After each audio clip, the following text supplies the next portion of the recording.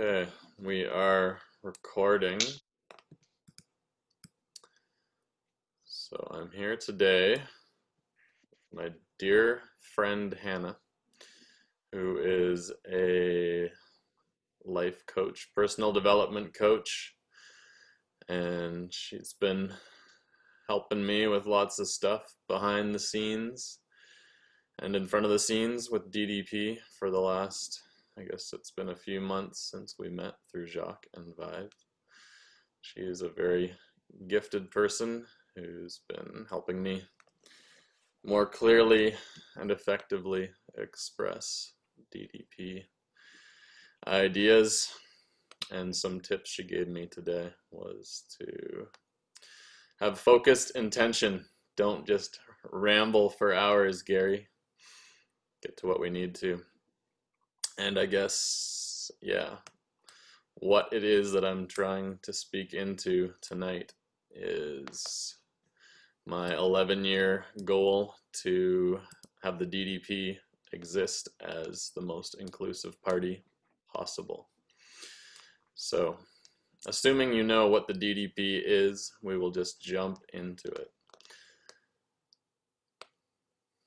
Have I already screwed up? Okay. I feel like I should explain the DDP though. Doing amazing. I'm just here to listen. I'm like, I want to hear the story. So I sat down. Okay. I'm here to listen for story time. All right. So, the DDP started out, we had a bunch of boom boxes. We had the idea to connect them all with a radio transmitter and throw the most fun, awesome parties of all time. There were no ideas of creating the most inclusive party possible. We just thought, this will be awesome. Let's do it. And we did it, and it was awesome. It was so awesome. It was the coolest thing ever. We just went all over Vancouver with music and costumes, and we had so many people connected in transcendent joy. And this was back 2009. February 2010, the Olympics were coming to town, and we were like, oh man, this is a once in a lifetime opportunity to take these parties to the next level and have them blow up on a global stage. So we did everything and they spent like $1 billion literally on security, like totally insane. And there were a lot of protests about the Olympics coming to town, and I'm personally not like, we weren't like, yeah, we're big supporters of the Olympics, but there was all this energy and momentum, and we were like, yeah, let's do a party. And I actually have a thing here that I wrote for the Facebook event page. It said, the Olympics are coming to Vancouver. Some people are excited, others are outraged, but like it or not, they are coming. And there's never been a better time to party. Non-partisan by design, only partying has the potential to unite both the lovers and the haters, bringing everyone together in a wild and wacky celebration that will be completely free of controversy, regulation, or corporate branding. A demonstration of sorts, intended to demonstrate to the world that with no financial backing, security measures, or official organization, we, the people, have the power to create an event that is more fun and entertaining than the Olympics itself. Together, we can show the world that partying is the greatest sport known to man, and that Canada does it better than anyone else. So that was the bombastic, high-flown rhetoric we were throwing around before the Olympics. We'd only been doing DDPs for 6 months, and our goal was to go from 20 people to 20,000 within 6 months, and in the Olympics, I believe we did that. We kicked things off with a giant party right down the streets, and we had everyone out, and it was just this amazing experience. Like, anyone who was there, I mean, I can't speak for everyone, but I heard from so many people. They're like, wow, like this city was so dull. This was like no fun Vancouver, no fun city. Everyone, there was so much separation and like dejection. And then all of a sudden it was like everyone slammed together having like the most amazing experience, and everyone unified. And I think you said the other day, Hannah, we were talking about this, you had a good Olympic experience.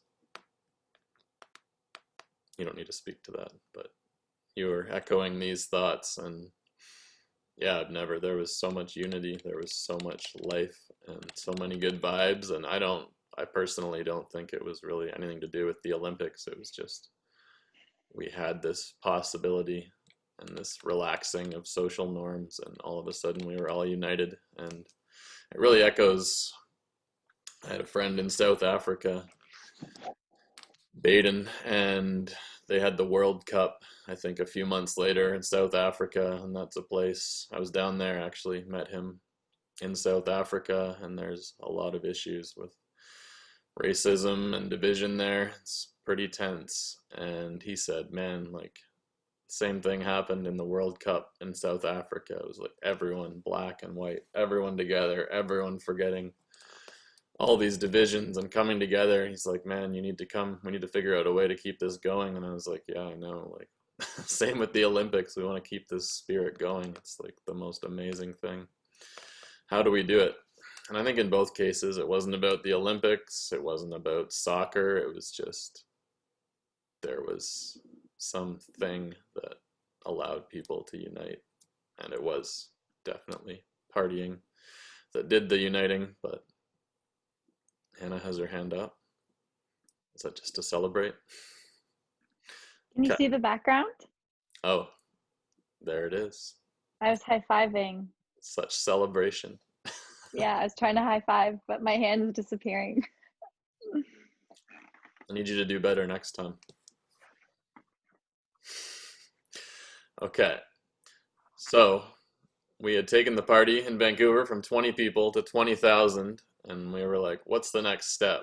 And I was like, we gotta do a tour across Canada. Let's do it. So it's a longer story, but we basically set up Facebook events across Canada, made a really awesome teaser video with all the Olympic party footage.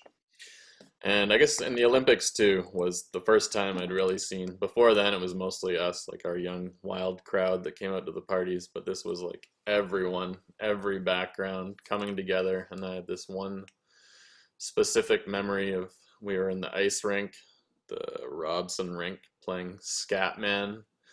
And it was this, this really sketchy looking, like, crust punk guy dancing with these little Asian girls, and I was just like, man, like I've never seen people interact like this before. Like this is just any background, any social group, like everyone is just united in this thing and with this music. Like this is so cool and so powerful. So we wanted to keep that going across Canada. We set up Facebook event pages. They blew up. It was insane. Like in Saskatoon, 6,000 people confirmed all across. So we're like, okay, I guess we got to do this now. So we rented an RV, threw a bunch of friends in there, 300 boom boxes, a bunch of banana suits, and went across Canada. And we were like, how are we going to get away with this? We've never had any permits or permission. We're like, how do you party with thousands of people in the streets? Like, how do we do this? So we figured the most strategic way to do it was to go with a Canada. Gary, can you quickly make me co-host? Yeah.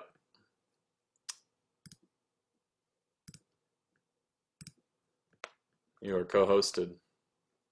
We figured, there we go, screen sharing. Smart. Yeah, that's what it looked like. It was so wild. It was so wild. Named top sports city in North America. I don't know what that's all about. But yeah, if you search DDP Party Safari, you'll find what happened. So yeah, we were trying to figure out how are we going to do this thing? How are we going to throw parties across Canada and not get arrested or shut down or whatever? So I was like, if we go with a Canadian Pride theme, like they're not going to shut us down. The police probably won't shut us down if we have this theme and we have Canada flags and it's red and white and we're celebrating Canada. And people were like, yeah, that's a, the other people in the DDP, I think, were like, yeah, that theme is dumb. I don't like it. And I was like, I don't really like it either, but I think this is the key to actually pulling this off.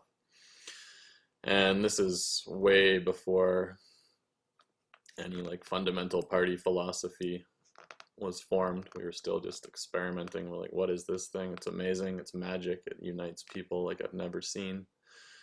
So good. So we went across Canada and we drove straight coast to coast. We did parties all across. Thousands of people, Saskatoon, thousands of people in Winnipeg. We hit Toronto, Fredericton, Regina, Calgary, and the parties were huge and wild, and somehow, yeah, the magic was there, the Olympic magic. We had all these people together in the streets and no issues. Like, we created this new normal of like this joy riot. Like, there was definitely a lot of sketchy dudes in the mix who would normally be causing trouble in any setting or situation, but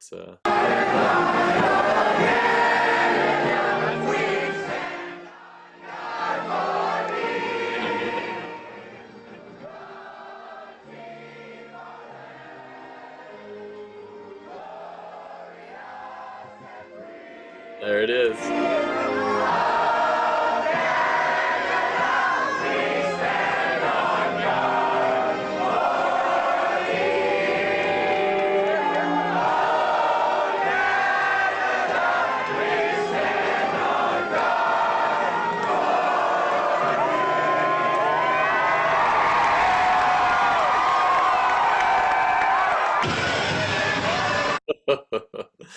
The intro. Man, it's cool to see that footage again. It was such a magical time. Like, we had so many good memories, and it was just such euphoria. It was really cool. So, yeah, we went across Canada and we did that across Canada, and it was a beautiful time. And we united so many people of so many backgrounds.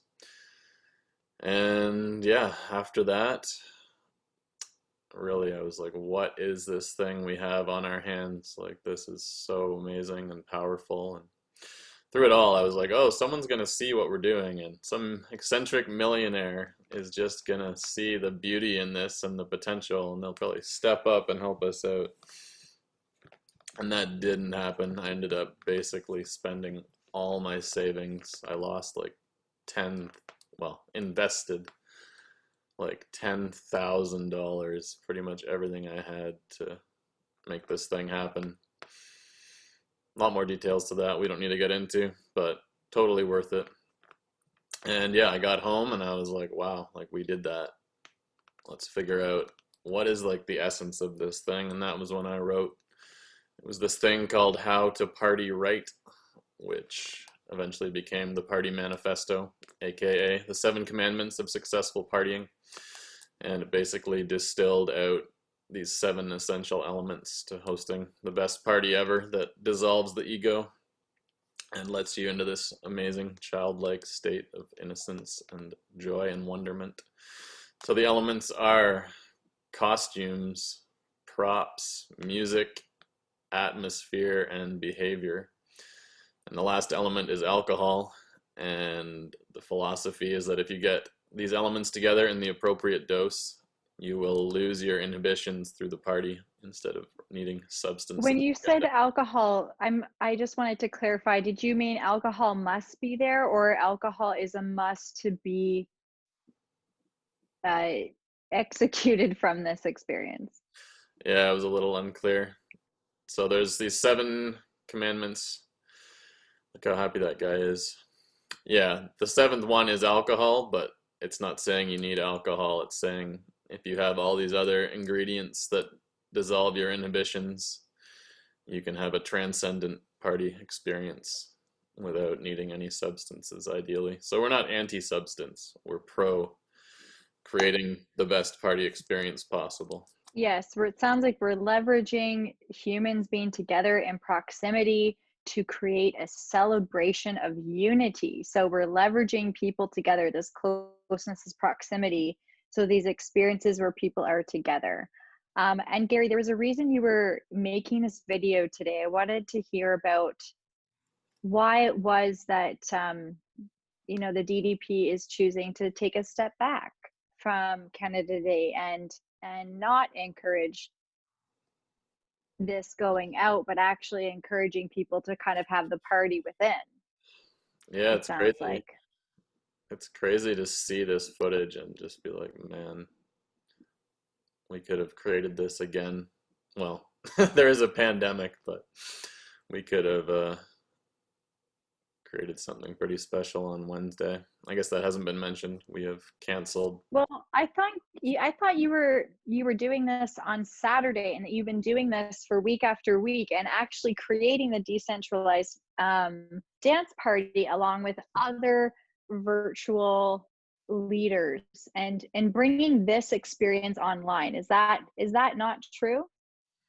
That is true. Since the pandemic struck, we have been creating virtual decentralized dance parties and uniting people all over the world in these amazing party experiences, and also having people take speakers out into the streets on the Zoom call. So they're also taking it back to terrestrial realms. And we've also been teaming up with Co-Reality Collective, who's a collective out of Europe mostly, a lot of Burning Man folks. And they've been creating virtual party realms. And yeah, the vision is to team up with them and turn the entire world into a dance floor. And I think it's going to be a beautiful collaboration. I think we have a lot of similar values and vibes. So I'd like to hear more about this global collaboration. You mentioned you're working with people from Europe, you're working with myself, you're working with there's so many collaborations happening right now. And there's such an opportunity here for this interweb to be connecting everyone around the globe. And you seem to be a prime locator of this doorway of global unity. Now that this experience we're watching right now, is being brought to the interweb, being brought to the internet, which is global, right? This is reaching everyone. So I'd love to hear you talk more about the transition of bringing this experience into the global realm that you've created. yeah, I mean it's tricky to translate it. To take an experience like that and try and recreate it in your home if you're stuck inside in quarantine. So we did create a virtual party strategy guide where it's all about party manifesto elements. So setting up your space to be like a wild party palace and getting costumes on. We have themes, we supply the fun music and the good vibes. And I think ultimately it all boils down to intention. We'll find our way there if the intention is on point.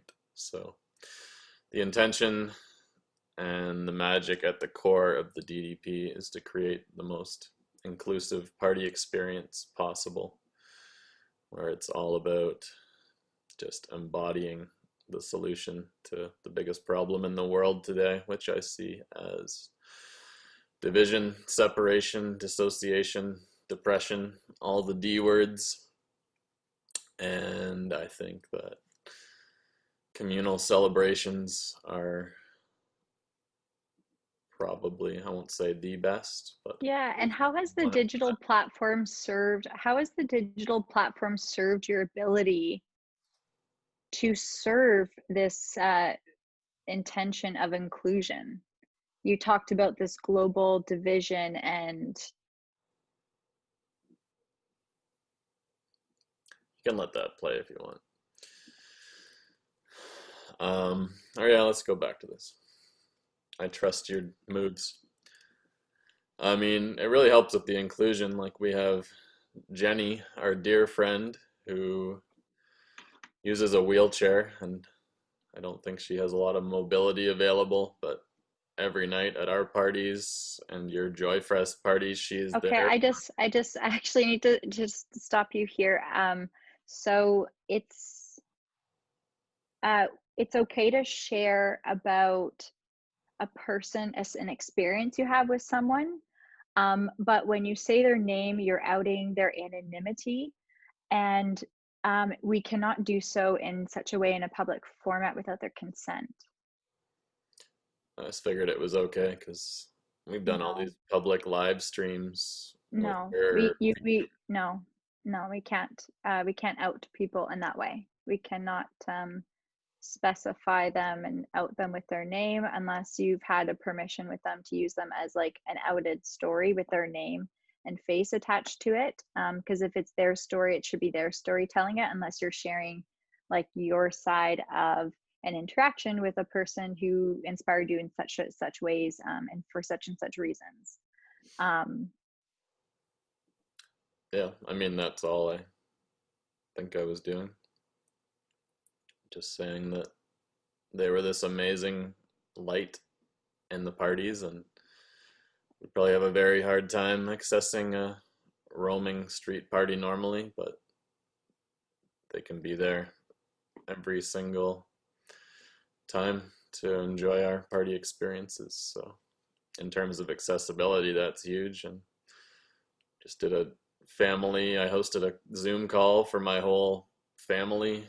My grandma just turned 96, and it was this amazing way. We had a little dance party at the end, and we've never had the whole family together, I don't think once. So it's super cool to be able to be connecting virtually and figuring out, yeah, how about inclusivity globally? You talked a lot about global divisiveness. How does this platform serve your ability to break down these walls globally through this virtual platform of the DDP? yeah, I guess there's a few possibilities there. The one I realized in the last co-reality, or one of the recent co-reality meetings, was we're trying to find performers to perform their festivals, and I was like, man, like there's got to be so many amazing top-notch performers in places like Venezuela, places where there's serious problems with the government and pandemic and people are just stuck.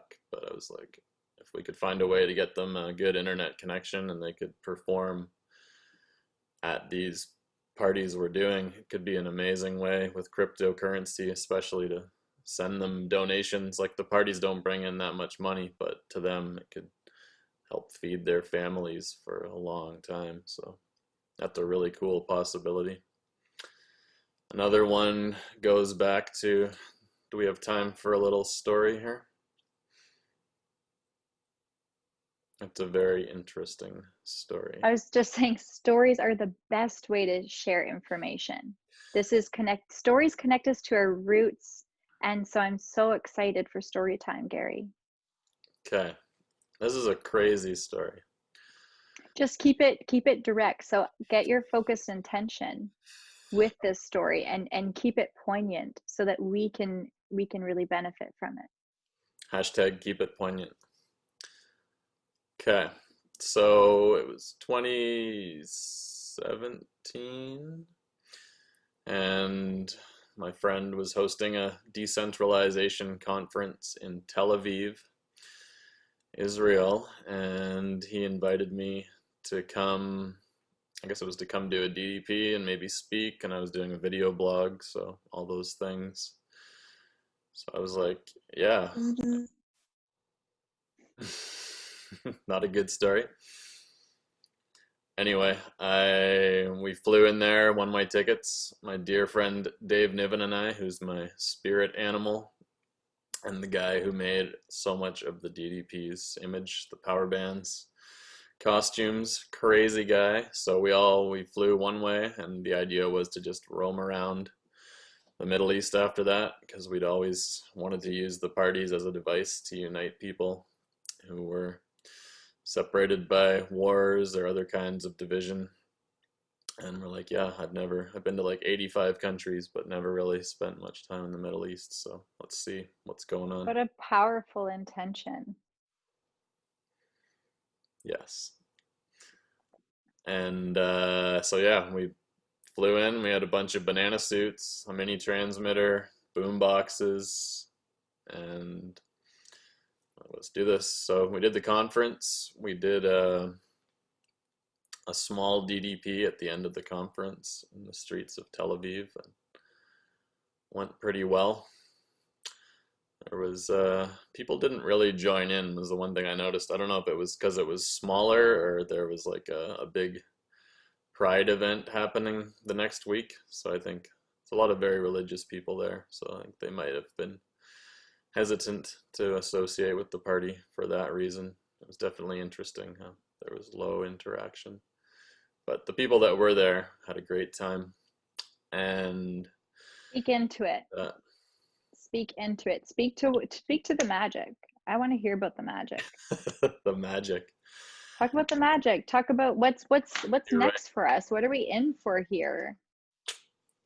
This is a beacon of hope, and we need you to speak to what that means for us. Yeah, I mean, the conference was fun. It was cool. There was some good speakers, but at any conference or any normal thing, like you don't get that deep human connection. You don't get those lowering of inhibitions. You don't get like yeah, that deep human connection. So a party is a great way to bond us all after that. And yeah, we had everyone, not everyone, but most people from the conference. We had all these banana suits, and we had like crazy billionaire cryptocurrency investors like in banana suits, in bare feet, just throwing down, having the best time, and everyone just letting loose and really coming together on a human level and raising the vibe, and by the end just beautiful friends. And Yeah, yeah, it sounds like there's just like a lot of walls breaking down, and like everyone's just like coming to the same level. Like everyone's letting their vulnerabilities out and like going there for each other. And it sounds like the space has been held to be quite safe for people to feel like they can come out and express. So, I think that's where when I say that word magic, that word, this is, I think, what I'm really speaking to, and I'd love to hear you speak just a little bit more about that. the magic. The magic. Yeah, there's some sort of joy quantum entanglement or detanglement that occurs. Like another part of the DDP story is I was in the middle of the hockey riot in 2011 thinking like, man, I wish I had a bunch of music. I think we could turn this around. This could have been a celebration. And that was the first time I've ever been in a riot, and it was crazy. It was like everyone that was in this riot was like, they had this, not everyone, but most had this like zombie look. Like they weren't even drunk, most of them, just young people mostly, and they were just like destroying everything. And I was like, wow, this is the hive mind groupthink that you hear psychologists talk about. And I was like, but this is what happens at DDPs too. You just don't notice it because it's so positive and uplifting. But it's like, yeah, like these DDPs, it's like the opposite of violence and the opposite of organized violence, which is war or a riot. So this DDP is like a mechanism to organize peace. And we like to use the term waging peace. So it's a way to actually wage peace, like to become the opposite of violence, to become this expression of love and just pure human divinity. So yeah, it's Where does this where does this human divinity start? Where does this peace begin? where does it start? Where does it Well, begin? I wrote this thing a few years ago called the DDP Field Manual, and it is 86 pages of foundational party. I'm asking you to feel this one. I'm asking you to feel this question. I don't want to read a book. I just want to hear, like, where do we begin? Where does this begin? This whole journey. Well,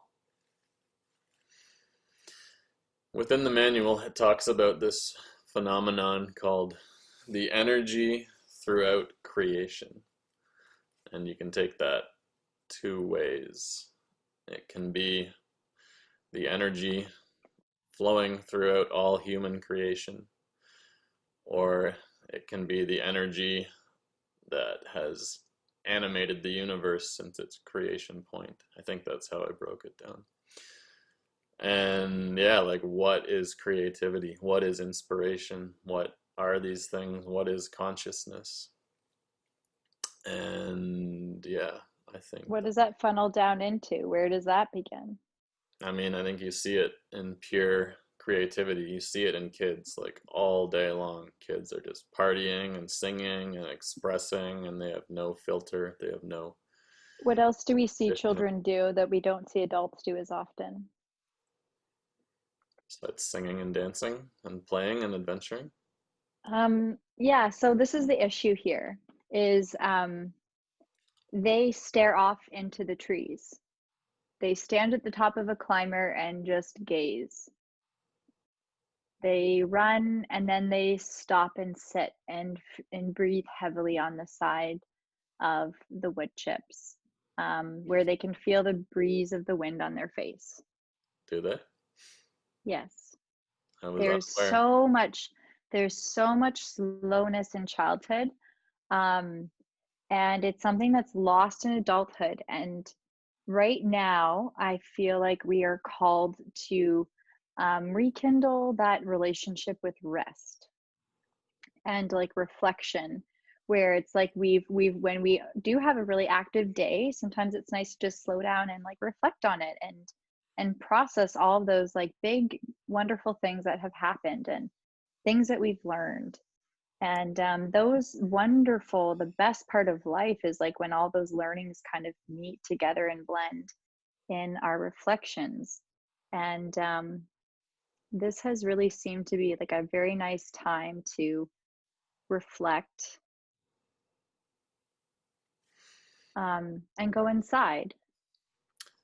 Yeah, that's definitely my plan after this next party is to chill and reflect and really get organized and focus on foundational things. And hopefully a little Yeah. this week, as you have suggested. Yeah. And I'm even hearing this here is the foundation is you. It's all of us. It starts with us. And in order to get any clarity of any foundation, you need to get clear with yourself first. All of us do. And if we're distracted, that doesn't help this process. So it seems like a time that we just need to kind of like let as many things go as we can and simplify things and then be more efficient in others because we actually become more efficient when we slow down. This seems to be a particularly important time to slow down and get connected, like you said, with that foundation. And creativity is born through like that moment of silence where things have a moment to reconnect, like that internal rhythm just can sort of realign itself and things can move more swiftly and with more ease. So creativity is an authentic expression, which means like it's coming from a united space, something with integrity. And so for integrity to be there, there needs to be an alignment. There needs to be this, or it helps if there's this space to kind of like come down. And so I feel that this is a really good time for this kind of like winding down and reflecting and having like really good conversations to break down what's happening. There's so much to think about and digest. Um, and I don't think there's any better time than now to take the time to go into those mucky places, Yeah, I agree. get to the Yeah, foundation. I realize I've been actually accomplishing it a decent amount here. Doing like an hour of breath work every morning and trying to have the Mm. morning with just music blasting and just organizing, stretching.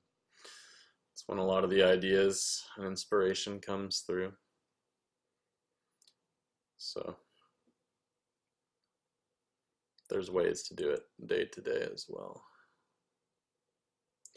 So more movement based. Should I finish some stories? Yeah. What's next? Next story. well, we didn't finish that was only the preamble for the Middle East story. So what happened after that was we were like, okay, we're in Tel Aviv, and my friend, my Bitcoin friend, was like, you should meet my crypto friend. He lives there. He's really smart and cool. So we're like, okay. We contacted him and met him, and he was indeed very smart and cool. And this might get distracting. Don't play the audio. Oh no, And take your yeah, long time. story short, we met up with him, and he took us all over the place. And we told him what the DDP was all about, and he's like, "Oh, what you should do." I think this is just going to be distracting. Really, stop the screen share for this one. He said, "Thanks." It's like, you know what you should do with the DDP? We were looking at the DDP logo, and he's like, you could turn it upside down, and then it's Decentralized Peace Party. I was like, oh, that's pretty cool. And he's like, what you should do is in Jerusalem, there's the old city, there's four quarters, there's Christian, Muslim, Armenian, and Jewish. And he's like, it would be amazing if you could throw a DDP that united all these four quarters of the city with a party. And I was like, yeah, that sounds amazing. Let's go have a look there and check it out. So we went there, and he had to leave, but we booked an Airbnb, me and Dave, and we stayed there for, I don't know how long it was, probably at least a week. And we made a post. This is going to be distracting for me. There's things changing around. But that's a nice photo. So we made a post on Facebook and said, hey, we're here in Jerusalem trying to figure out how we can potentially create this amazing moment of party unity. And somehow we got linked to a friend of a friend, and they were like, I'm just over the border in Bethlehem, and you should come see what things are like over here. She's like, we're in this refugee camp, and the military attacked again last night. It's very intense, or something like that. So I was like, whoa, that sounds crazy. And I was like, Dave, do you want to go check this out and see what's going on? He's like, yeah, let's do it. So it's like, okay, we're here to figure this out, so let's do it. And yeah, just went in there. I do my best to go everywhere as just a neutral observer trying to look for solutions. And yeah, we got there, and we were able to stay with these people in Bethlehem. And it was within a few hours of arriving. And yeah, we went there. We had like the boombox and the banana suits and all this stuff we came with. We're still wearing our weirdo party clothes that we always wear. And yeah, within like a few hours, we were just out in the street. And that's a longer story, but we were just out in the street, and there was this crazy guy who came along, and he was on like a super bike, and he was like surfing up and down the streets being all crazy. And the guys didn't really speak English very well, but they were all like popping open their Facebook and stuff and showing us videos, and we were like communicating in funny ways. And this guy starts like ripping on this street bike with no helmet, just like going so fast up and down the street. It seemed like a pretty fairly lawless place. And then all of a sudden this explosion goes off, and they're like, the army is attacking. And we're like, oh shit, like what do we do? And they're like, come. And then they took us back to this, there's a lot of details to it, like the refugee camp. It's not like what you would picture with tents. It's like a big concrete building, and I guess it's had this refugee camp status for like 70 years since the occupation, or however it's, I don't want to say any terms or things improperly here, but yeah, for 70 years as far as I know, it's had this status. So we went back there, and then we were up on the balcony, and we were just watching this scene play out where apparently this happens all the time, where the Israeli army will come in, and then there's just these piles of like stones everywhere, and they come in, and then all like the young men in the community run out and they throw rocks at them, and they fire back with like flash grenades and sometimes live ammunition. It's like really crazy, and apparently this happens all the time. So we're just there. We've only been here for like a few hours. There's like all this adrenaline going, and I'm looking out at this scene, and Dave's there with me. And I'm like, man, this has been going on for 70 years. Like, I would love to figure out, like, how do we have this stop? And there's a lot of backstory. Like, part of my mindset was in 1914, one of the most amazing stories of all history is there was a Christmas truce where Germans and the British were facing each other in this trench warfare, just like killing each other for I don't know how long. And then somehow they started like singing to each other, singing Christmas carols, and they put up like a tree with lights and candles, and eventually this party broke out up and down the lines, and these people who were murdering each other for months and months in this horrible situation, like somehow through partying and camaraderie, they were able to make this happen. It was a really amazing, unprecedented thing. And they're like, from what I've heard, they were like, we don't want to, why are we killing each other? Why are we doing this? This is insane. And then the generals ordered them back into the trenches, and they just kept killing each other for years and years in this horrible situation. So stories like that and everything I'd experienced within the DDP, I was like, when Dave said to me, we're looking at this scene playing out, and Dave's like, we should get the banana suits on. And I looked at him and I was like, oh no. So we had these banana suits, we had this boombox, and in my mind I'm like, if we were to go into the middle of this like military riot in a banana suit with a boombox and played the right music and filmed it, and somehow we were able to create some Christmas truce like moment, and we filmed it. Can you go back to me? It's just distracting. Or I trust you to do what you're doing. So yeah, there's banana suits. So yeah, in all this adrenaline and chaos and like believing in this thing so much, I was like, yeah, you ready to do this? And Dave's like, yep. And we went down stairs and we got the banana suits on. I've never even watched this footage, but we recorded us putting on these banana suits and getting ready, and we're like, yeah, I mean, we believe in this thing and we're ready to die to try and bring peace to the world in this very unusual way. So we were all suited up, ready to go, and then some of the guys from this center came back and they're like, what are you doing? And we're like, we told them our plan, and they're like, no, no, no, no, no. Apparently there's a very intense sense of like responsibility for guests in that culture, we learned after. And so we're like, yeah, we don't care if we die. We're like, we're kind of crazy. And they were like, no, no, no. I was like, we don't care. This is, as far as I remember, that's what the conversation was.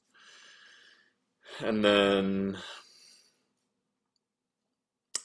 yeah, they called the friend who had connected us and brought us there, and she's like, no, what are you doing? Don't do it. And we're like, okay, we'll do it. We'll be respectful. And yeah, I had this really intense heart-to-heart conversation with one of these guys where I was like, yeah, we are all so ready to die for peace. And I think both of us were like teared up. And then my perception was that they really respected us for like having a good intention. But then when we woke up the next day, things were a little bit odd between us and realized they just thought we were idiots, which maybe we were. And I ended up having, I wish it was recorded. There was like this community center main leader guy who was older, he was in his 50s, and his son, and I think another couple people. And we sat down, it was just me and them, and they were like, what were you thinking? And then I had to explain the whole DDP backstory and all our tours and all this magic I'd seen. And I'm sure I mentioned the Christmas truce. And I was like, need to figure this out. And I was also like, I'm way into video and technology stuff. So I was like, it's only a matter of time before there's no more soldiers. Like, this is going to be weaponized drones with facial recognition technology just patrolling everything, and it's going to be impossible to resist at all.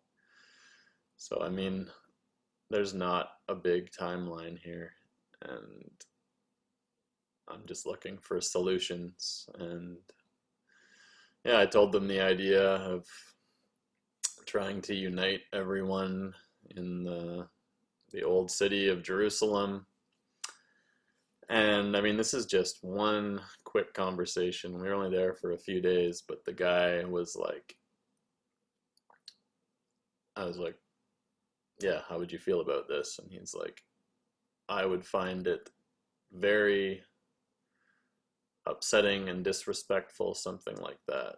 And his, I think all of their mindset was they would never celebrate or negotiate from a position of lower power because they wouldn't be treated fairly, which is probably true. But I was like, what common ground can be found? Like, it seems like it's this intractable, horrible situation that's been going on for all these years. And like I said, like, it's going to be, once technology advances a little bit more, like, I don't see how resistance is even possible in these sort of situations. But he was pretty adamant that he wouldn't support a party that would bring Israelis and Palestinians together in the streets. And I was like, well, what about a party just in Palestine to help boost spirits here? And he was like, I wouldn't even celebrate while we're still oppressed. And I was like, that's a pretty, in my mind, that's a pretty extreme mindset. And there was there's Chelsea. So amazing.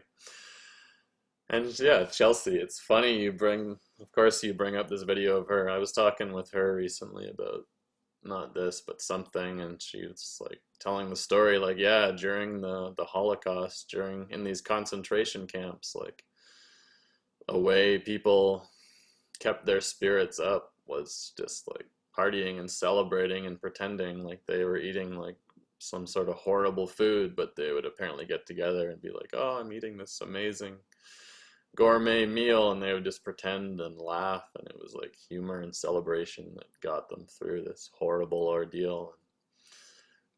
Personally, that's my mindset, and that would be my approach in this sort of a situation. But yeah, that was where it was left, and then I think we had to leave that night or the next day.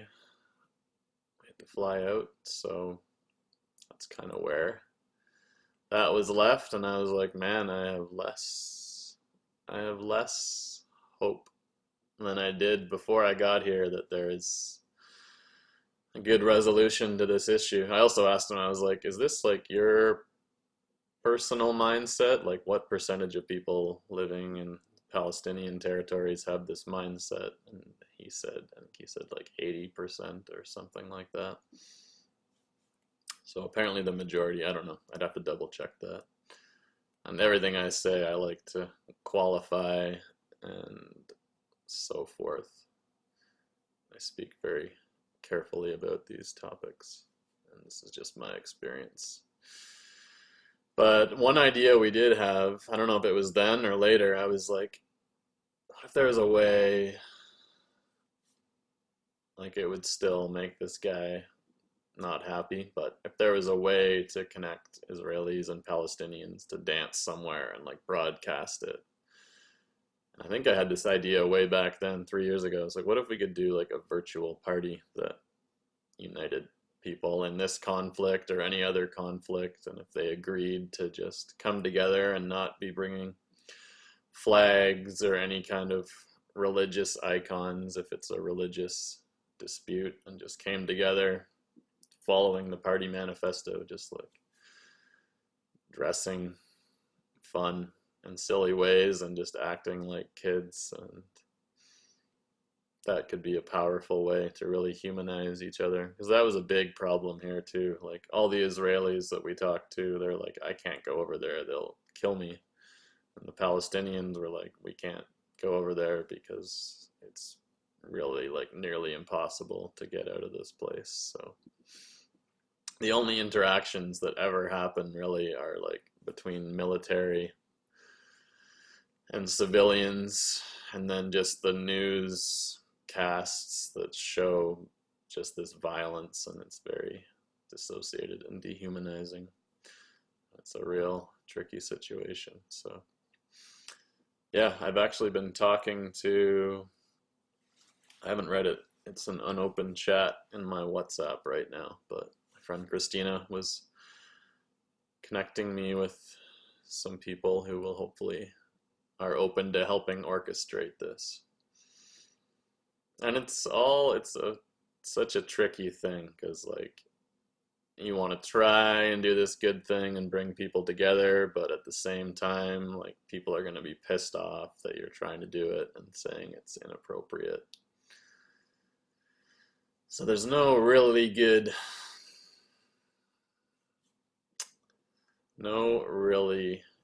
answer there, except what you feel in your gut and in your heart is right to do, I guess. So, and yeah, there's definitely parallels there to what's going on with Canada Day. So, should we jump into that next? Sure. Pretty interesting story, though, huh? No exaggerations. So, we've had all these experiences, and we've toured across Canada, across USA. We've gone to Burning Man. Another big thing with the DDP is that we want to create a space that's never commercialized. So we've had like huge offers from Coke Zero was one who wanted to Look, do like, here's what I want to talk about. I really want to talk about one world. I want to get right to the core, like this one world, this unity. yeah, I mean, my opinion is that we are divided so much by group identity and identification, whether it's religious or political or national. And I understand there's a lot of borders and laws and complications and things. So the DDP, what we've created intuitively, is a sacred space where people can exist without any of these constraints, and you can be connecting on a deep level with whoever is next to you, whether they're black or white or Muslim or Jewish or whatever. And all those cultural, societal hang-ups and conditioning don't exist temporarily. And I think in that space, And the thing is, in this social, space, in these corners of the world, most corners of the world, more than we'd think and less than we think at the same time, have access to internet. and often do have access to a Zoom account. Not always, of course, there's never enough, but there's a lot of opportunity here for collaboration and for getting to know each other and for getting together in one pool of places to unite, connect, and celebrate together. And so it sounds like this is a doorway to global unity, of our first visits, of getting to go into the bedrooms of someone in Pakistan or climb to the mountain of someone in, you know, Is like that in the Himalayas. is that where that guy was from? He joined Joyfest the other night. It looked like it could have been Pakistan, and he was just, it's so cool. Someone can just pop up, and he watched for a while, and then all of a sudden he was like doing push-ups and interacting in this strange way. That I'm was not sure if so awesome. that's a different friend. I don't think he's from Pakistan. I think he was from India. Mm. I have a different friend in Pakistan.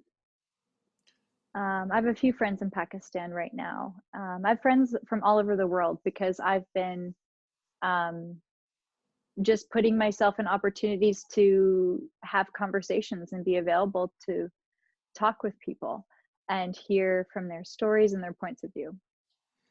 Yeah, And yeah, it's been happening through this online web of connections to the whole globe. yeah, And this is going to be pretty powerful, I think, for DDP, and what DDP has to offer the world. It's bringing like inside and outside, and like interweb and outer web together. Like through the web, we're getting to bring everyone from the globe who's interested in making this first connection, like with each other and coming into one space to connect over one desired collective, like agreement or goal, intention. Like we're all agreeing to it, to like celebrate and to share with one another and to express authentically. And so we're calling out those people to come into this pool with us and celebrate yeah, together.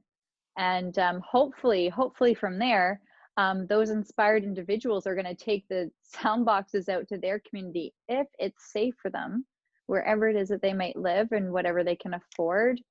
I mean, as I'm speaking to this vision, it still is hard because so many people have such a need for greater things, but music is just one of the greatest medicines, and so is celebration. So I think it is as necessary as a vaccine and even like the water that we drink. But at the end of the day, people, you know what? I really do think that we can live off of celebration and like in a certain respect. It's nourishing. a celebrationitarian, like a breathitarian. No, No, you get what I, but like I think that we can survive off a lot less if we have more celebration in our lives. yeah, for sure. Like it doesn't matter as long as you have food and shelter. Like you don't need a whole lot more than music But I and think even the amount of food, like there's this nourishment that comes when we're like when we are thriving through our community and we're celebrating regularly with our community. It like it nourishes us and sustains us long term. It like just adds to this like vitality, which I find allows for minimalism in all ways, like yeah, indigestively, like space. it's a good point. Because yeah, Mm, definitely, I think mm. lacking in self-expression, lacking in meaningful connections, lacking in soul is like what drives consumerism. Like you're left with this fear and this insecurity, and you need to. That's when they can sell you a group identity. That's when they can sell you some brand name clothing that costs 100 times more because you don't. That's your identity, and they know how to prey on fear, and that's how. Yeah, I mean that fear at the core of anyone is, I think, what drives all these problems. So that's what the DDP is all about, and that's Fear, yes, fear and greed. Like it all, I feel like it all comes back down to the behavior that we was displayed around this toilet paper for NASCO or whatever we want to forgot about call the toilet it. paper. The toilet paper. Did you see the behavior that instantly popped out? That like um greed of everyone's going for it, I must get mine, I must like I must like, and it's just this hoarding, like I gotta protect my own village, but we forget that like the whole world is our village. And so when you take more than you need, you're stealing from someone else who needs that.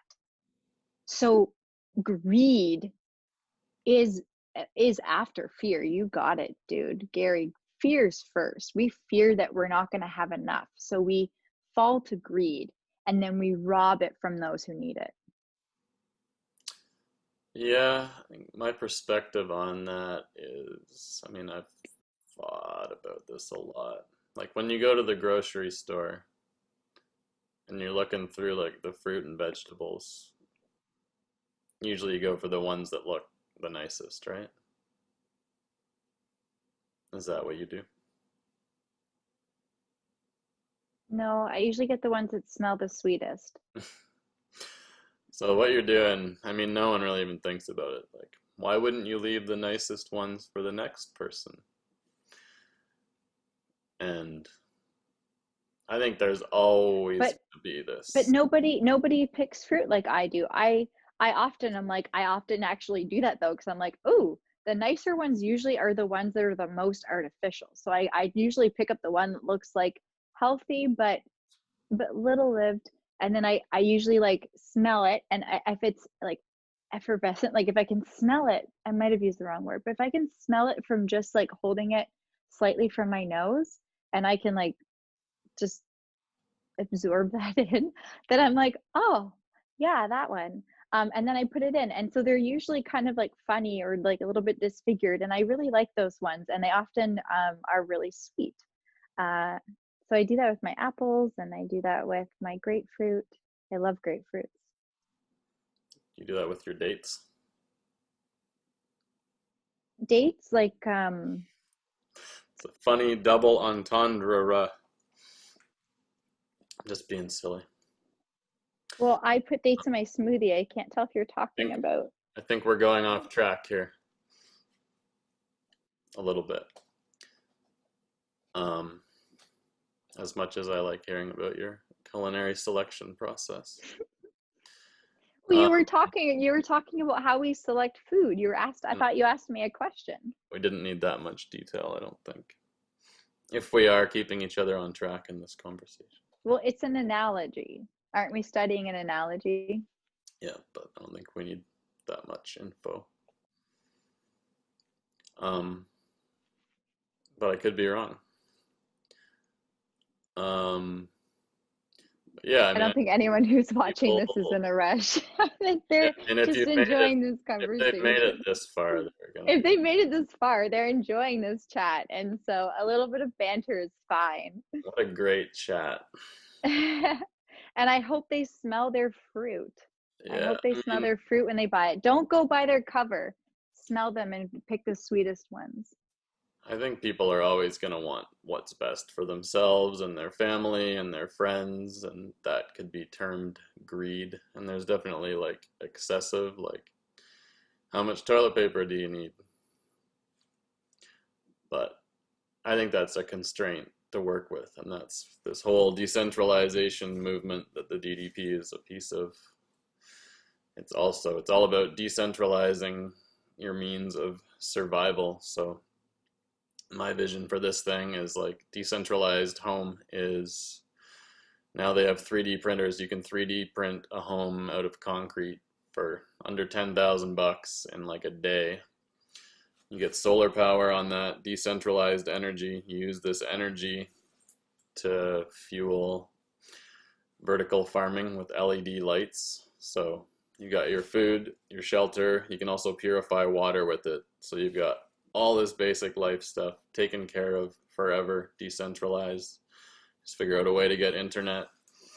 And you can build these communities off grid now and have like drone delivery or autonomous car delivery. So people that want to live this way, now we can be very decentralized. And once that is in place and we have abundance for ourselves, then we can start really focusing on healing and creativity and And it's interesting, building this new world. decentralized lifestyle. How does this relate back to this sort of digital realm in terms of decentralization? Like, how is this movement progressing forward, in your opinion?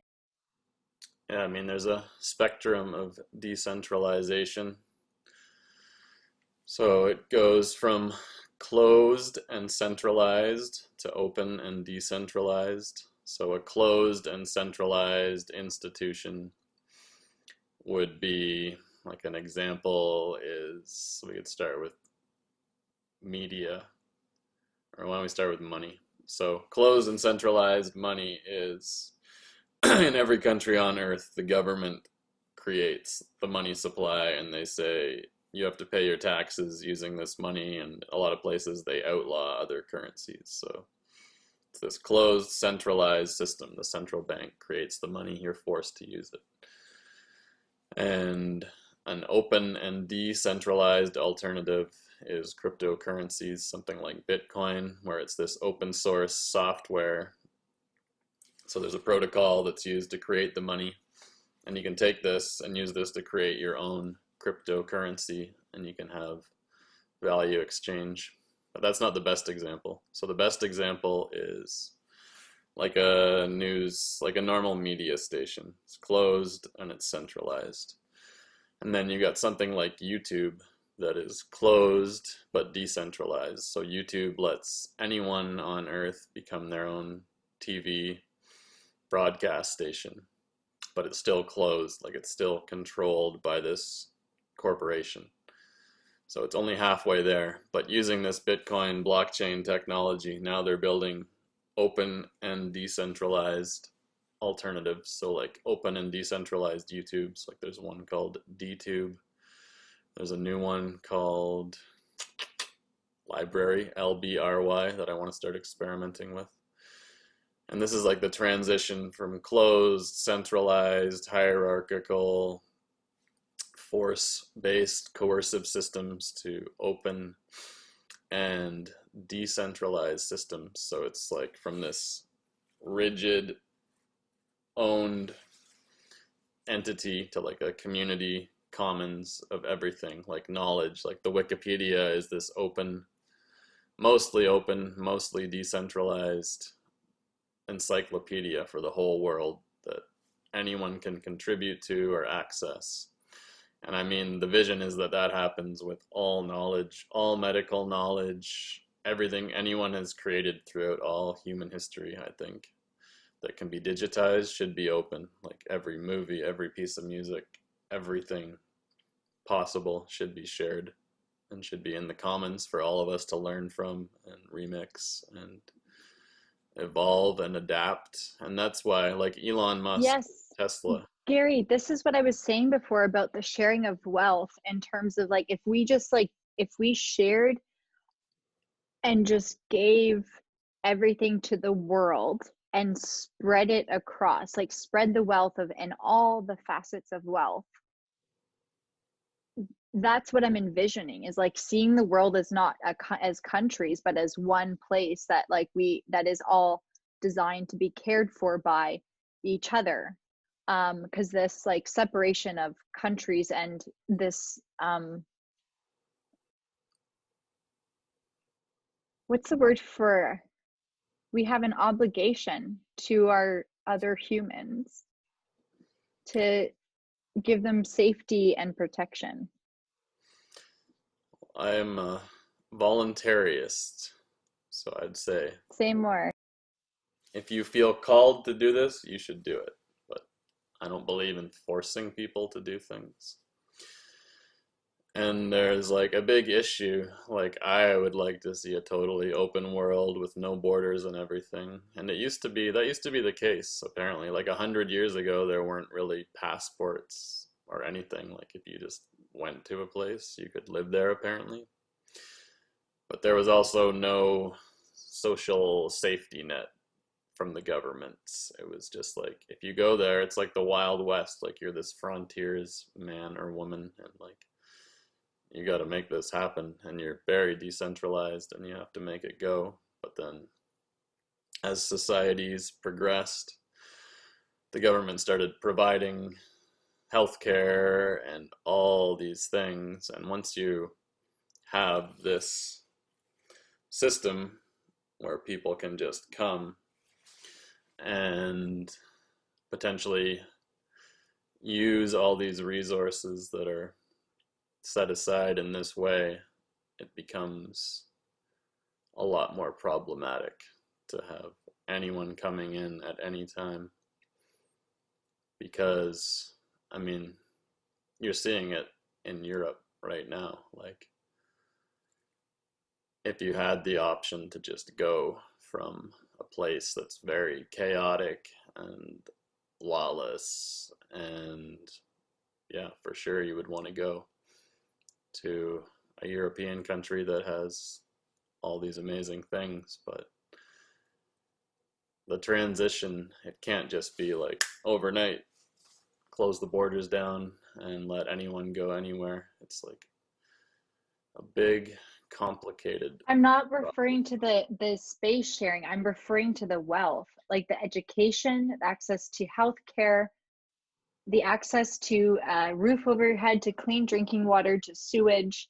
I think these should be rights of our human. Like we have so much resource, we have so much money in the world. This is fucking bullshit that people are in these positions. Like we have enough wealth to end all of this suffering in the world.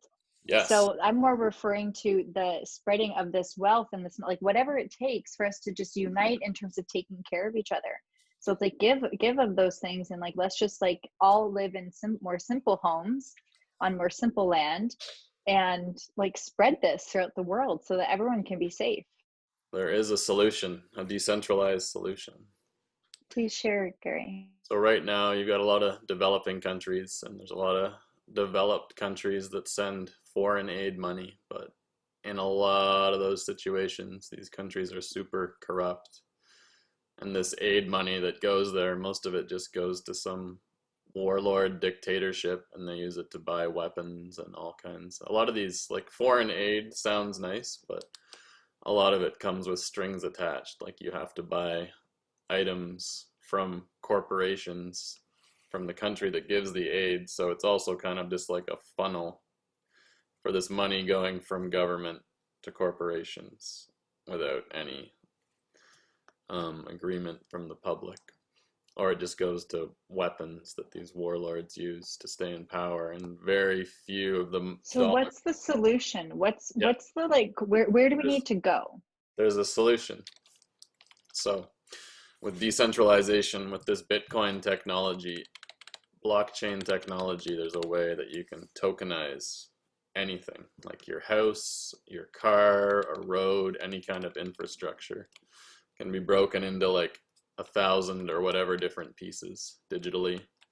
And then anyone anywhere in the world can invest in or donate and own a stake in seeing this thing happen. So if there's a country that needs a well or a road or a bridge in some faraway country, they can, and almost everyone, as far as I'm aware, has at least a basic phone these days. Like there's $20 cell phones that are made, I think, in India. So basically, you take a video of the situation and some kind of a web page infrastructure where it's like a crowd-funded thing. It's like, we need a well for our town. And you explain the situation, you explain why you are a reputable person or group of people, and what it's going to cost to make this thing happen. And then anyone, anywhere in the world, if they like the sounds of this, they can either just donate the money, give it to them, let them have it. Direct cryptocurrency, so you don't have to pay Western Union fees, you don't have to wait weeks to get the money, it's not going to get stolen. You can just go straight there, or straight to the company that makes the well. And then it gets made, or the road, or this or that. It's a way to have this direct creation of things people need.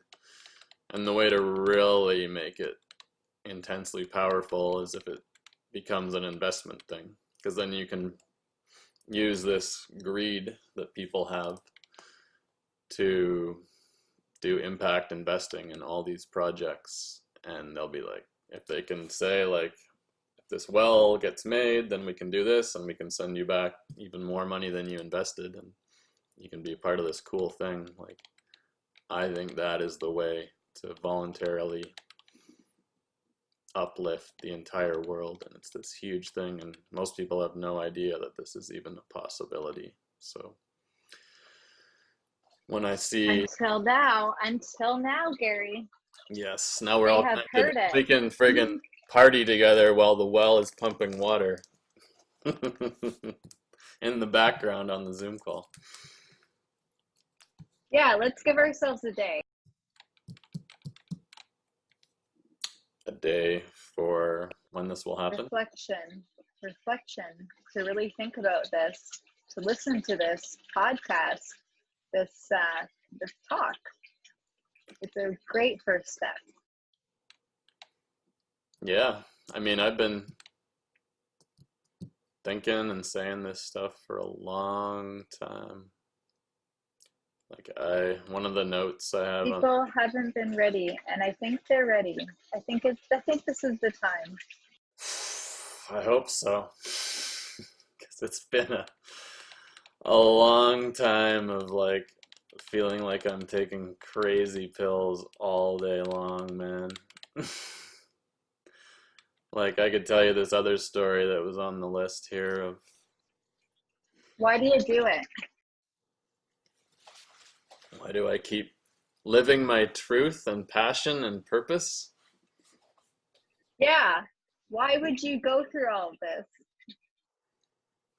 I guess I'm someone that has to live a meaningful life and will settle for nothing less, and seem to have this indefatigable spirit to friggin' keep going no matter what so far. What advice do you have for others who are chasing their dreams right now and facing adversity as they face into the unknown? I guess eat a healthy diet and take care of yourself, and don't waste money on frivolous things so you can have more time and space to focus on your dreams and express yourself freely and chase your passions, and surround yourself with people that believe in you and believe in yourself, and make sure you're not being led by fear, aka insecurity, and try to, if you're focusing on fixing problems in the world, one of my favorite quotes is, for every 1,000 people hacking at the branches of evil, there is one striking the root. So, and I mean, it doesn't like, I could be totally wrong, but yeah, this takes me to this story at Occupy. Are you ready for it? Ready. Okay, so it's 2011, October, and this new thing explodes on the scene.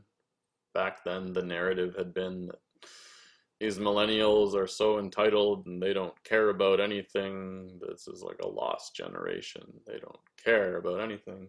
And then all of a sudden, this Occupy movement sprung up in New York. There was, it started with an Adbusters, local Vancouver magazine. They had, it was like just one image, like this crazy meme that set everything off. And I think it just said hashtag Occupy Wall Street, come here on this day, bring a tent or something. And I don't know if it was that or a different one. It was a picture of the girl dancing on the bowl or something, and said, what is our one demand? So they started this decentralized movement. They just started occupying this space in New York, and a lot of it was based on anger over the crazy amount of corruption and wealth that had been like ripped off and transferred, and how no one, I think, had ever been prosecuted after the 2008 collapse. And the idea, I think, basically was to get together and discuss solutions to build a new world. And I was like, this is really interesting and really cool. And it started spreading city to city to city. I was like, wow, this is like a decentralized movement. And this is 9 years ago. This is like early days of me really like formulating my philosophy on decentralization and thinking about what it was. Like, no one was saying this word in this way back then. I was just like alone. At least I didn't know anyone who was. So yeah, this movement was spreading, and it seemed like it was bringing people together from the right and the left together to discuss things. And it was early days, and then there was a big rally happening in Vancouver, and I was watching, and I was like, man, is this just gonna be, there's a video of it somewhere, I'm like, is this gonna be people really, and I don't want to like criticize, I mean, I guess I have to say some critical words here and there. I was like, is this people, they're probably all seeking solutions, but I was like, is this going to be professional protesters, or is there going to be like some really amazing dialogue to be had, and like, are we going to be really figuring some stuff out here? So I went down there with the boom boxes. We had like 30 boom boxes. They were using this human microphone thing where they would speak and echo each other's voices in these crowds because they weren't allowed to have amplified sound in New York. And I was like, whoa, like the DDP, like decentralized sound system, this could be the perfect way for these nodes to communicate. And I went down there, and I'd written a speech. Like, I stayed up almost all night writing this speech. And there's a video of it up on YouTube called "The Future Will Not Be Centralized." And this was right, it was like the perfect timing of when my vision crystallized. And I was like, I love and believe in this movement because it's decentralized. I think there's huge potential. I share all these concerns that you guys have. I want to find a solution. I said, but before, what did I say? Give me one sec. I think I have a note here. Yeah.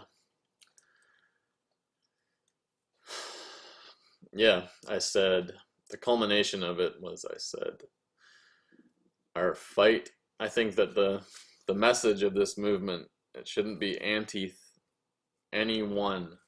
It should be open source and decentralization and building the new world, embodying it and building it, not protesting the existing problems. And I said, our fight is not against rich people. Our fight is not against the police. Our fight is not against corporations. Our fight is against the notion that we don't have the power to come together right now and build the world we want to live in. That was like the conclusion of it. And yeah, people were cheering, but back then no one, this is like so early days, like no one knew what open monetary systems were. They didn't know what Bitcoin was. They didn't, decentralization wasn't a word. All this was like very far out, crazy stuff. So I gave the speech, and the video is funny. It's like everyone had equal access to the stage.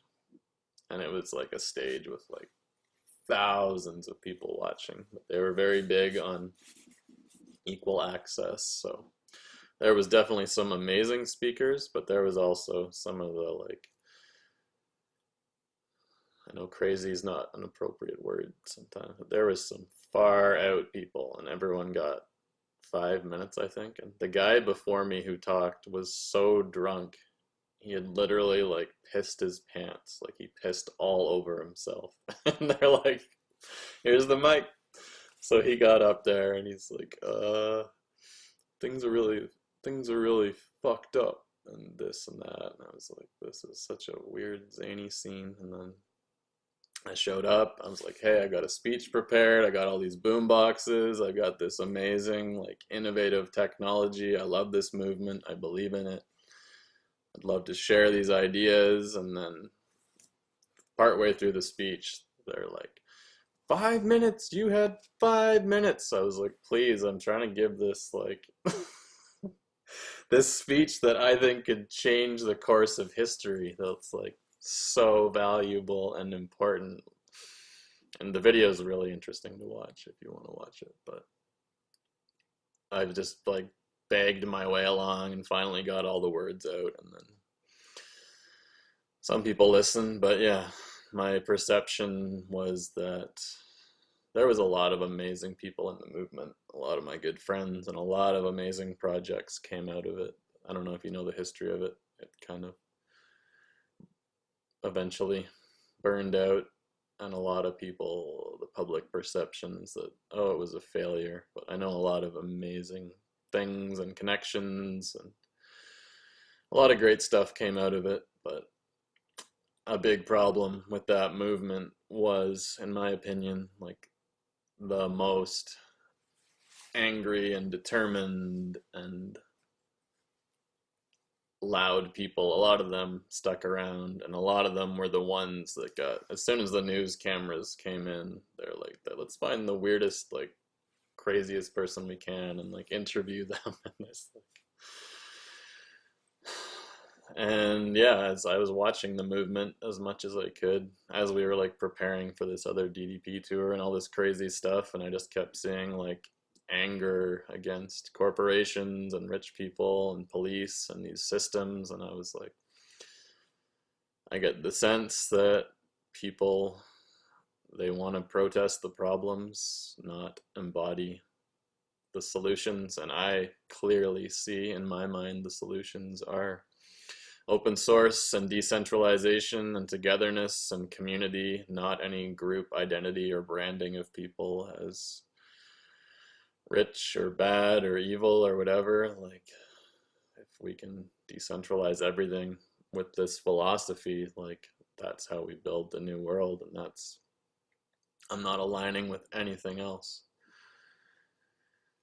And so yeah, I pulled out, stepped away. Like, I was ready with DDP. I was like, this could be the partnership. This could be the thing, like, where we bring decentralization to the world. Like, I was ready to jump in and be a part of it. But I learned, like, yeah, you cannot, even though it was this decentralized, leaderless movement, like, you can't just jump into an existing thing. Was a big learning I had there, and that's why I was like, well, I guess I gotta build my own thing and build my own philosophy, because no one is fully aligning with what I see as like these fundamental, essential precepts that would underlie a successful new world being built. And a year later too, I made another video. I made this whole thing called the Bypass Movement. I was in New York on the 1 year anniversary of it. I was trying to go and give another speech, but it didn't work out, so I just made a video about it. I tried to make a video in this alleyway, and this really, really mean New York police officer came up and like yelled at me. It was like really horrible to me. And as a Canadian, I didn't want to speak up and get in trouble, but yeah, there was a funny logo on the side of his cop car, so like community compassion, something or other. But he was really horrible to me and said I couldn't film. Anyway, so I created this video in my grandma's yard and this whole website for this thing, this idea called the Bypass Movement, saying instead of occupying, we should use these technologies, all these decentralization technologies to, yeah, I said the Occupy movement should rebrand itself as the Bypass Movement and be all about bypassing these existing power structures and building the new world. And I made this video and put it out, and a few people noticed, but not really, and I was already jumping on to the next DDP thing, so that was my experience 9 years ago with all that happened there. Please play the video. Hmm? Please play the video on share screen. You want to see the whole thing? If it's long, skip through the best parts. But if it's short, It's cool. It's like a good historical thing. Okay, let's go for it, Gary. Let's do it. Let's educate the people with your stories. Let's share our stories with one another. This is Gary's version. Yay. So glad we're on this call. This is wonderful. Yeah, this is cool. And yeah, I don't believe in using the word proud or being prideful, but when I look back on this video, I'm like, fuck yeah. You did that. And you stood. I didn't stand alone. I mean, I had all these amazing DDP people there, but like, Let's do it. We are so excited, Gary, for you to share the screen with us and to see this creation of yours. okay, just a sec. And the video came together really good. It's also definitely been helpful to be a filmmaker throughout this whole thing. Even though I've never had a viral video in my whole life.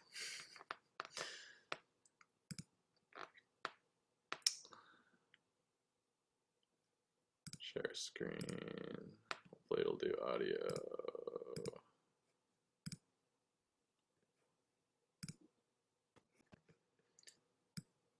So you see that? Ready? Alright guys, we got something here called the Decentralized sound system. How it works, I've got a portable FM transmitter. It's rigged up to all these stereos to talk to them simultaneously. This is the first time it's being demonstrated. I wanted to bring it out, show the Occupy Vancouver movement, get it on film, and hope that this system can spread to all the Occupy protests around the world. Right now, we're going to hand out a boombox. If you want to come up to the front, grab a stereo. We can distribute the sound all the way out to the crowd. We need them all the way to the front, all the way to the back. Thank you.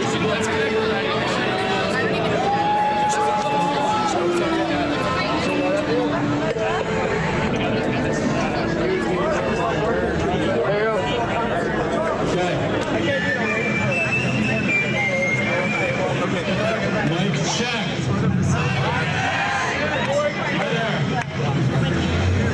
You're supposed to echo me. How are things? Things are pretty good. Thanks for asking. My name is Gary, and this is a decentralized sound system. It's a portable FM radio transmitter that can broadcast to hundreds of battery-powered boomboxes. It's probably the ultimate way to communicate with large crowds of people. 2 years ago, a friend and I created the first decentralized sound system. Since then, we've used it to throw 25 crazy parties for thousands of people across Canada from coast to coast. These are called decentralized dance parties, and they are held exclusively in public spaces. We never ask for permission, because we do not need to ask for permission to gather peacefully in our public spaces. The system is extremely resilient and extremely effective, and 20 boomboxes can easily transmit music or voice to a crowd of 500.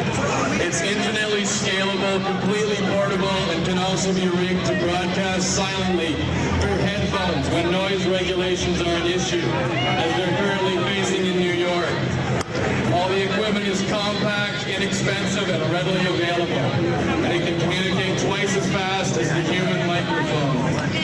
For these reasons, I believe that decentralized sound systems would be a great asset to the Occupy movement. I brought the system here today in order to properly introduce it, help people to communicate, and also to share my own views on decentralization as it relates to the objectives of this movement. Yes. Before I begin, I should probably let you know who I am and where I'm coming from, if that's okay. Yes. Won't take long. I'm a local writer, filmmaker, and iconoclast. I've spent the past decade obsessively researching politics, economics, anthropology, sociology, history, education, and the open source movement. My research has taken me to over 80 countries on every single continent around the world, leading to encounters with all forms of government and interactions with thousands of people from all walks of life. This has afforded me a fairly unique worldview and perspectives on the goals of the Occupy movement. I love and believe in this movement because it is decentralized. It is based on the autonomy of the individual, respecting everyone as different but belonging to the group. With no central authority, it will be very difficult to corrupt and impossible to shut down.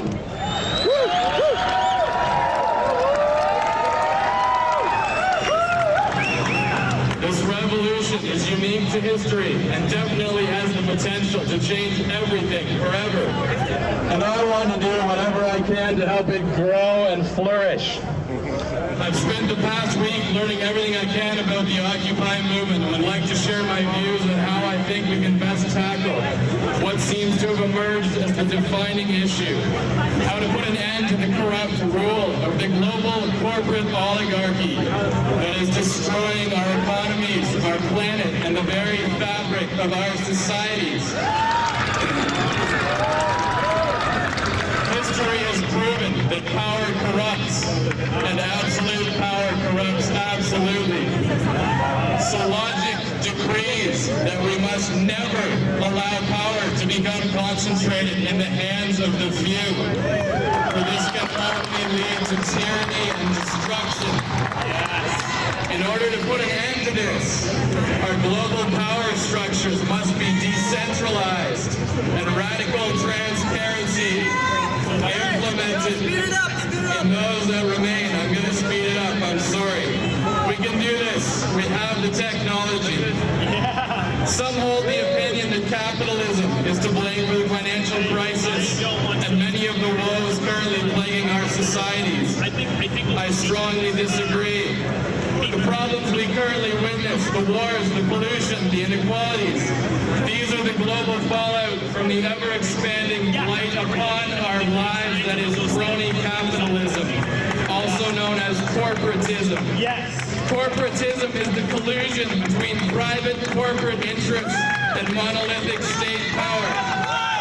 Some call this fascism. I'm almost done. I'm sorry, guys. Keep going, man. Keep going.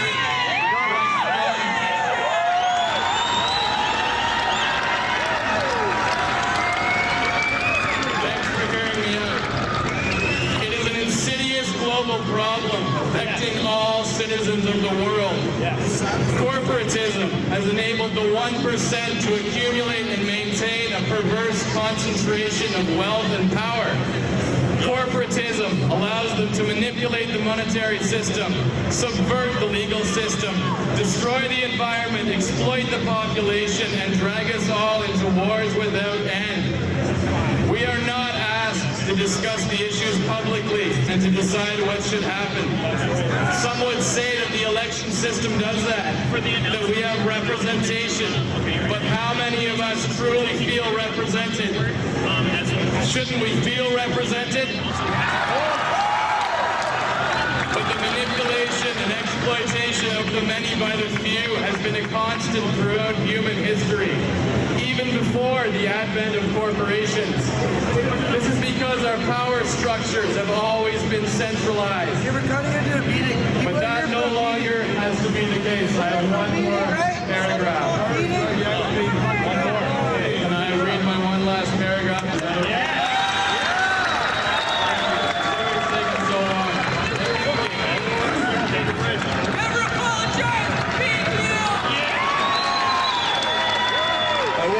Sorry, I'm sorry. But that no longer has to be the case because we now have the technology to turn everything on its head. For the past several years, I've been developing a blueprint for a new model of decentralized, open source societal organization Its goal is to minimize the role of government by facilitating a revolution in self-reliance and radical collective empowerment. I believe wholeheartedly that open source is the wave of the future and that the open source model can be successfully applied to all aspects of society. It can be used to phase out the majority of government and revolutionize the fields of education, medicine, law, environmental protection, foreign aid, and social services. And perhaps most importantly, usher in a new era of open monetary systems. The present models are corrupted, unsustainable, and obsolete. Around the world, we are witnessing the beginning of their end, the beginning of the long process of taking power away from the few and learning to live in autonomous communities where we are all responsible for each other and where we have the authority to help one another. But in order to prevail in this age of global revolution, we, the 99%, must recognize our true enemy. Our fight is not against the police. Our fight is not against corporations. Our fight is not against rich people. Our fight is against the notion that we don't have the power to bypass the system and organize ourselves right now.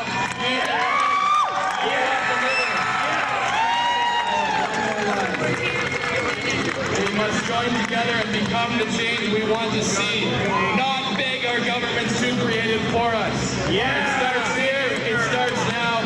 We are the 99%.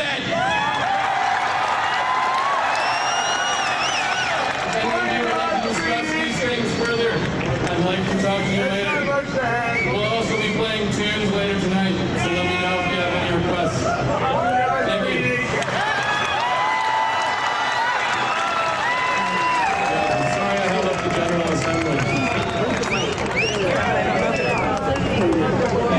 Hello.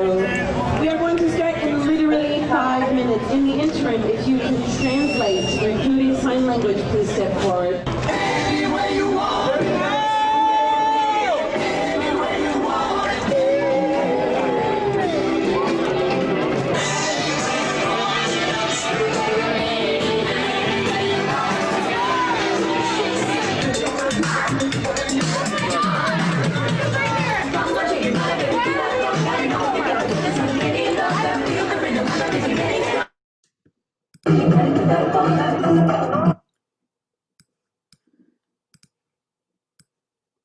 So, did you catch all that? I'm wondering if maybe you should actually carry on playing it. Oh, there is a good. You always know what needs to happen. For anyone watching this, Hannah has some very divine powers of intuition. I gotta find it again. Yeah, at the end, there's. I mean, we could watch the whole thing if you want. It's only a few minutes of party stuff. Do you feel like watching 4 minutes of partying? Just show like 30-second chunks. Do 2 30-second chunks.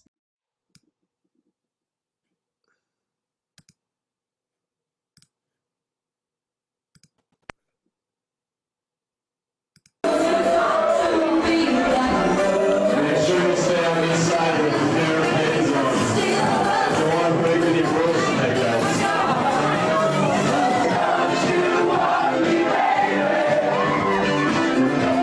you want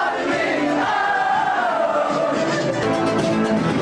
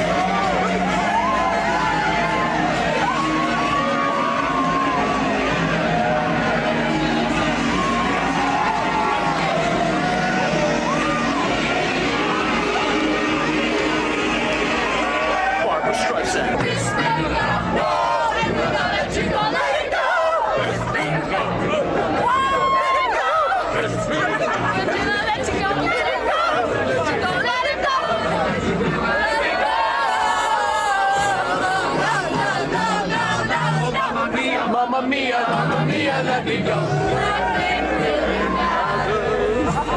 Anyone can see. Nothing really matters. Nothing really matters.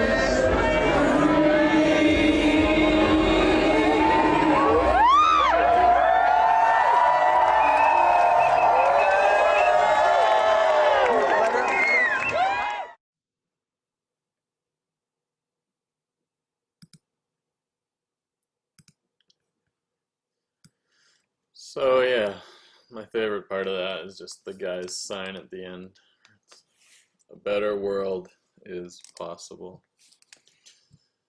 Yeah, it's funny to watch it again. The speech is definitely longer than it needed to be. And the rhetoric of we are the 99%, like, I totally don't support that anymore. Because it's divisive. I don't support any divisive or othering statements ever.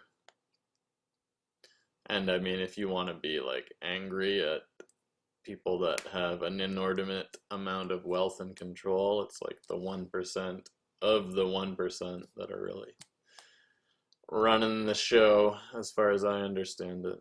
So those are my thoughts on watching it. And yeah, hopefully someday when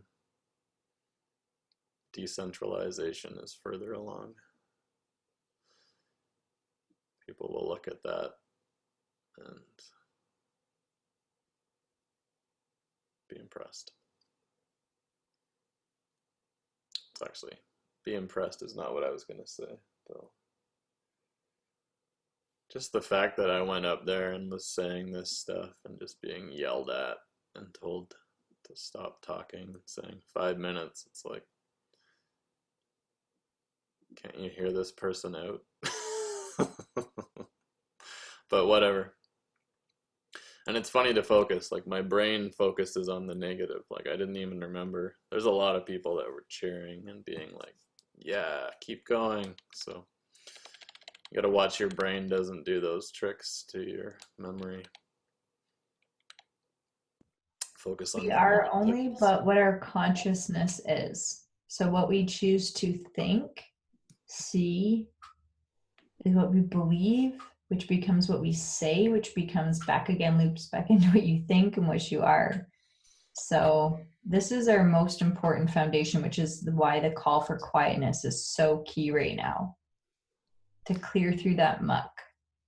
Yeah, and not be watching all the friggin' endless fear on the media, hate mongering and all that stuff. Like I know a lot of friends that have just turned off social media in recent years and they're like, I'm never going back. I'll never allow that into my life again. Just all the polarization and everything. Are you still there? You've gone dark. I'm here. And yeah, it was really interesting too. After that, we went and we did these tours with no permits or permissions through the states, like these crazy crowd funded, like one of them was 40 days in a row long and just renting RVs and just like sneaking over the border, and it was so crazy. But we did like all these cities. We just like, I guess the point of this story was this was at the height of Occupy in the States, so we were like we were occupying public space at the same time as them with kind of a similar message, and we had all these Occupy people that would like show up at our parties and we'd have these amazing conversations. We got some really cool footage that needs to be in a documentary someday where we're just having these discussions. And there's one memory that stands out for sure. Like we've done 99 parties all over the world for 11 years, and we haven't gotten a single ticket or fine or noise violation from the police. There's been a few times where they told us to shut down early because of noise complaints or whatever, but we have this perfect record as long as we never had permits. We just usually let them know at the last minute. But yeah, there was this memory I have where we were in Texas at the state capitol building with like a few thousand people, and here we go.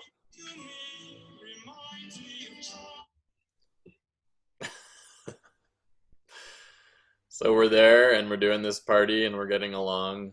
Actually, I think the cops were pretty alarmed that a lot of people were up there getting really close.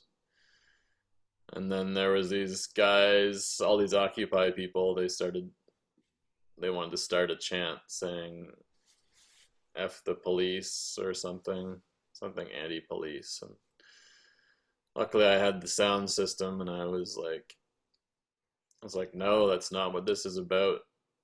We're here to party with the police. We're here to accept everyone. And that is the movement. That's what this is. So if you want to do something else, go do it. But don't make our movement about that. So that was a very interesting interaction. And I mean, I can't claim to have all the answers or think I'm this infinitely wise person. And I'm sure a lot of amazing things came out of Occupy and still are. And I know a lot of friends, like cryptocurrency friends, who met there and started building those networks. And Occupy Katrina, when the hurricane hit New York, was this amazing decentralized response where all the Occupy people got together and they were like working together when all the existing centralized infrastructure broke down. So I definitely don't want to single out or speak negatively about Occupy. It's just the underlying, I mean, it fell apart eventually. It's not something that endured, and my goal is to create a movement that is as philosophically sound as possible and will endure as long as possible and be as inclusive as possible. So no othering of rich people or police or the 1% or whatever. It's a party that everyone's welcome to, and a movement that everyone's welcome to celebrate our common humanity and figure out solutions and build new systems and solutions instead of fighting the old legacy systems. That's my philosophy. I know there's definitely places where there's extreme repression and maybe you need to rise up. There's a million situations, so I'm not saying this is a catch-all, one-size-all philosophy solution for everything, but for me it is, and it's what I've stuck to for a long time. I can't please everyone, but done my best. Should we talk about? You can't please everyone, but you can grow a garden in a portion of the chaos. That's a good way to put it. How does your garden grow? It grows because I nourish it with love and the essential ingredients of water. But honestly, the main thing I do is love. And this particular soil was like very uniquely nourished this year. I always seem to have special visits that surround my garden. And yeah, just interesting situations led one person to the next, to someone showing up with soil, and we just had tea and coffee and ate fruit and put in the new soil, and I transferred all my plants from their baby nest to their big nest, and we just like sat in the sun and really just talked about life. And so I surround my garden with like just all these really vibrant connections. And it's a place that I go to connect. And so my garden is just like always has blankets around the side and pillows that I have for outdoor pillows. And I spend a lot of time there, and I do a lot of my work there as well. So my garden gets a lot of like love and nourishment, and I keep a good eye on it. And so yeah, plants are energetic, and the main thing all of us need to grow and flourish is love. 'Tis a great metaphor for all these things. I gotta get a garden going. All I have is this party You garden. need to come pick up your zucchini. They're already starting to grow. It needs like the big bucket of soil, and it's just gonna like feed you for the summer. I got the soil. I just gotta stop doing these parties every week so I can. Yes, you do need to stop for a Just week. something. Let's chill. The kale's Just growing back too. catch up. Yeah, like oh my gosh, Monitoring it for the worms. plant is a sign of your spiritual life. It's a sign of your inside world. That's why I gave you those plants so you could monitor yourself, and you are in desperate need of revival. Oh, yeah. I'm feeling pretty good. Just been working maybe a little too hard. This is not about that. It's about nourishing the connection to the quiet in the mind, which means like not doing a lot. So if you're saying I'm getting a lot done, then you're not understanding the message. It's to do the opposite. And then out of that comes learning. So it's like follow what you're guided to learn in your quiet. Yeah. And that happens in stillness. Probably right.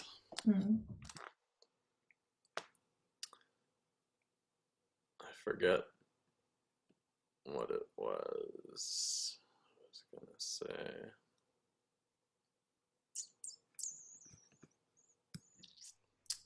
Gary, if you do not take your body and like touch things that are growing naturally, then you are sick.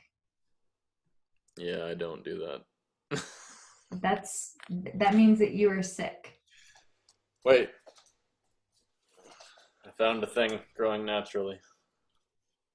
We need to actually immerse ourselves. Like I spend at least like 2 hours lying on the ground a day. Yeah, I gotta go do some barefoot walking in the park and hug some trees. Yeah. Oh my God. Tree hugging. That's why I get the bags under my eyes. They went away when I was in Central America. I think it's because I was grounded more. Yeah. I do have a grounding sheet that I sleep with, though.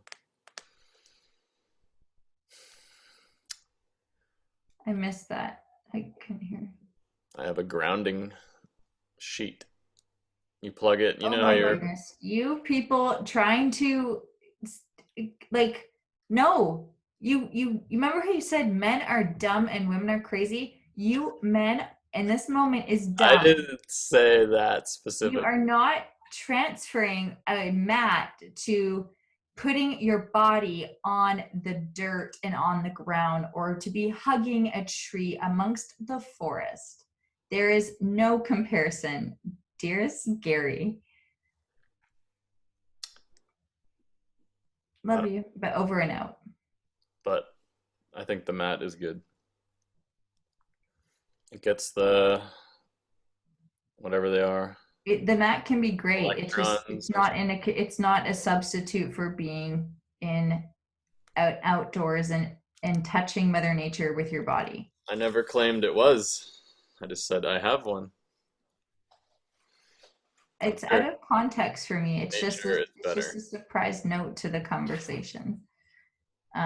I just want to hear that I want to be reassured that you're gonna go be on grass.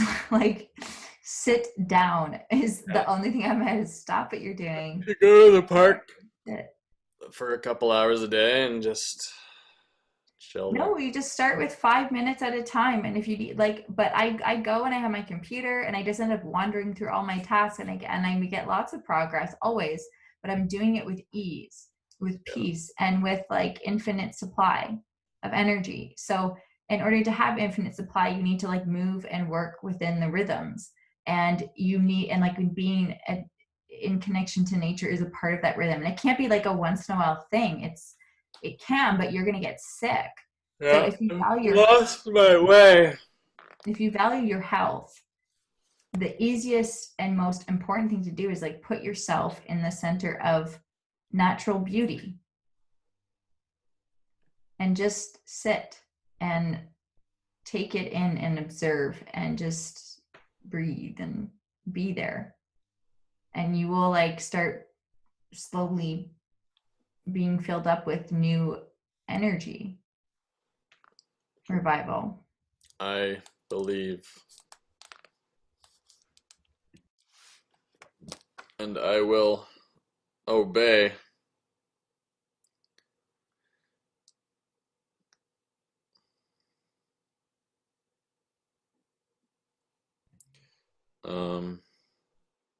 I am going to just be in listening mode for now, so feel free to. So we have a new message that popped up. Harmony says, this is the when I posted the DDP cancellation notice and explanation. She says, I so appreciate this choice. It's so important to be mindful of what we are supporting. And then it's the heart, the vibrating special heart. I don't know if that's more powerful than the static heart. But you probably remember her. She came and danced for like 7 hours at that one DDP when they were out in Trout Lake. Cool. Special friend. So my eyes next turned to, there was one line in that Occupy speech where I was talking about the movement, and I said, difficult to corrupt and impossible to shut down. So decentralized things are definitely, I was right that they're impossible to shut down, but they are very easy to, can you make my screen big again? There we go.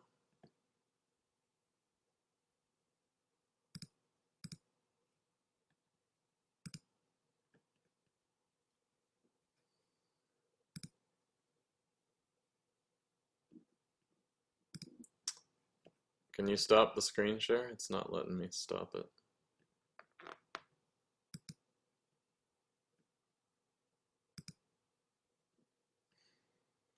Okay, we'll just keep viewing this garden of plenty. So, yeah, decentralized movements are impossible to shut down unless you kill everyone who's participating in them. And we lost Hannah. Hopefully she will come back. Or maybe it's meant to be just me.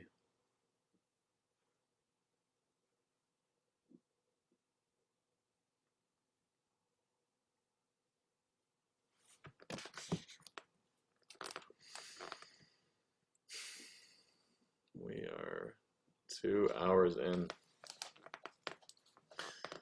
Yeah, the original, I just thought of recording this thing tonight, and the idea was to go live, and then the idea was to do a Zoom call and go live, and we just ended up doing just a Zoom call.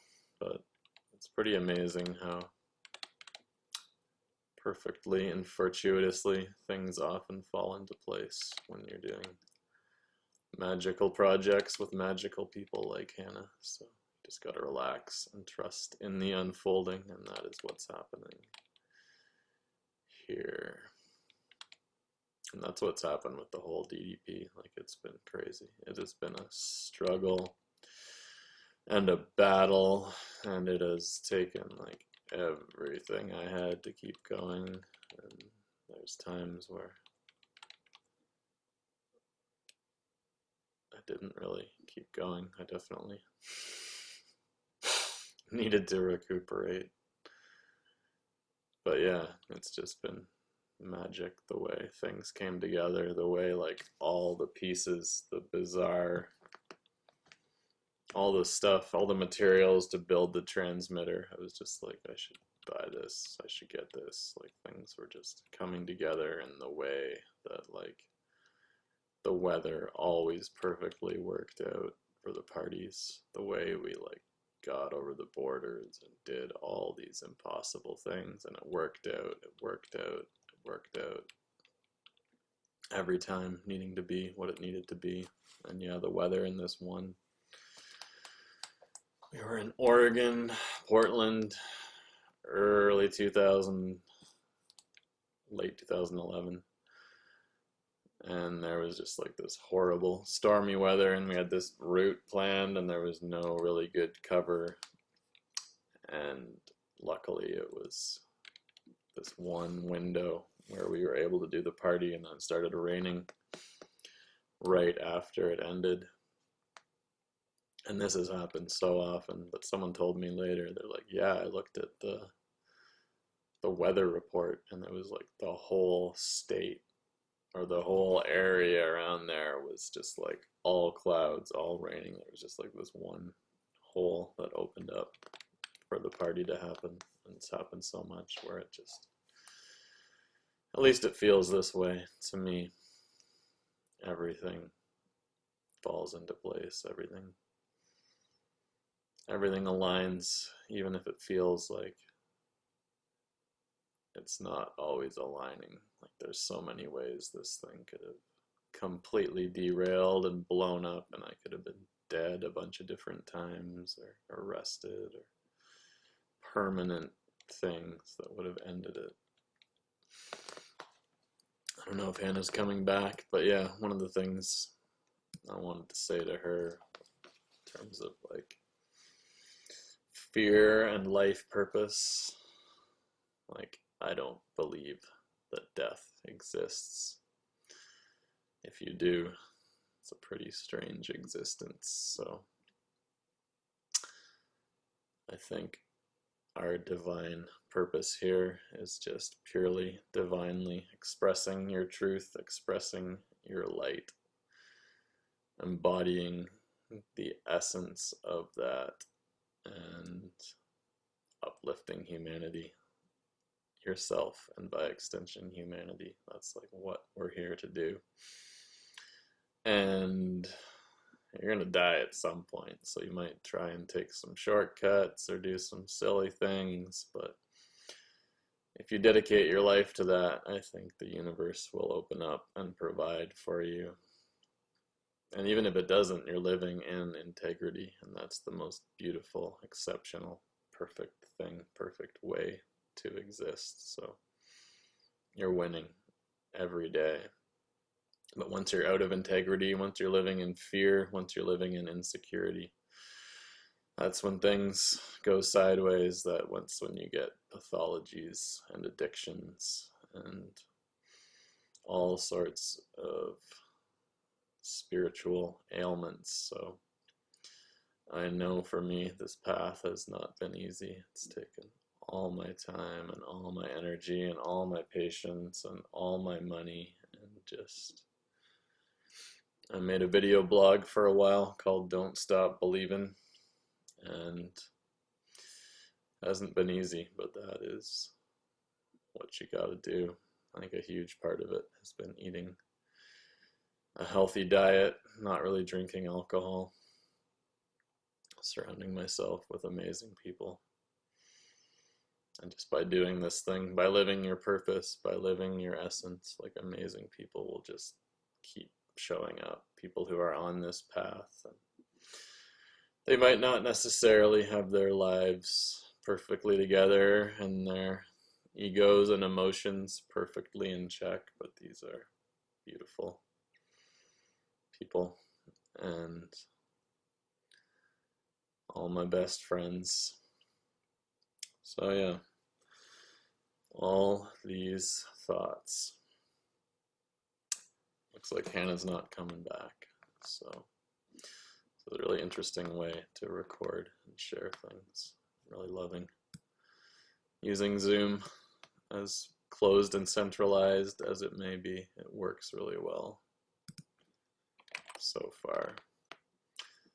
Until the day you say the wrong things and they pull your account, and then you're in big trouble. So, not that I would ever say the wrong things, but the wrong things can change day to day, so who knows.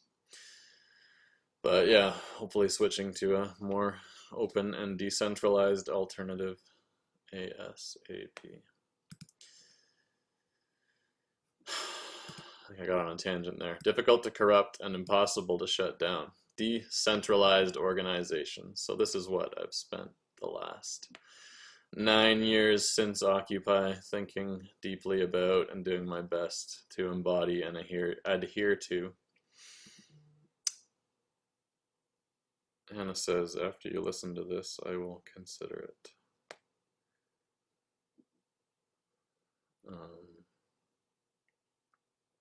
In a text I just got.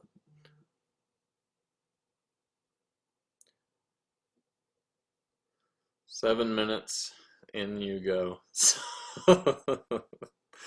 Me and Hannah have a funny relationship. I only met her like 3 months ago or something through Jacques. She was working with my unofficial son Jacques and Vibe, and they were doing virtual parties right here in the living room. And this girl showed up. It was really super fun and high energy, and she loved the costumes. She was just digging through the whole house, like, oh, this is awesome, this is great. She was so like hardworking and focused on like perfecting their show, and always thinking and watching the footage after and analyzing it. She was really organized and really so good at like intaking. Like, she's this amazing creative person, but this rare combo where she's also like analytical and organized and always trying to up level herself. So yeah, she and Vibe ended up parting ways, and then she came on board with DDP, and we worked together to do a lot of these parties. And she's given me a lot of really good guidance on leadership and many things. And she also has this crazy intuitive ability of knowing like when things should be said or shown or done, and what people would work in what positions. Like, she was a big part of having Cassie come on board the DDP. And yeah, she has this amazing intuitive ability, and we end up on strange conversations for hours and hours at strange times of the night. And so yeah, when she, in the middle of this recording, when she says I have to watch this strange video for 7 minutes, I must oblige. So Hannah has gone to bed. It is past 3 a.m., but we gotta finish. So, one of the last things I was talking about was my theory that death does not exist, and in which case your divine purpose here must be to uplift yourselves and others, living from the essence, embodying the love and the light. That makes sense, right? And I had a thought further on that. I recently had a very interesting chat with a very interesting man in a very interesting location. And he was apparently a channel for not one entity, but multiple entities. Maybe 3 or more, I don't know, called Andromedas. So they were from the nebula or whatever Andromeda is. Multiple entities named Andromedas, who were humorous and interesting folks. And we were talking about something about how it doesn't matter, but he, well, one thing he said was that it was myself and my friend Marisa. She asked him about aliens, and a lot of people within my friend circles and orbit, they are something to do with Pleiadian. I'm not too well versed in this Pleiadian, and I don't even remember. He said I was like part Palladian, however you say it, part something else, and then he's like, there's this thing, never. It's like, his name was Akana, and when they would speak, he would sometimes come in and be like, Akana doesn't want to say this. It was like this competition. It's like, I don't think this exists. We haven't seen this before.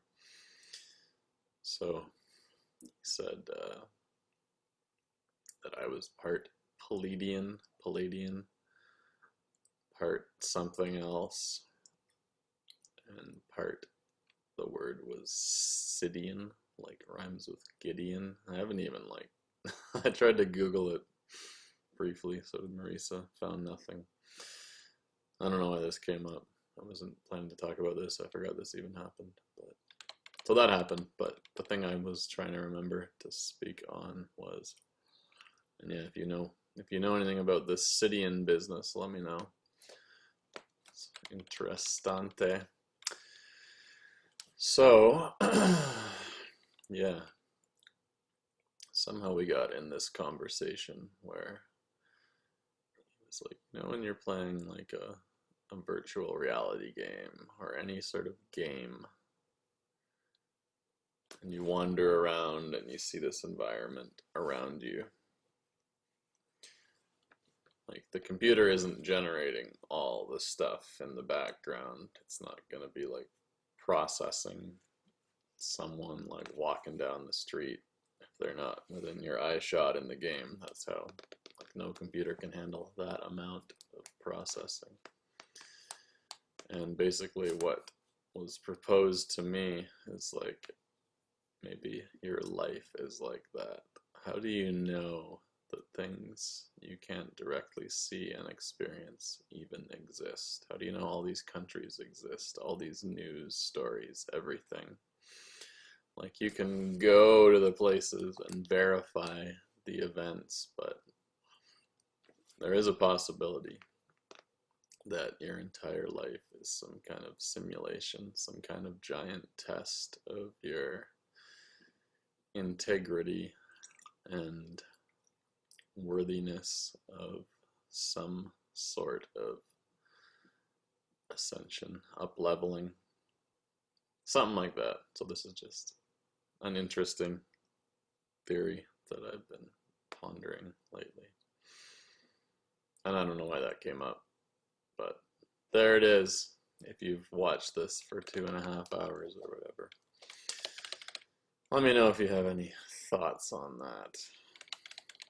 Whether you are or are not a part of this simulation. But I mean, whatever this is, whatever this life is, like, this is the only thing, as far as I can tell, that makes sense. It's just like living from the essence. It's the only way to uplift everything.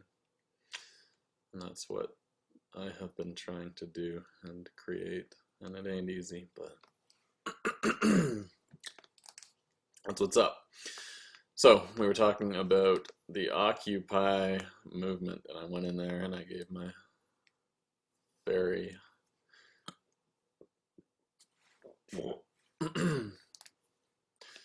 very special speech, and I said, I love and believe in this movement because it is decentralized. It'll be difficult to corrupt and impossible to shut down. So yes, decentralized things are very hard to shut down, because the only way to shut down a decentralized movement is to kill everyone involved, or make everyone involved uninspired and not wanting to be a part of it, or jail them all, or whatever.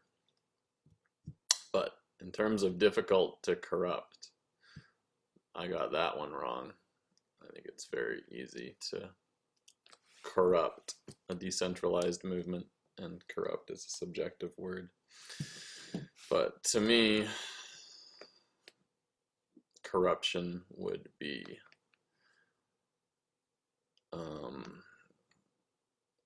embodying anything that is divisive or anti-love,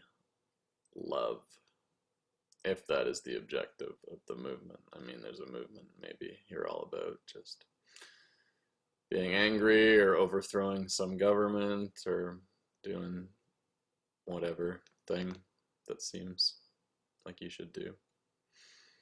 But in my mind, corruption runs deep, and the quote, again, for every 1,000 hacking at the branches of evil, there is one striking the root. And yeah, I think that this spiritual corruption, and this is my subjective take on things, so yeah, I think any message, any movement that any movement that is divisive, that isn't all-inclusive and all-encompassing, is not something I want to be a part of, because I don't think it is what is going to ultimately up-level humanity. So if you're not acting based on love and integrity and wholeness and uniting rather than dividing, then you're probably gonna keep coming back here until you do. I don't know. I don't want to get into all that reincarnation stuff. I just know what feels right and appropriate for me and what sort of downloads I get. And I'm not like a crazy, deeply spiritual person. I'm not someone who does all kinds of drugs or anything weird or crazy. Just a person who, I don't know, I'm a pretty weird guy, but everything I do seems to make a lot of sense and seems to lead to, not everything, but most things, all these creative things lead to good vibes and good times and the most amazing people consistently entering my life. So I may not be rich and famous, but I feel like I'm on the right path here, and the ultimate validation of the DDP has been these people who keep showing up and keep being amazing and keep being so authentic for a while. Like, there's no people that show up to this thing are every gender, every race, every background, everything, like the most crazy spectrum of beautiful weirdos. But the one thing I eventually realized is, like, they're all really authentic. Like, these are people that are authentic or are on the path to authentically expressing. They're not like consumers of terminal consumer culture. They're not all about brand names or prescribed ways of living and being and acting. And they resonate with this thing that is this forum for self-expression and the upliftment and edification of individual expression. It's not about group identity. It's not about any group identity. It's just about you and us being like kids and having fun together. So that's what it's about. And the corruption, I believe, will come in if the core of this thing is to be associated with any kind of group identity, or it takes any sides. So I do have a statement here, which I wrote when we canceled our Canada Day party, which is supposed to happen about 12 hours from now, was supposed to happen. The statement I wrote was, "We shifted because the prime objective of the DDP is to create the most inclusive party experiences possible. To be associated with any religion, nationality, or other group identity diminishes the power and magic of this acceptance movement that we have been meticulously crafting for the past 11 years. We initially felt that it would be possible to host a neutral, all-inclusive Canada Day party, or party on Canada Day. It's an important distinction. One that leveraged the spirit of joy and revelry on what is traditionally a very special day for many Canadians and Canada's largest summer celebration.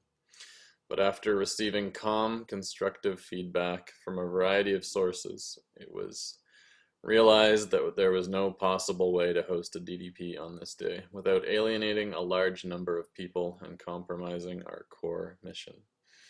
The DDP is a movement for the celebration of individual self-expression, not group identity. We seek only to create perfect moments in time where we can freely exist as one people on one planet. We hope you will support this decision and join us on Saturday, July 4th instead. The objective remains the same, unifying as many people as possible in transcendent celebration and social healing." And right under this, I have a note from my friend Danny Lyon, who, when I posted in the virtual DDP group, I said I was thinking about going live to do this, and if anyone wanted to join. She wrote back, I've got it right here, so I'll quote verbatim. She said, "Talk about who you're alienating, though. Say the words, take a stand." So, for me, the people that I thought would be alienated, potentially alienated by Canada Day, would be Native people who were living here long before Canada became a thing and have been subjected to all kinds of horrible stuff, like the residential schools where they were taken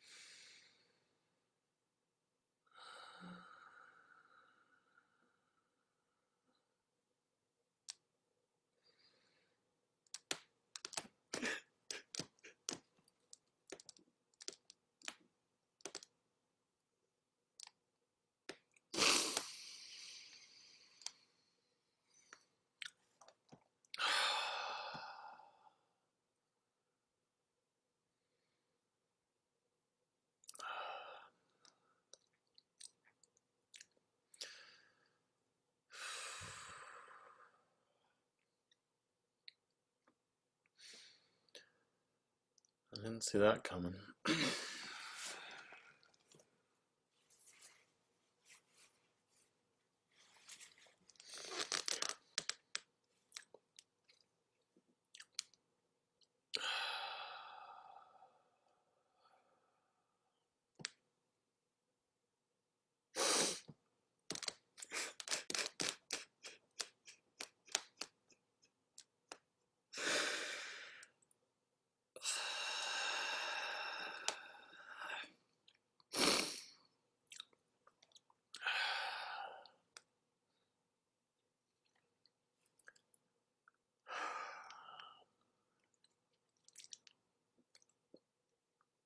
Yeah. Some really horrible stuff has happened. The residential school thing was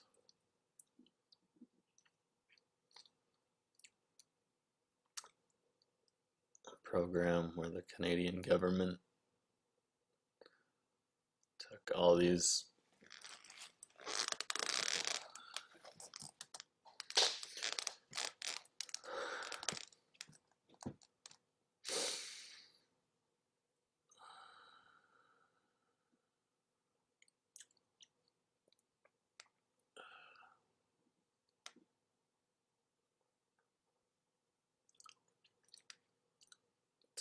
children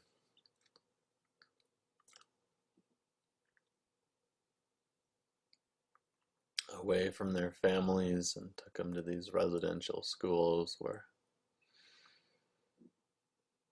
I'm not a super expert on it, but religious schools where they destroyed their, like their purpose was to destroy their culture, because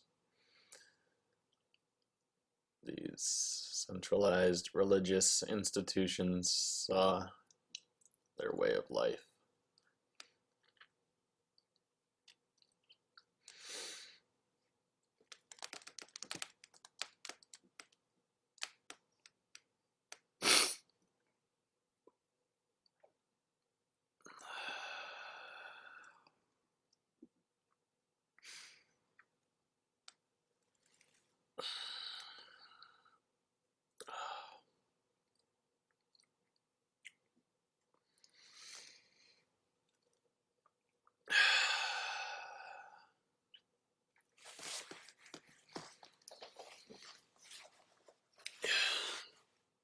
It is important to say this stuff.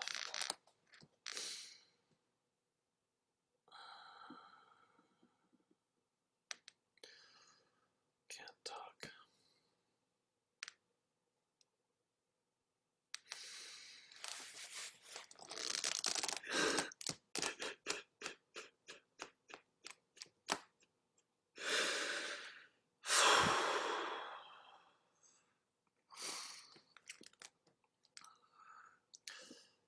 I definitely encourage everyone, especially all you macho dudes out there, to cry. That feels good.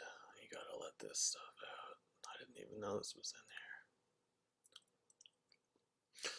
here. And do it in a camera so you can inspire others to do the same.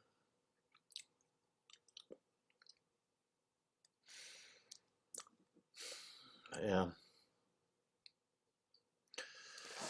A lot of really bad stuff happened here. And in every country that had an indigenous population, and every country that had, every country has had horrible, horrible stuff that people have done that was dictated by governments that are represented by flags. And yeah, when we were doing these when we did the Olympic DDP, and when we did the Cross Canada thing 10 years ago with a Canada theme, like, this wasn't on my radar at all. I wasn't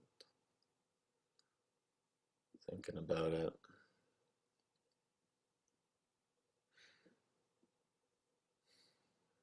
In my head, I'm contemplating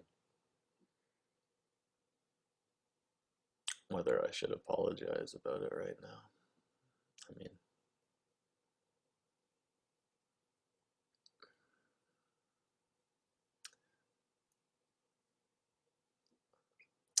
I'm just a guy who was born here, and I've done my best.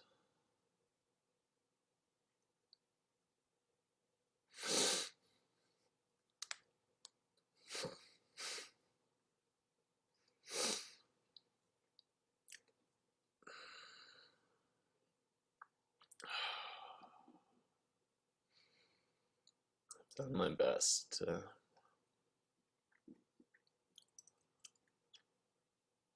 treat people well, treat them with respect, and listen,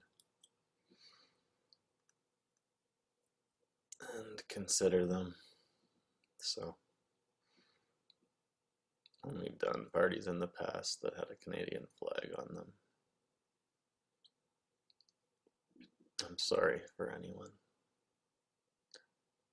that was hurt by that. I mean, I apologize. It was just trying to do a good thing.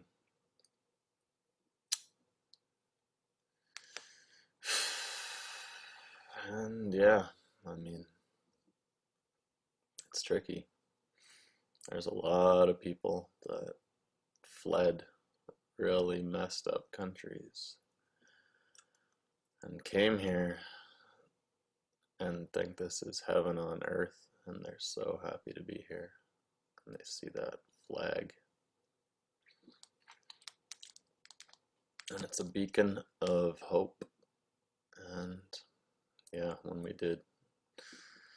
and Jacques did the Canada Day, he did a Canada Day party last year. We had 4 sound boxes up on a crazy bike trailer, and there was like literally 1 million people in the streets for the fireworks, and we were blasting this music, and we took turns up there, and we had a huge Canada flag we were waving.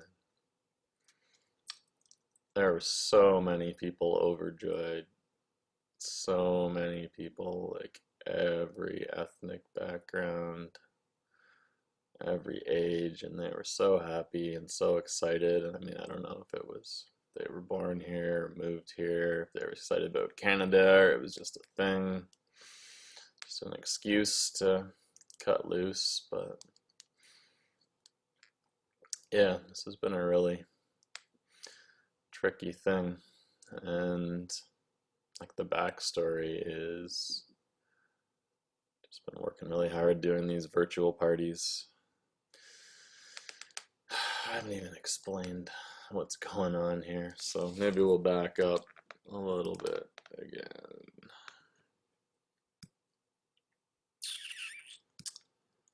So, the pandemic showed up a few months ago, and that was when a bunch of people messaged me, and they're like, yeah, it's time to do decentralized dance parties virtually. They'll still be decentralized, they'll be even more decentralized. And I was, oh man, 2019 was a hard year. So many very challenging things happened. Basically lost all my closest friends, not all, but a lot, closest friends and people in my life. Crazy, really complicated, fucked up breakup, and a whole bunch of other stuff. And I think in the end, I've been realizing lately that I must have ended up with some kind of like PTSD, like nervous system disorder. Something is stuck deep in me. 2019 was very hard, and even though I went away for like 3 or 4 months to Central America, and I had like a really amazing chill time, but still this stuff was like stuck in the core of my body. And I got back here in March, and I was still not well. And Jacques started doing these virtual parties, and I remember he had a meeting with all the people on his team, the Vive team, and I was like there being a part of it and filming it, and it was feeding my anxiety. I was just like, fuck, like this is what I'm supposed to be doing, like with my life, and I'm just in this mental wheelchair. Like if you've never had anxiety for real, you don't know, but it's like it's this fear that gets like deep in you that can't be reasoned with, and it's like totally crippling and debilitating. And it's so bad. And I was at this meeting with all of them, and I was like, man, I'm supposed to be doing this. I know this is what I'm supposed to be doing, but I'm just in this mental wheelchair. And yeah, eventually, with his support and Hannah's support, I started doing these virtual parties. The first one was like so bad. It was so bad. I didn't even know there were like these Zoom bombers. I don't think it's a thing really anymore, but in the early days of Zoom, they didn't have the waiting room feature.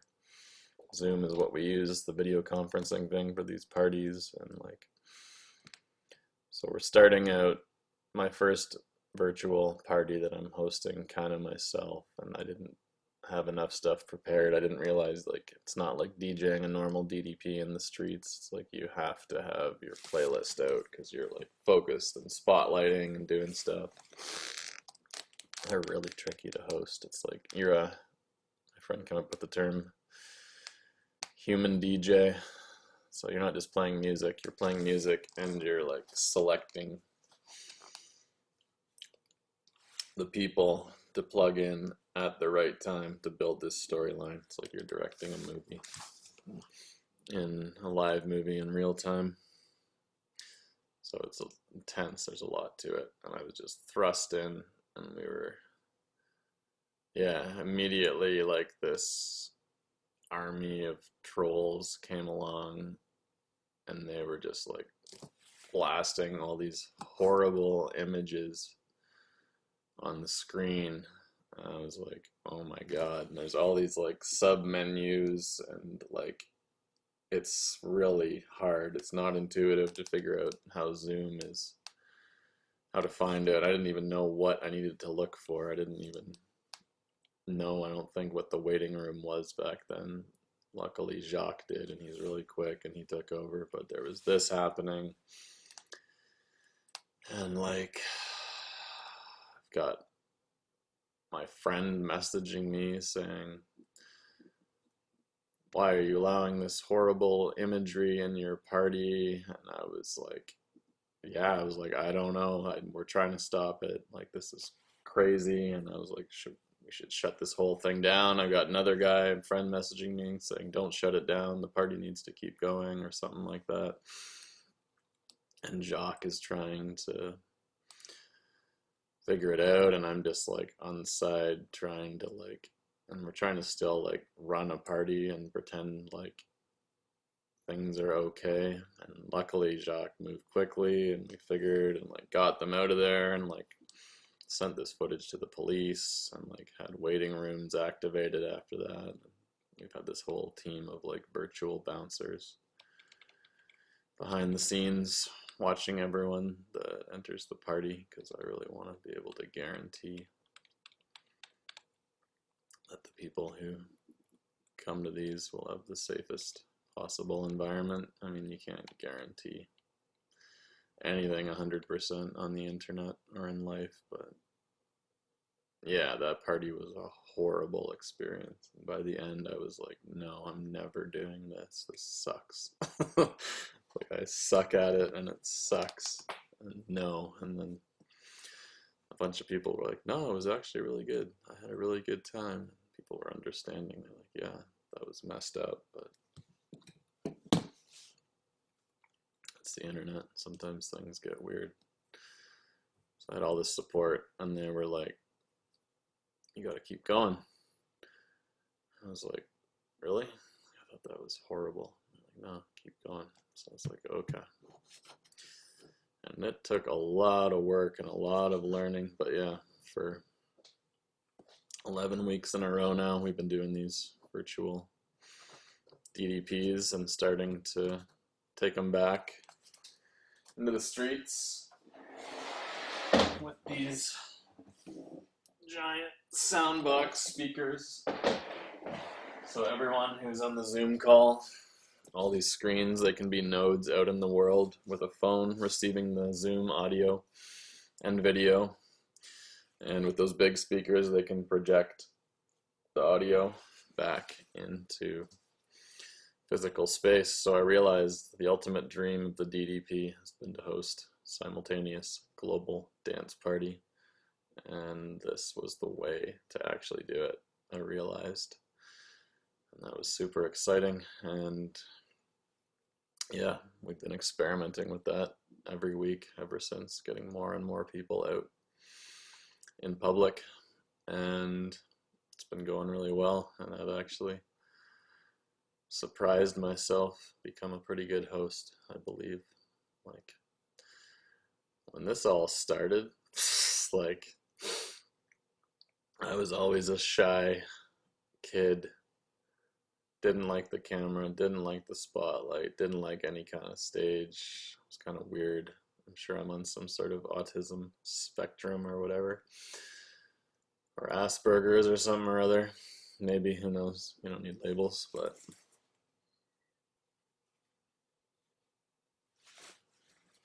my eyes are itchy tonight.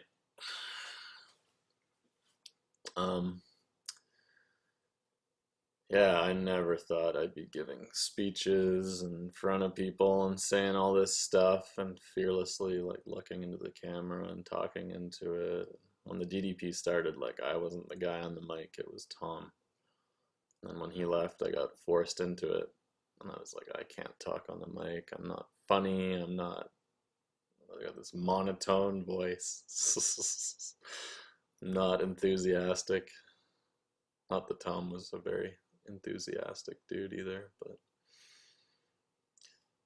yeah, it's been such a great growth experience, just getting like shoved into this stuff and having to step up and figure it out, and like slowly rebuilding the DDP team again. It's like I'm the only person left from the beginning. I'm the only person left from, I don't know, a lot of amazing people have come and gone. I guess Admiral Fiesta at this point, my co-pilot in this thing, is the longest running veteran. He's been involved since early 2011, 9 years. But anyway, yeah, very surprising and very heartening that I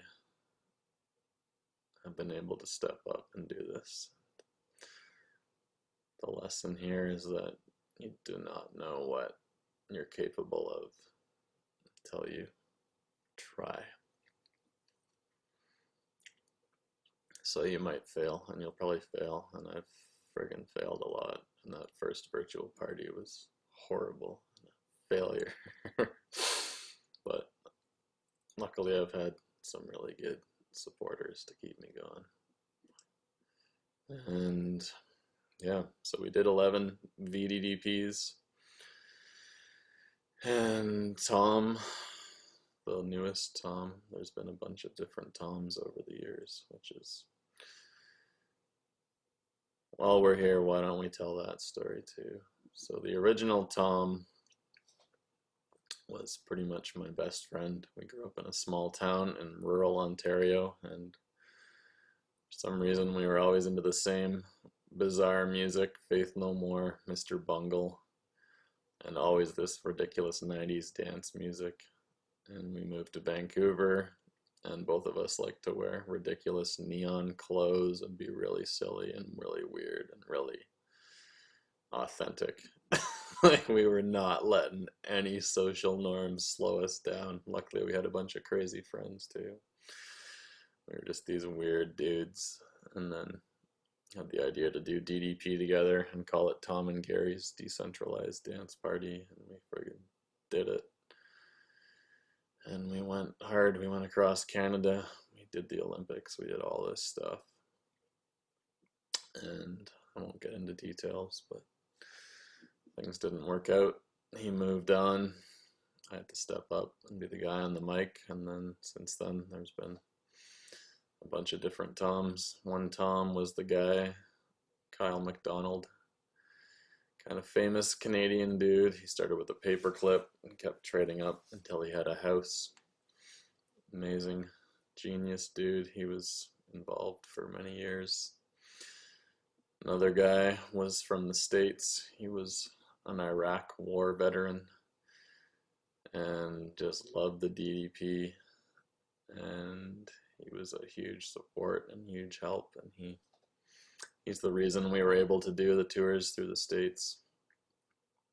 And yeah, went above and beyond to make all that happen. Eternally indebted to him and everyone on this team. And then, yeah, after him, another amazing friend of mine, Drew, who started BitNational, Bitcoin ATM company. It's been a really amazingly good, intentioned, and devoted person since he heard me talking about Bitcoin way back in the day, and he wasn't someone who was just like, oh, that sounds interesting, or that sounds dumb, or whatever. He's like, this is it. This is exciting. Like, I'm gonna go make it big. And he made, I think he had Canada's one of the first Bitcoin ATMs in the entire world, and he built this whole network and exchange across Canada. Really amazing, super sharp, driven, dedicated guy. Like when we did the tour across Europe, he had this really weird leg injury, I guess it was, and he couldn't even walk. Like he would, in the parties, he would just go for it as Tom, like he was leading like so intensely, and then he would just like crawl around the rest of the time because he couldn't walk. His legs were so screwed up, and he never complained once. Never complained. I don't think I ever heard him once complain about anything. He was such a great supporter for I don't know how many years, many years. And he's moved on to other things recently. And my good buddy Devin is now Tom at this point, but really we are all Tom is the message here. We are all party leaders, and there's been about a whole bunch of other random Toms over the years, female Toms, etc. But yeah, the latest Tom, his name is Devin, and he's this party barbarian hero. Him and Aaron, they spent all this money buying all these like mascot suits and mannequins and props and lights and bubble machines and everything. He's like, you're the only person I know besides me that is so crazily committed to building party community. And yeah, he was a perfect fit when he came on board. I don't know when it was officially, a year ago. But yeah, a couple weeks ago or less, he's like, we should do a DDP on Canada Day. And I was like, yeah, I forgot it was even happening. I had these memories of the party last year with Jacques, and I was probably in the middle of 100 things, and I didn't really think too deeply about it. I was like, yeah, let's do it. And yeah, just rapidly, I've been going nonstop for the last 3 months, like every day, day and night, working on these virtual parties and rebuilding the DDP and rebuilding the whole team again and keeping people inspired and navigating all these interesting new personalities and building all the back end stuff and just dealing with life stuff.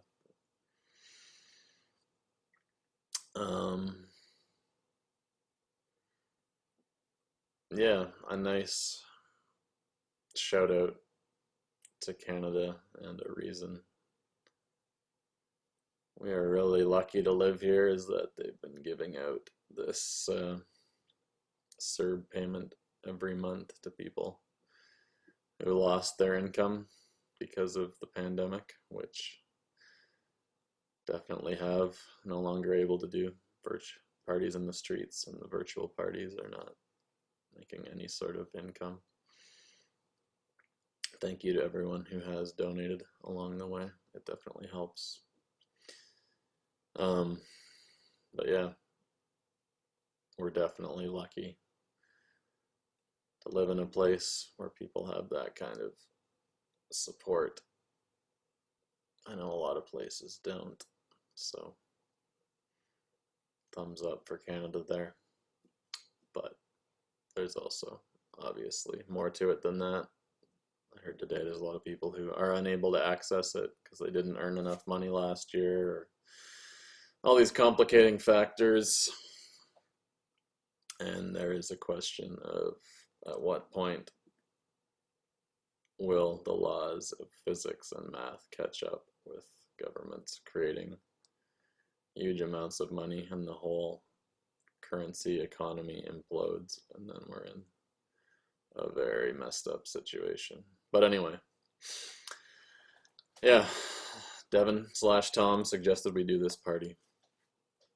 And I said, yeah, let's do it. Threw up the event page, and I was like, yeah, this is a great opportunity. What we've been working towards with the parties in the streets, like we'd done one the week before that went so well. We had Devin out there with a trailer with 4 sound boxes and a bubble machine, and we had another Nat was out with the other sound box, and we got all this really good footage, and Jock was in the command center, and it was just like pure magic, like in the streets, like everyone united again. It was so good, and we were blending these worlds, and I had like a projector going too, so we could project on walls and show people out in the streets that they were part of this virtual thing, and this is the whole vision, is to turn the whole world into a synchronized, turn the whole world into a dance floor, a never-ending sacred fire of partying global festival that allows anyone to connect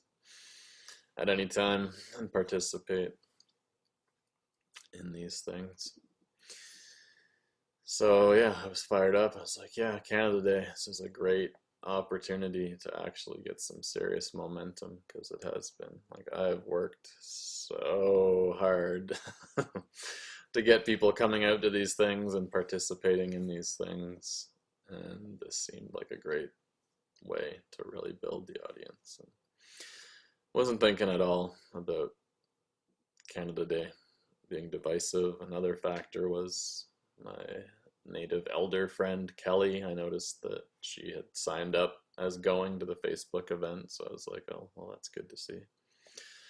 And literally nobody said anything negative about us doing this party on this day, and I just assumed, I was like, yeah, the internet, social media, that's a place where people will like rip you apart and tell you you're doing everything wrong immediately, so I assumed people would. But I think it's been a pretty interesting phenomenon over the years. Like, it is very, very rare that people have ever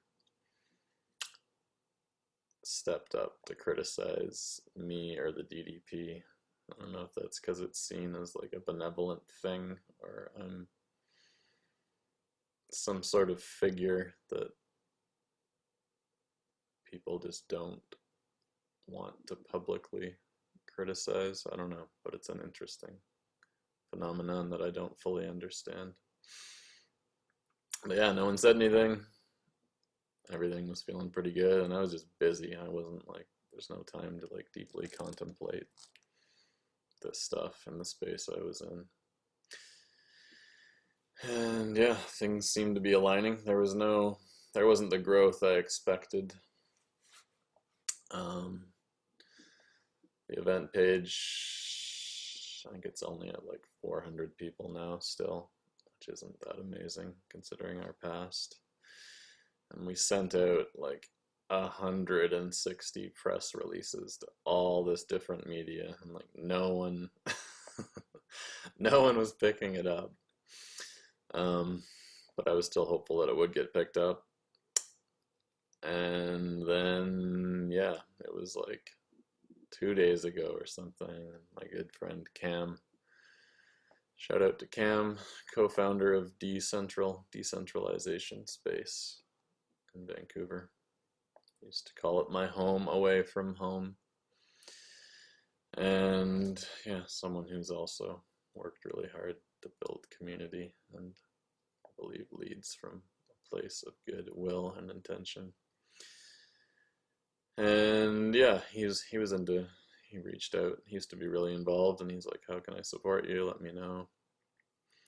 And then he messaged me and said he's taken to calling himself Doge Prophet lately. Doge Prophet for you. So he gives me some spiritual guidance when it feels right. And he's like, he messaged me, he's like, yeah, I invited all my friends, and I have these 2 really good female friends. They're really cool and really fun, and they're like not into celebrating Canada Day. And he's like, honestly, man, I feel the same way. Like, this doesn't align or it doesn't fit or something. And I was like, ugh. It's like we just sent out all these releases, and I've lined up all the people to do the friggin', what happened to my exposure? I've lined up all these people to be out in the streets with speakers and people, professional like filmers, and the whole virtual bouncer team. I did all this stuff. I was like, this is not the time to be having doubts. And I think it was that night I ended up being on a call with Hannah. Hadn't talked to her in a few days. And I don't know if I let in with this or she started saying it, but she's like, yeah, I really don't feel good about this Canada Day thing. Like, it's not sitting well with me. She's a very intuitive. I really trust in her stability to sense when things aren't right. So I was like, yeah, let's talk about this. And we talked for like 5 hours or something, like deep into the night. And this is when I was supposed to be like, I was like, I gotta be sending out the mailing list and the press follow-up and like building all the guides for the teams. Like, I can't be doing this. But I was like, this is important. And she's like, yeah, this is important. And I was like, yeah, I'm so glad that you feel that way. And yeah, like me, her life is dedicated to creating joy through party movements, and we agree that the philosophy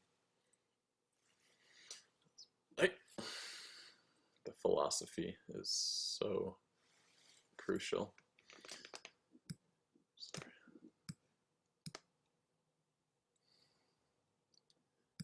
Guys, I want to look good. Well, let's dissolve the ego a bit here, and we'll go with blown out face. So, yeah, I talked to Hannah for hours and hours, and we were deliberating, and we're like, is there a way we can still, like, there's all these people that do want to celebrate Canada Day, and this would be such a great uplifting thing after the pandemic. And yeah,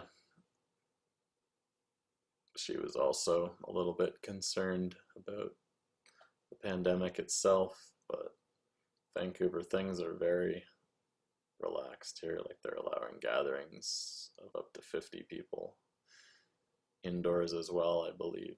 So the idea with this decentralized distance party is that with a soundbox speaker, it's loud enough that you can play and have people spaced out.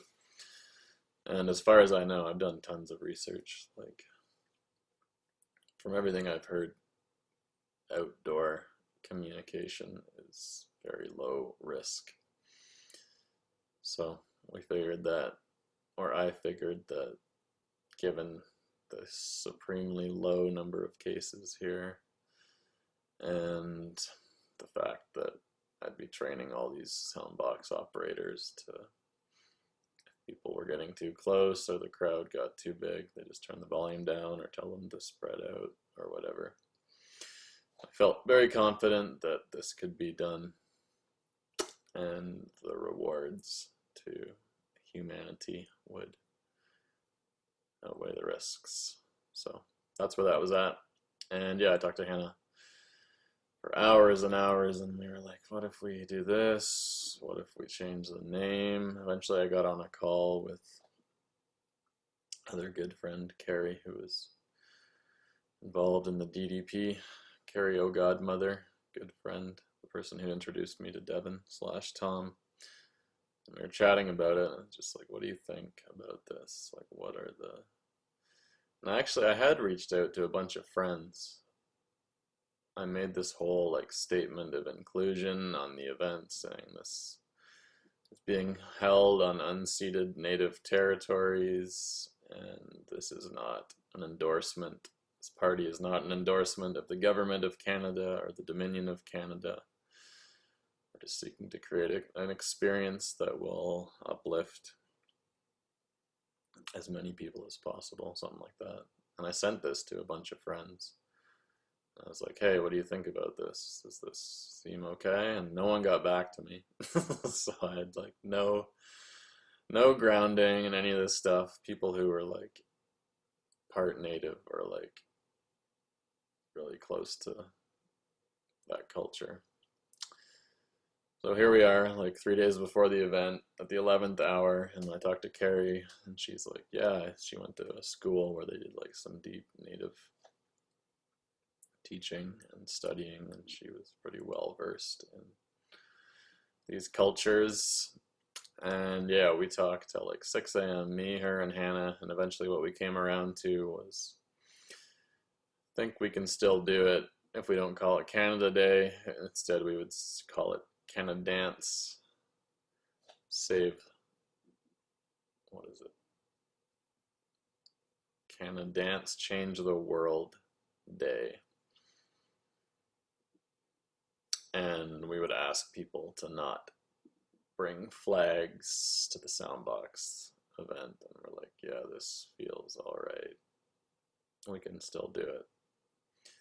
And this is like 6 a.m., up all night, bouncing ideas around. And we were also talking about, man, is there a way to like incorporate native elders or ceremonies into this? And it's just like, this is last minute. Like, you don't just slam that in on this weird day. That's something that takes, and this isn't like me arguing with them, that's the conversation. So that's not gonna work. So we had our idea, went to bed at like 7 a.m. I updated all the pages and everything. And woke up the next day and I was feeling really anxiety and like messed up and not good. So I did my breath work. We should probably talk about breath work. It's been amazing. Conscious connected breathing. Started by Robin Clements Breathwave, and he taught a bunch of people, including Edward Dangerfield, who I took some courses with recently. I just don't feel like going deep. I'm tired.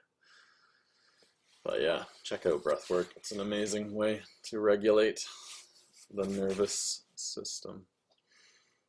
So I did a bunch of breathing for like an hour and then really thought about doing this. And I asked for guidance. I guess you could call this praying. I was like, I gotta make this decision. Like, please let me know. And I was like, is a voice gonna come and tell me something here? So I had heard a voice once before when I was like 11 or 12. I was walking through this field and this voice just kind of came down. It wasn't like in my ears, it was just like there. And it said, you are going to change the world. And I was this weird kid, so I was just like, okay, and just kept walking. So I was thinking maybe something like that might happen again, this momentous occasion, and nothing did, but I started crying, and just had this feeling, and I don't know, just had these visions of like all these Canada flags and this realization, like, whatever happened there, it was made very clear to me that, like, I couldn't do this thing. And there was no hesitation on that. It was just like, no. Doesn't matter how far along this is, or how much time you've put in, or how many press releases you've sent. It's just like, or how many people are going to be disappointed. It's like, this is not the wrong move, the right move to make for a long-term ultimate inclusivity vision. So I got up and just started calling everyone and letting them know, and figuring out, yeah, we'll shift to Saturday and won't be on this day anymore. So that is how that decision took place. And just looking at my notes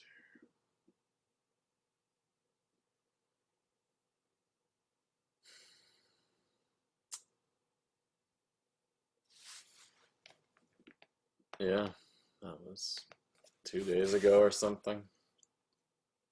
And I've just been going nonstop, rewriting all the text, changing everything, and reshooting the promo videos. But this is good. Like, there's a little bit of, I don't know if you'd call it frustration, but some, here we go again. So, I mean, the only thing I'm doing here is trying to maintain the integrity of this thing and the integrity of myself. I mean, we're one and the same. The DDP is me. This whole vision is me.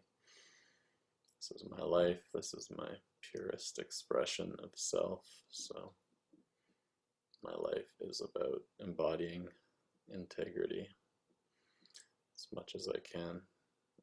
Not a perfect person. There's still some ego in here, I'm sure.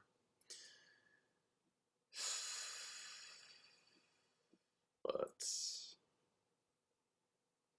yeah, there are no shortcuts to integrity. Maybe that's a dumb statement. Anyway, that's what was going on. It's 4 a.m. now, so bear with me. So yeah, I knew it was the right decision. I wasn't hesitating. I was hoping people would be really annoyed and pissed off and wouldn't want to keep working with me, but whatever, as long as you're sticking to your guns. So I made all these posts and I said, yeah, the DDP. I mean, you can't throw a party on Canada Day and expect it not to be covered in Canada flags, which represent really horrible things to a lot of people. And it says right on the waiting room chat for the DDP, it says,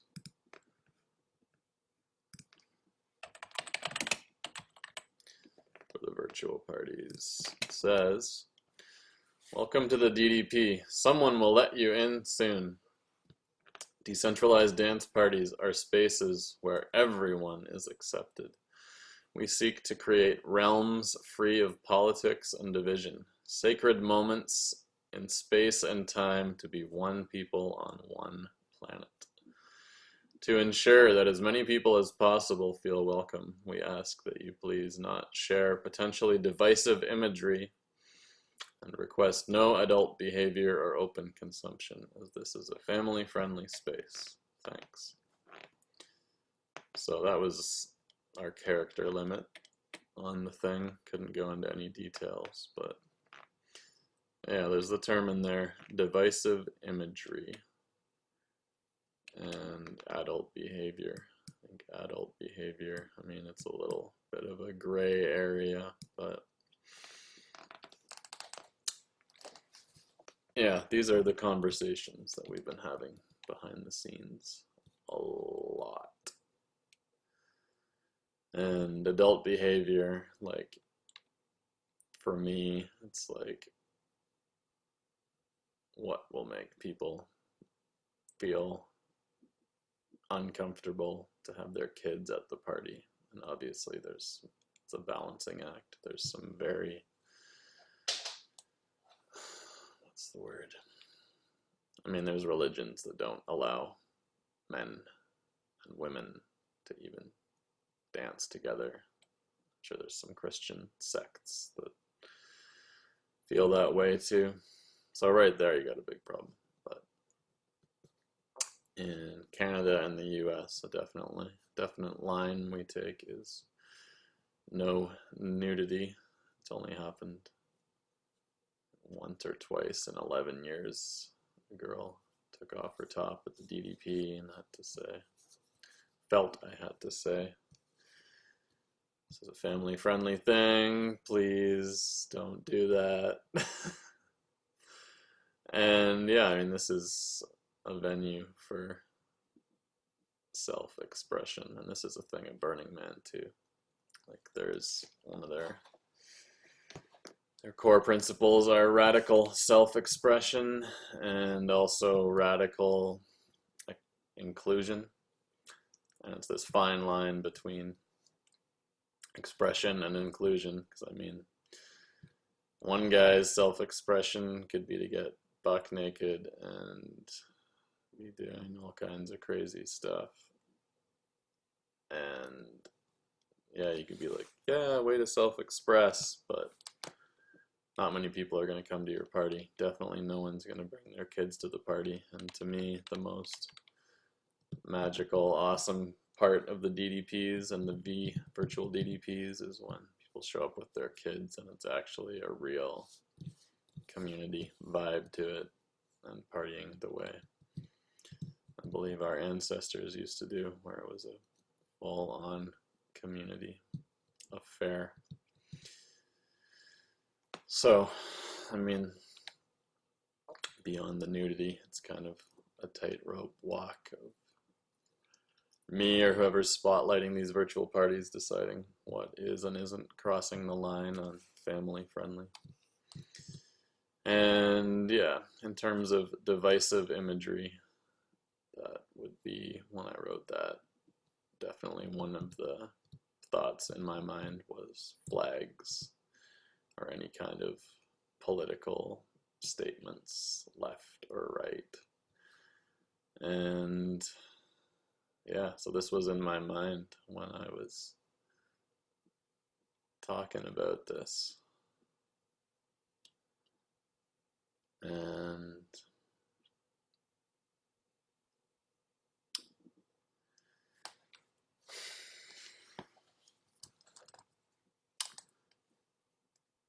yeah, I'm getting a feeling too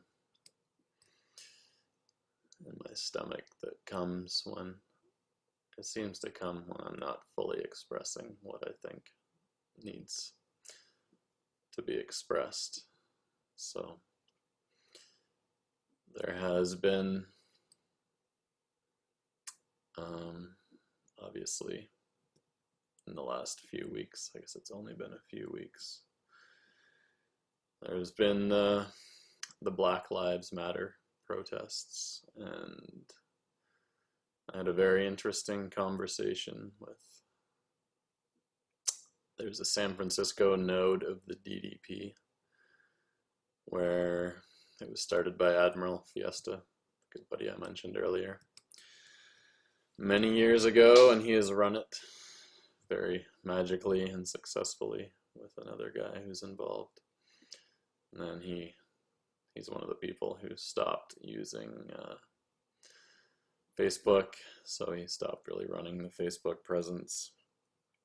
And this other guy has been operating it since. And I was posting the virtual parties in there for weeks, and then I was like, hey, do you mind giving me admin access so I can post? And he got very angry at me, and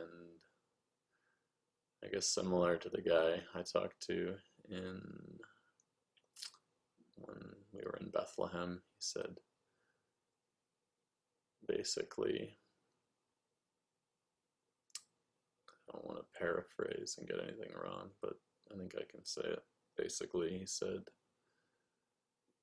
very angrily, it's not appropriate to be doing parties right now. There's real crazy, serious shit going on in the world. This is not appropriate. And I was like,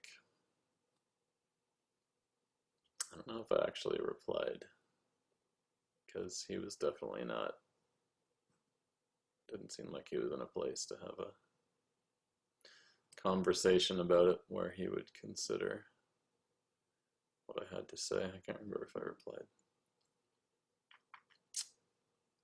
But I did talk to Admiral Fiesta about it and the possibility. I was like, I hope he's not going to start doing the DDP as a protest movement, because it's not about protesting the problems, it's about embodying the solution. And I wrote this philosophy very clearly in the DDP field manual 5 years ago and sent it to everyone that was involved in this conversation. And I don't know where the exact, it's around here somewhere. I feel like I should read the passage.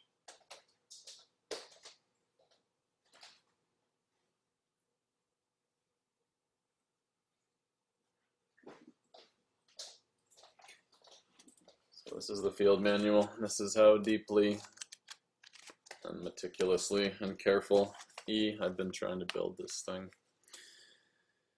for all these years. Well, I opened it to the perfect page.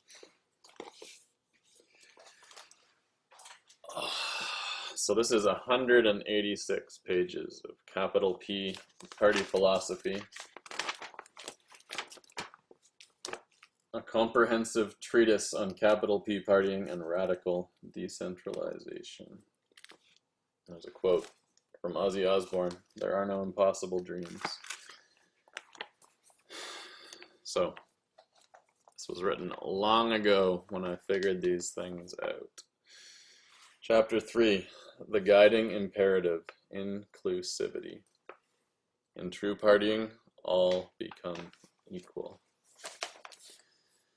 So, a culture of radical inclusivity. For several years now, we've been advertising the DDP as a family-friendly event. Having a bunch of kids and parents in the mix has actually been pretty radical and significantly boosted the magic, surreality, and hilarity of it all. An age-diverse crowd also inspires everyone to be a little more respectful and helps to put the police at ease. It's definitely something we highly encourage. And although family-unfriendly behavior at our parties is extremely rare, on a hot summer's eve in 2012, we did have a girl who ran around topless for most of the night, and things eventually did end up getting pretty out of hand. It was something that hadn't really occurred before, and we all thought it was funny, and as there were no kids present that night, we didn't take any steps to tone things down. So this actually happened twice. I wasn't lying earlier. I think it was the same girl showed up in Texas, and that was when I got on the mic and I was like, hey.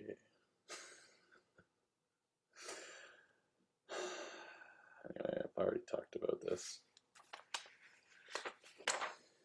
Here's a good line. While we aren't into passing judgment on anyone else's business, successfully creating the world's most inclusive party does mean discouraging gratuitous sexuality. Of course, gratuitous sexuality is a subjective territory that varies enormously from culture to culture, and is a topic that definitely warrants further analysis. So, do we want to get into all this right now?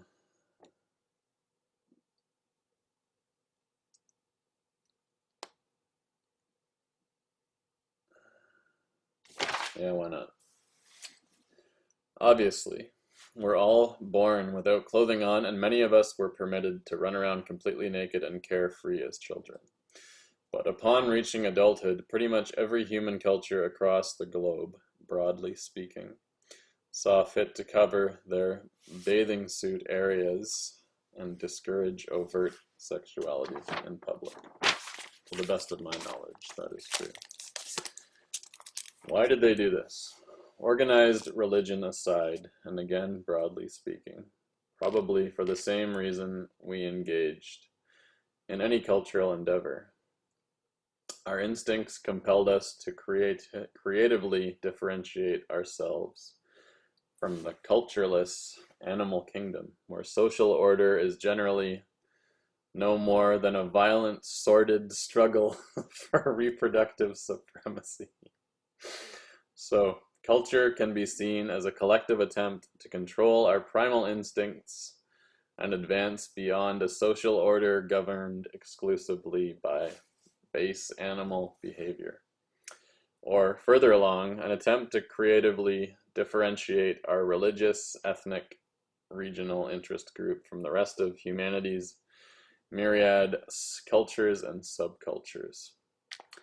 Of course, the thousands of wildly varying social arrangements scattered across the globe are often misunderstood and regarded as less evolved by many outsiders. Some cultures are cool with pornography industries and spring break bacchanalia. I don't know how you pronounce that, but I did write it. Others believe that all women should be veiled and most intersex interactions forcibly forbidden. Most seem to be convinced that the others are doing it wrong. Culture, all capitals cult, because you can't spell culture without cult, is an endlessly funny thing that only its adherents find sensible, generally. And we're in no position to pass judgment on anyone else's sensibilities, besides the judgment that they are funny. And so, in establishing DDP culture, we've had to strike a happy medium between prudery and prurience, one that will create an environment of crazy yet carefree innocence and indeed engender the world's most inclusive parties. Exclusive grown-up parties that cater to exclusively grown-up desires can be found everywhere. These are generally not exceptional or innovative or at all interesting, at least not for us. Creating a party that awakens the higher takes some real doing. And while it may not be cool or edgy, creating an experience that moves and unlocks kids and teenagers and parents and grandparents and inspires them all to comfortably connect on a fundamental human level is endlessly radical and rewarding, at least for us. And so, I gotta read this whole manual on video sometime, just get it done. And so, in Western society, the number of people who will be made uncomfortable if they or their children are confronted by overt displays of nudity or sexuality on the dance floor is significantly greater than the number of people who might be made uncomfortable if such behavior was politely discouraged. And the simplest barometer of culturally acceptable DDP behavior is probably, would you behave that way in front of your own children or parents or grandparents? So that's where we were at. I'm really enjoying this writing. I haven't revisited this in a while. So, Chapter 4, Drugs and Alcohol and Love and Identity, with a quote from Nietzsche, whatever. The struggle of maturity is to rediscover the seriousness of the child at play. This thing is full of the best quotes. But we're going to the political here now.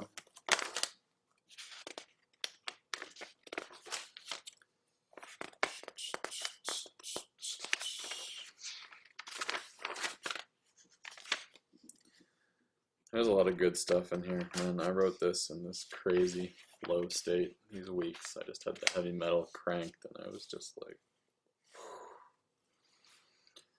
all these breakthroughs, such a high, such a great experience. So here's a quote that seems appropriate.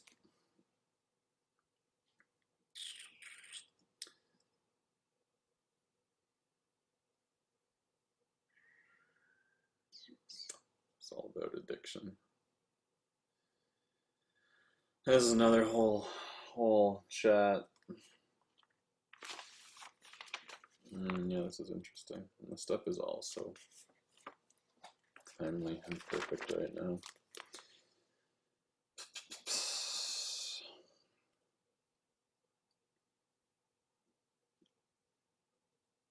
Don't know where to start. Maybe it's time to just read.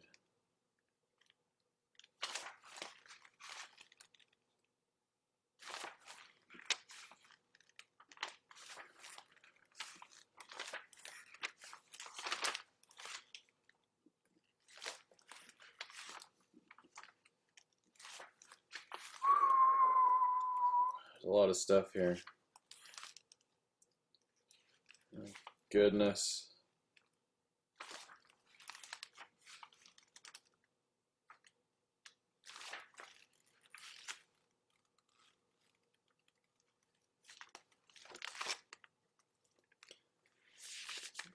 Pages of stuff. I got a headache. It's 4:30 a.m.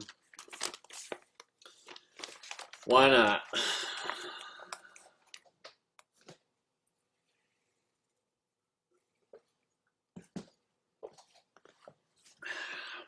And it is Canada Day for some people. So, what is addiction? Quote from Raoul Duke, the Venerable. He who makes a beast of himself gets rid of the pain of being a man. Pathological drug and alcohol use, aka drug addiction, can be defined as compulsive self-medication intended to counter feelings of severe anxiety and distress. The feelings of distress that compel this behavior frequently derive from unresolved mental traumas suffered early in life. These issues often require years of therapy and recovery to be successfully overcome, and self-medicating to temporarily escape them is not a solution. Nor is the vilification and/or incarceration of people who resort to this desperate approach. Addiction is a serious, progressive ailment that often evolves from mental compulsion into acute physiological dependence, wherein the person affected will experience severe physical symptoms if they attempt to get clean or go sober. But although the police captain's assertion that addiction should be treated as a medical issue is rooted firmly in logic and empirical evidence, in order to proactively address the addiction problem, it must be seen and treated as a cultural issue. So, there is a police captain's assertion somewhere here. Anyway, he basically says the drug issues in society shouldn't be treated as criminal issues. They're medical issues. And yeah, the following excerpt from Gary's 2008 Decentralized Community Manifesto provides an overview of what he believes to be the root of the modern addiction epidemic. It was inspired by his friend's struggles with drugs and alcohol, his time spent studying Vancouver's downtown east side, open source software, and a fascinating book on addiction by Dr. Gabor Mate called In the Realm of Hungry Ghosts. So I read that book about 12 years ago, changed my life, opened my eyes to what addiction was really all about, helped me to forgive people that had done not nice things to me who were also struggling with that stuff, and just realizing that they're a lot of people are just out of control, running unconscious programs, like destroying themselves, doing all this self-destructive behavior that they don't want to be doing. And to have resentments based on that. And I mean, ultimately, this applies to anyone. Like, no one, unless you're born with some weird, like, psychotic brain injury and you're purely malevolent. I don't know if that even exists. Like, this has been a big learning for me in the last year, especially. Just no one is like out to get you. They are just running from their own pain and doing what they need to have their needs met. Needs that are deriving from insecurities and ego issues and childhood abuse and whatever. So when someone's treating you poorly or doing whatever, it's like very rarely about you. It's about their own projections and their own insecurities and their own deep problems, especially with addiction. Like, no one's wanting to be addicted. No one wants that. It's just this attempt to self-medicate, to escape this torment. And I'm glad, like, I have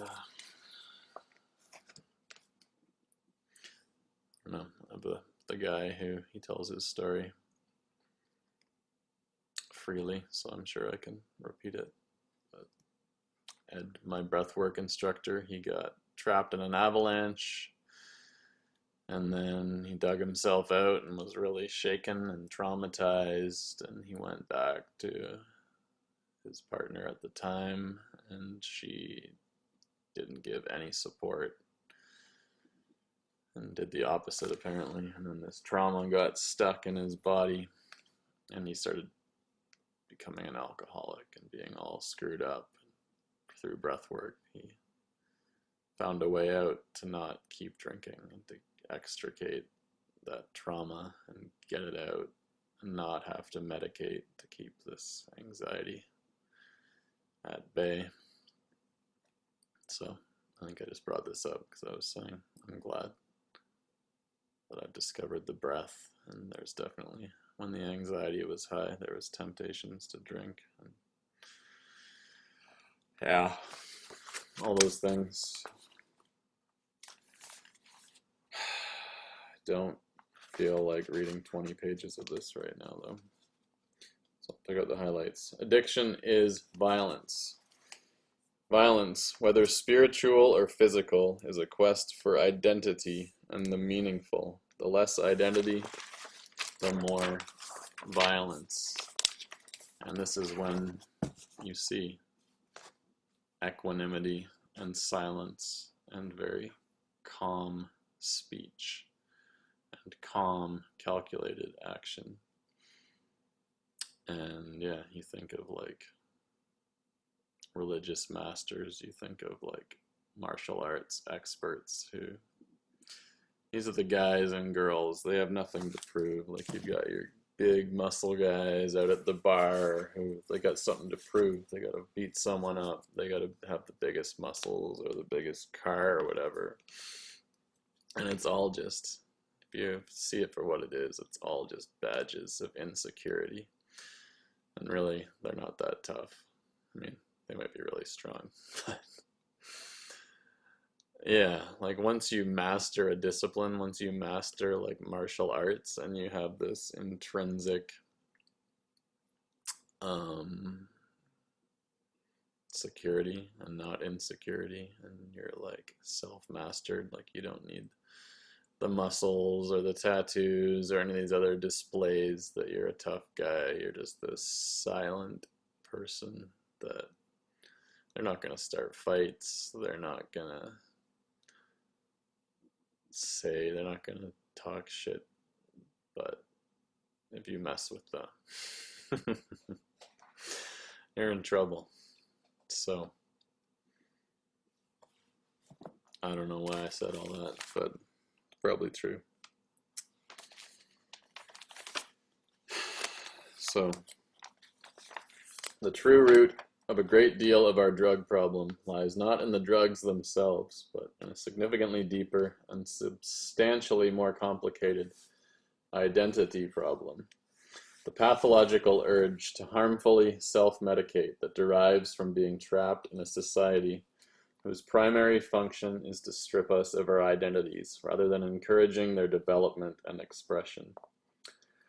And while violent crime rates in some regions have been decreasing in recent years, the pathological self-violence of addiction is a burgeoning global epidemic, advancing in lockstep with terminal consumer culture. So this is a term that I believe I made up or was deep in my subconscious from hearing it somewhere, but it's a really good one. So what is terminal consumer culture? There's a quote from Jiddu Krishnamurti, however you pronounce it. It is no measure of health to be properly adjusted to a profoundly sick society. Terminal consumer culture is a sophisticated system of mental subjugation, a societal order enforced and sustained by decades of advanced cognitive conditioning. It is a culture of fear-induced repression that, as Dr. Mate says, subjugates communal goals, time-honored tradition, and individual creativity to mass production and the accumulation of wealth. Its primary institutions are designed to stifle independent thought, identity, and action by conditioning for inhibition, obedience, and insecurity in order to maintain the status quo. Classrooms, televisions, billboards, malls promoting insecurity. However, as stated above, repression always breeds rebellion, and forcefully controlling nature's divine programming is no easy task. The human spirit can't be crushed without a fight. Accordingly, the dehumanization process begins at a very early age and extends for decades in what many regard as our most cherished cultural institutions. So, then it goes into a brief history of centralized educational institutions, with a quote from Marshall McLuhan at the top. School is the advertising agency which makes you believe you need the society as it is. There's so many words here.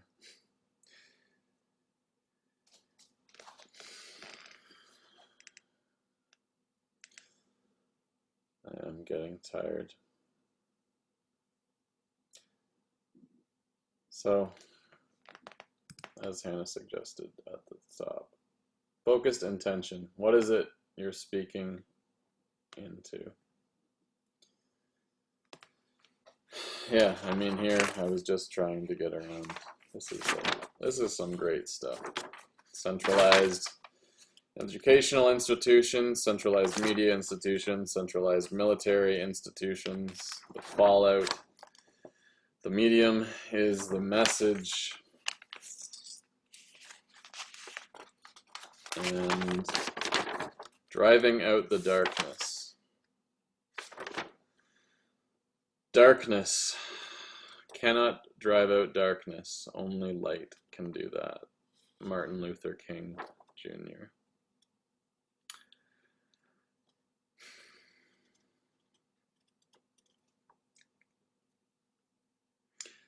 So, who can we rely upon to fearlessly challenge the great control mechanism, which I believe is all these centralized institutions maintaining the status quo of terminal consumer culture that is reflected in the addiction epidemic and the depression epidemic and all these epidemics rooted in dissociation?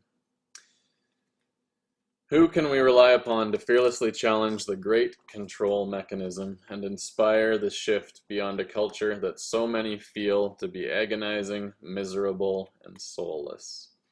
A culture that compels so many to inflict violence upon themselves and others, to view their existence as something to loathe and escape rather than delight in. Who can we rely upon? It's not our police. It's not our media. It's not our militaries. It's not our school teachers, and it's definitely not our governments. It's not any of the entrenched, centralized institutions or their component individuals who must maintain the status quo in order to preserve their relevance, income, and grip on power. All the revolutionary movements that have won the hearts and minds required to permanently evolve society have been led by fearlessly independent thought leaders. The iconoclastic artists and philosophers and entrepreneurs, the agents of the divine who sought the truth and truly believed and would stop at nothing and sacrifice everything to do what couldn't be done and push the human race forward. But while the open source thought leaders pictured above are all key participants in the greater decentralization gambit, the primary focus here is open source partying. So there was going to be photos of open source luminaries like Richard Stallman, Elon Musk, Marcin Jakubowski, and others. And so, how can the party revolution win the hearts and minds necessary to inspire the shift and lead the charge into a bold new era of enlightened societal revolution? And I had another little twinge here deep in my full honesty self-expression center. So there's more names on this list. And I wrote this 5 years ago, or more, 6 years ago. Also Jimmy Wales, I think the founder of Wikipedia, Dorian Nakamoto, founder of Bitcoin, says in bold, any women that could be added. Riot Girls, question mark. There's another guy on this list. His name is Stefan Molyneux. And I saw today that my friend posted that his YouTube channel had been deleted. And he is being branded as someone who is a white supremacist in the media. And there were some other definitely confirmed white supremacists who had their accounts deleted at the same time. Richard, what's his name? Some supremacist guy, and David Duke, like the leader of the Ku Klux Klan. But yeah, there's a couple. There's a quote from him in here. And lately I've been thinking, like, I don't like attaching names to quotes at all. Like my friend Osho is a guy who has a lot of amazing quotes. Like there's a bunch of his quotes in here. I saw someone, like on the Unify page, they shared an Osho quote, which was like so poignant and amazing. I don't remember what it was. One of his quotes, creativity is the greatest rebellion in existence.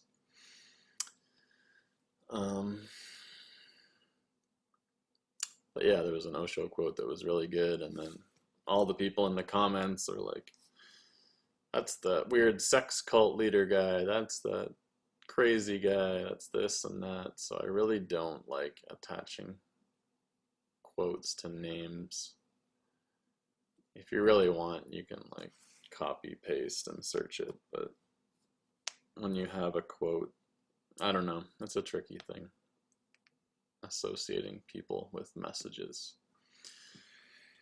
And yeah, this guy Stefan Molyneux, he describes himself as an anarchist philosopher from Canada, and he's had a YouTube channel going for like 13 years, and he's done a lot of amazing work on.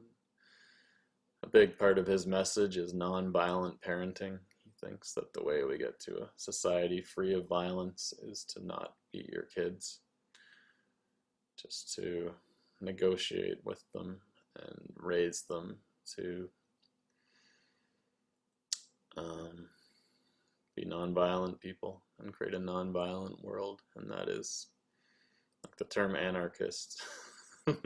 I don't use it because it's so loaded and messed up, and you've got anarcho-communists and anarcho-capitalists and just anarchist whatever that are dressed in black and smashing stuff. But yeah, he had a lot of stuff on nonviolent parenting, a lot of stuff on like core foundational philosophy, like all the Greek philosophers. I'm not really an expert on that stuff. And a lot of really interesting, insightful things about history, like paralleling the fall of Rome to modern parallels, and a lot of really amazing content. Like he was part of, I had this huge essential breakthrough in my philosophical thinking. Like initially, I have no political affiliation anymore. I just believe in decentralization. But I grew up in Canada. My political philosophy was that, yeah, a lot of people talk about it, but unless you're willing to do something, what's the point? So I think I was pretty apolitical and grew up in like the Clinton era 90s when everything was probably as chill as it's ever been. And then the Iraq war started. And I moved to Vancouver at that time, and I was living with a girl, and we were both watching like Jon Stewart every night. We were very deep into it. And I spent months and months making this. It was like the George Bush re-election, whatever year that was, 2002 campaign. And yeah, we were watching all these Vietnam documentaries and watching the news, and there was all these parallels, like all the parallels between the Iraq war and the Vietnam war, and like the Gulf of Tonkin incident where they weren't really attacked, but they said they were, and then all the stuff the States was saying about this, how Saddam was like enriching uranium and doing all this stuff, and just this like lead up to war, and there were millions of people around the world protesting, and I was like getting very involved. And I spent months making this video saying that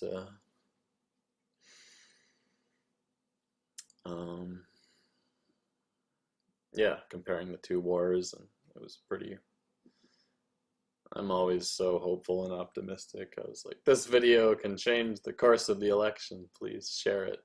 And it never got shared that much. It turned out really good. For like, I had no experience making anything like that. It was really pretty well done. And yeah, back then I saw the world in terms of conservative and liberal, basically, like this Western dichotomy. And I was like, yeah, we just got to make sure Bush doesn't get reelected. Like, if we can get John Kerry elected, that'll make the world better. And I was very new to politics, and that was pretty much, I was like 22 or 23, and I was this fired up young liberal sort of person, and we were going to protests, well, one protest against the Iraq war in downtown Vancouver. Yeah. And then I think my next shift was in 2007. For some reason I was watching the Republican debates, and there was a guy on there, his name was Ron Paul, and he was a libertarian who'd been in the political game for a long time, and I'd never heard of libertarianism. I didn't know what it was. Raised in Canada, it's not something that you ever hear about. And yeah, there was this old grandpa on stage with all these Republicans saying a lot of very hateful and divisive things, in my opinion. And he was talking about, we need to legalize all drugs. This is a medical issue, not a criminal issue. And I was like, who is this guy? What? Legalize all drugs? What's this? And I was intrigued, because I would never have thought of that at that point. I started watching all these Ron Paul videos, and he was like, a lot of what he was saying made a lot of sense. I was like, yeah, the root of these, there's so much in society where we're fighting the symptoms, and it's like, yeah, you got all these issues with police violence and like all this crime and all this stuff, but like the core of it and all this like gang violence, and it's like, if drugs were legalized, then there would be, in theory, and they've done tests like in Portugal, they've decriminalized and they've had great success a bunch of places. But yeah, then you don't have violent gangs controlling the supply and getting rich off it and making it this violent, horrible atmosphere, and people are getting tainted drugs, and you've got all these people having to like prostitute themselves and like sell their souls to buy these overpriced like tainted substances that are just killing them. And I was like, yeah, like this is the only thing that makes sense. And I don't think I've even spoken publicly about this before. I've just been like, I've been so focused on like, I was always so worried about being able to get over the American border, or about being prevented from getting over the American border. And I was like, yeah, I can't be taking public stands on this sort of thing, because who knows when one border guard will see me saying something like this, even though I'm just saying what's already being said by a presidential candidate, and they'll be like, you're a drug user, we're not letting you in. But I've actually been banned from the States now. I'm just trying to go to Puerto Rico to throw a hurricane relief non-profit fundraiser party where we wouldn't be taking any job from any American. We'd just be going there, spending money, uplifting the economy, uplifting everyone. And it's a long story. Got interrogated for 9 hours, got screamed in my face, got told I was a liar, and then eventually they said, you were trying to work illegally and you lied about your intentions for coming in. I said, I believe the words I said was, I'm going to a conference. So I didn't fully explain all the details of what I was doing, and I mean, I wasn't, in my opinion, working. They said, what's your definition of working? And I think I said, exchanging time for money. I said something, I don't know. This was 2.5 years ago. So yeah, got banned for 5 years, 2.5 years in. I applied once. It cost $2,000 just to try and get let back in, and they said no. Said something about how I haven't been away long enough to be rehabilitated, and I have nothing of value to offer the United States or something. Maybe in their opinion I don't. Although I'm sure some would disagree. But yeah, I guess it's time to start speaking my truth, and I've always been, it's been really hard. Like, I have a lot of thoughts and convictions that I would like to share that I think would be beneficial and uplifting to humanity. And as the leader of the DDP and being a part of this neutral,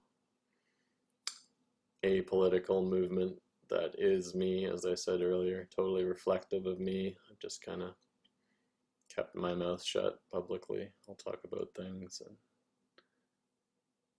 private conversations, express my opinions, but it's probably the first time I'm actually stepping up and saying these things, and I'll be Trying to choose my words very carefully,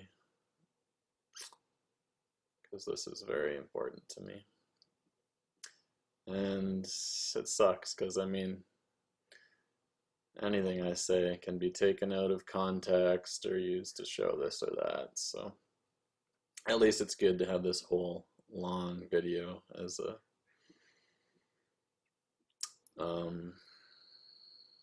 representation of my character, and you can see me crying at length about residential schools. If you can watch this and still think that I'm a bad person with bad intentions, then I just feel sorry for you. I feel like pity that you can't discern. I mean, maybe I'm wrong, but I'm a good person working really hard to make the world a better place. And that's been my mission for a long time. Just trying to figure out how the world works and how it can work better. Anyway, so I heard Ron Paul talking about legalizing drugs, and I was like, what is this? And then he talked a lot about how government intervention, the war on poverty, the war on drugs, the war on this or that, all these interventions had actually had, in a lot of cases, the opposite effect. And that a lot of times these forceful government interventions into society and trying to use government for social engineering really backfired. And the libertarian point of view is that the role of government should be to defend our freedoms, the smallest government possible, defending our freedoms, which are paramount, like freedom of speech, freedom of religion, freedom of expression. And within that, people will hopefully sort things out. And I'm not going to get into the left-right libertarian argument, but the reason I even brought this up was, for a while, I definitely was wearing, like, I was fired up on these ideas. And this is like a long time ago, before things were so polarized and so toxic in American and global politics. And I had Ron Paul shirts, and I was like, this is awesome. This guy is, he's got so many good ideas. And this is when I saw like the intersection between open source ideas and libertarian ideas. And I wrote this whole paper called the Decentralized Community Manifesto, and the idea was basically looking at Vancouver's downtown east side. There's a serious addiction, homelessness problem there, and it seems to be like intractable. And I was looking at it and I was like, what is going on here? What is at the root of this? How do we solve it? And like Gabor Mate and Ron Paul, the legalization stuff. Just thinking, and I had this idea where instead of governments trying to resolve this issue where you have these multiple layers of dissociation between the people that need help and the people that are trying to help, it would be direct person to person trying to figure it out. So the idea was basically, if you saw someone who looked like they might be homeless, you could offer to buy them a meal. And while you're sharing that meal, ask if they'd be interested in discussing their situation and potential solutions, and then you'd have a list of questions that you could ask them. And you'd use that to create this open source website platform where you could aggregate this information. And the most powerful part of this was just having this community interaction, having person to person interacting, instead of the norm is just like you walk by a homeless person on the street and you're like, what am I supposed to do? This is a messed up person. This is like a big, not to brand all homeless people as messed up, but you're like, what can I do? Like, this is the government's job, or if they get really out of hand, it's the police's job. It's not a community issue. Like, community is just destroyed, and I think, and it goes deep, but yeah, I think rebuilding community, this decentralized community concept where you'd sit together, you'd eat together, you'd exchange information, you'd discuss ideas, and then you'd have this open online platform where we could get together and really analyze the data and really try and build outside of the system, voluntarily build with our own money and time, with people who really care, solutions to these problems. And yeah, so my philosophy kept going, and it was some sort of open source libertarian hybrid thing. This was the best I'd heard at that point in time that made the most sense to me in terms of workability and integrity. And I know libertarian is a trigger word for a lot of people, and I don't use it anymore, and I don't identify it as it, and I haven't for 9 years. But yeah, so that's what I was rolling with for a while. And then this guy, Stefan Molyneux, I somehow discovered him on YouTube as well. And he was this weird Canadian anarchist philosopher guy with a British accent, and he was saying a lot of really interesting stuff also that I'd never heard before. I was fixated on this idea of like, how can we create a fully decentralized world? It's still like you've got, even in this libertarian model, it always comes back to, you got some amount of government because you have to have this legal system for resolving disputes. And I guess, yeah, there was 2 videos from him. One of them was like, Ron Paul is not the answer or something. He was like, let's walk through this scenario. Say he gets elected and he's got all these reforms he wants to implement, and basically said like, yeah, he'll try to do this and that, and it'll just be a colossal failure. Like, even though the president has a lot of power, but still you can't like overcome these entrenched systems. And he laid it out. He's a really good, compelling speaker and really good at building arguments, and he'll just talk for like 3 hours straight. Like, I'm sure it's not for most people, but for me, like, long form podcasts and information, that's like totally my wheelhouse. So yeah, he laid out this argument, and he's like, anarchism is the only possible and fundamentally ethically tenable solution to, if you're trying to create a philosophically sound political system. And then the other video that was a big breakthrough for me, he talked about this concept of DROs, dispute resolution organizations. And I had never heard this term, just like I'd never heard anything libertarian. So it's basically an idea where, I mean, it's not that complicated, but instead of having a government centralized legal system, you have a dispute resolution organization where you can appoint people within the community to adjudicate when there are disputes.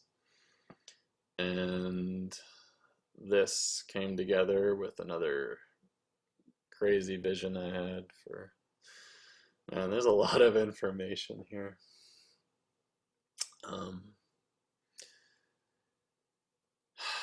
This is like another 30-page thing I wrote. How to build a fully decentralized, one concept for how to build a fully decentralized world where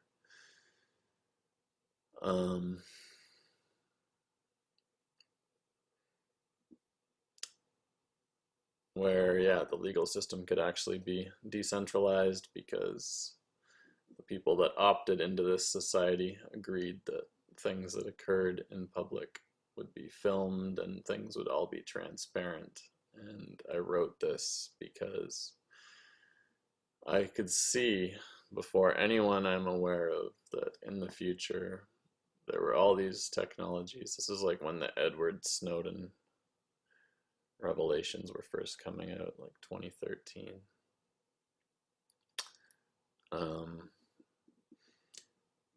And yeah, I saw all these things converging, like facial recognition. The whole reason I figured this out was my friend showed me a reverse image lookup tool on the internet. So instead of searching for flowers and getting a bunch of pictures of flowers, you plug in a picture of these flowers and then it'll reverse search and it'll show you everywhere on the internet that that image exists. So that got my brain turning. This is something my brain, I will say, is very good at. I'm able to see a small thing and see how it fits into everything else and extrapolate it. So from this one data point, I was like, this could also be used with facial recognition technology. So with a photo of you, they could do a reverse image search of every photo or video of you that's recognizable across the entire internet. And there's a huge financial incentive here for, I mean, there's a huge incentive for governments to do it, to create dossiers on their citizens, which is what the Snowden stuff was showing, but also for private companies to compile as much photo and video and information about anyone as possible. So some private company, I'm realizing all this stuff, like click, click, click. Some private company anywhere in the world could develop an app. I mean, there are apps that exist where you just click someone's face and it tells you who they are, it tells you their social media, but on the dark web, you can tie together all this information. Like you can, all the breached medical databases, criminal, like you can make all these dossiers on anyone with all their information, and then you can have these and you can offer it. And there's a lot of people out there, like on your first date or watching your daughter or son on their first date, job interview, anyone you meet, if you could just click a button or just take their Facebook profile picture and do this reverse search and pay $10 or whatever, and they'll share with you their medical, criminal, like their entire history.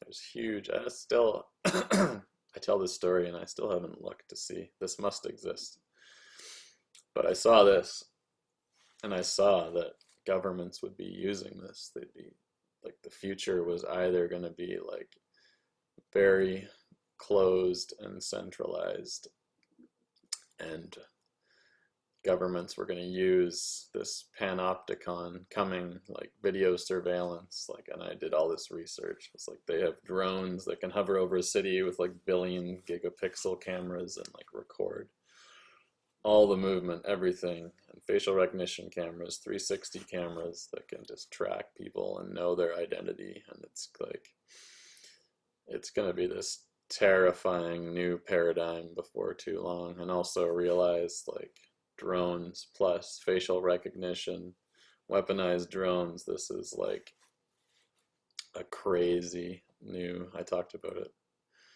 earlier when I was in Bethlehem. I was mentioning all this to these guys. I was like, the future is going to be a very interesting place.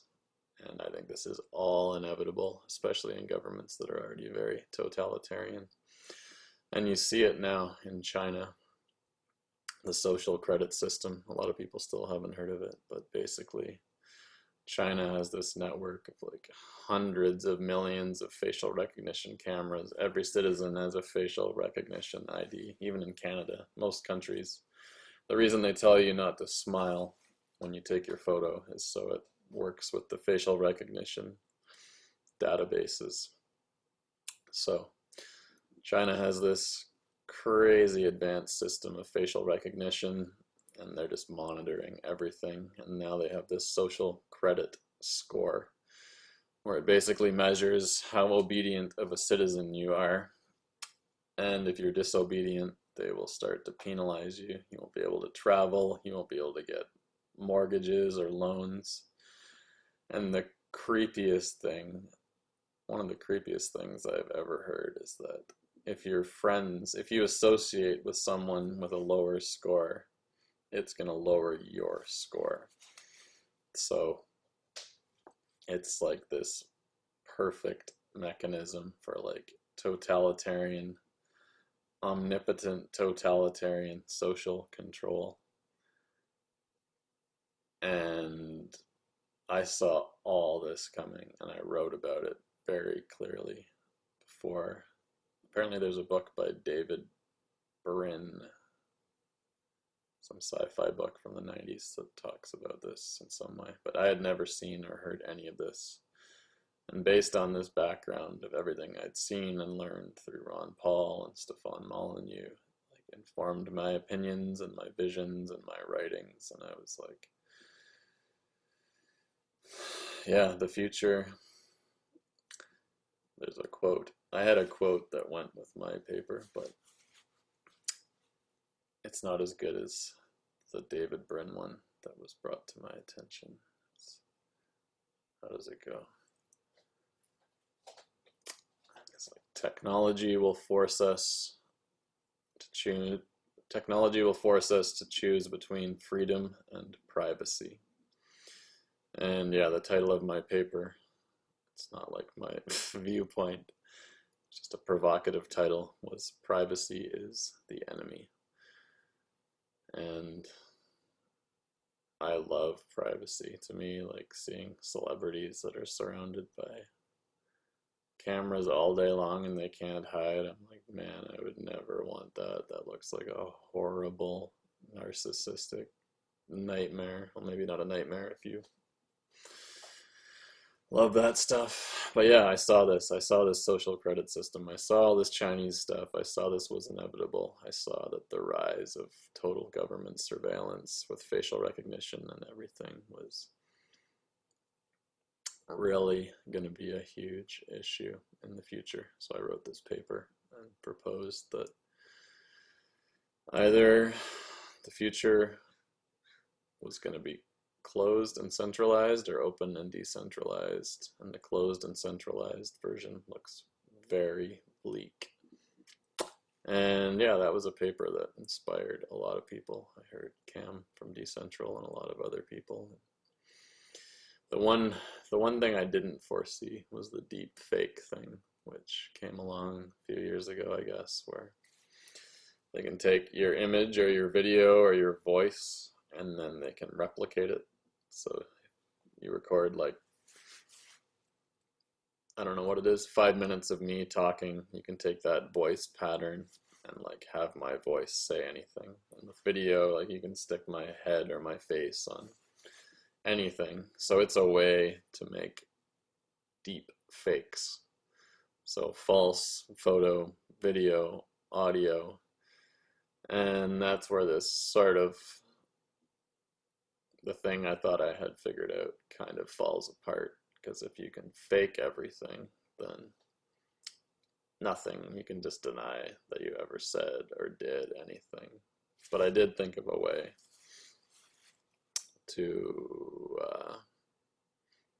work around that, and that would be if you had a constant live geolocation live stream of your location, and you're constantly filming and time stamping and date stamping and uploading this to this like blockchain, what's the word, indelible blockchain database. You could constantly be demonstrating and proving where you were and what you were doing, and no one could ever falsely accuse you and blah blah blah. But the thing I'm remembering now is that I was on another crazy adventure, and I ended up with this shaman in the rice fields of rural Indonesia with my sister, who was living 20 minutes away from this magical woman I went to go see.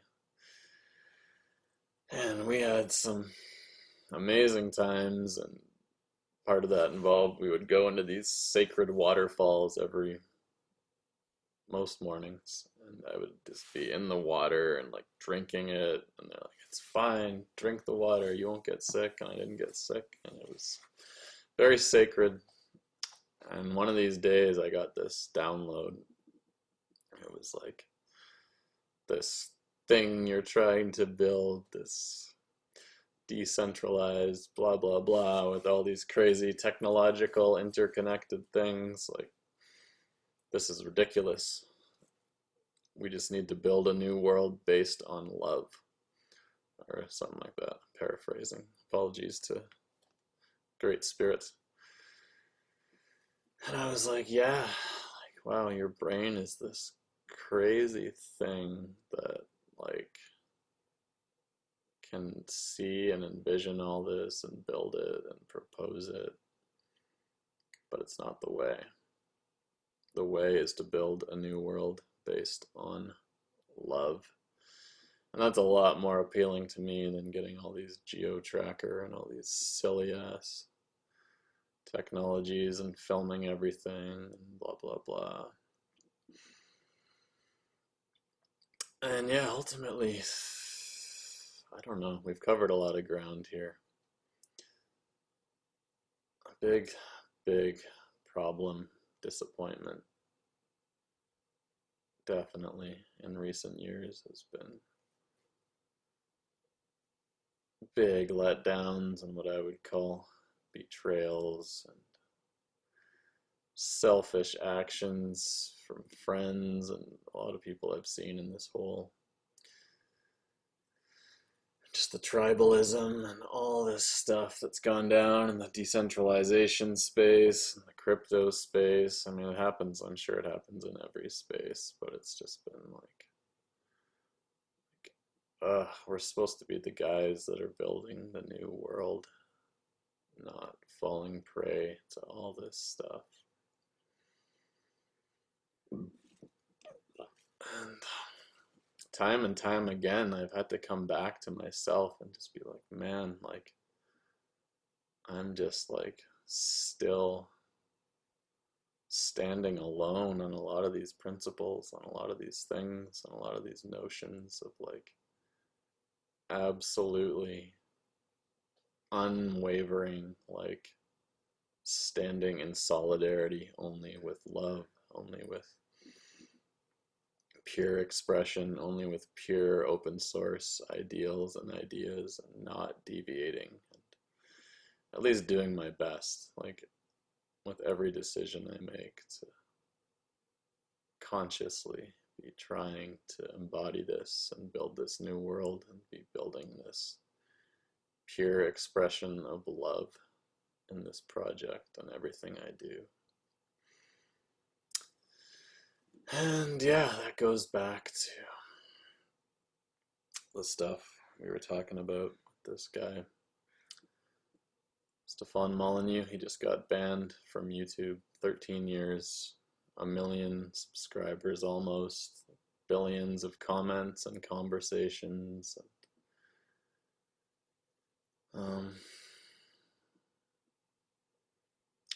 Yeah, him and a bunch of other people have been banned, and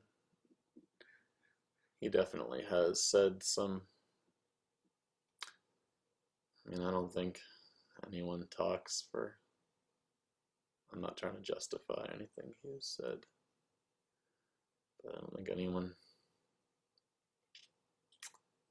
I need to choose my words very carefully. Ultimately, yeah, he said some contentious things about race and IQ. I think that was the main reason he got kicked off. And that goes against, I guess, YouTube's community standards. But to just like fully delete someone and all this material, like he had so many good things on peaceful parenting and on just philosophy and history and culture, like so much valuable stuff that taught a lot of people a lot of good. And to have that just deleted, ripped away, like this is like book burning 2020.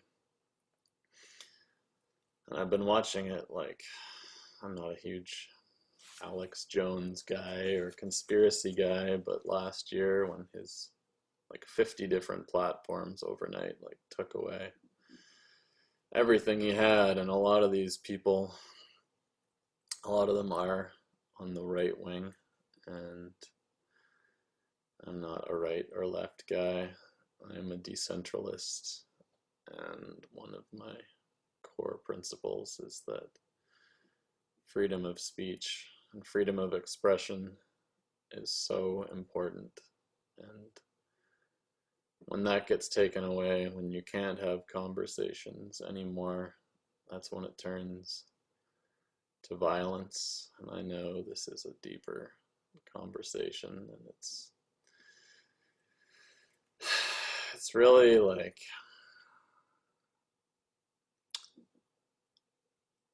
the word is, I don't feel scared right now, but I mean, in speaking your truth, you should never be scared, but I've been concerned to even, nowadays you even mention these names and you'll be branded by a lot of people as something or another. Yeah. It's a really tricky time to be saying that, yeah, I think everyone should have a voice, and I think it's a scary precedent when all these people are just being arbitrarily, in a lot of cases, just silenced. And yeah, I stand only for love and understanding. And yeah, I'm thinking now of Noam Chomsky in the documentary. What's it called? It was created by my friend. Can't remember his name right now either. It's 5:30 a.m. and I'm tired.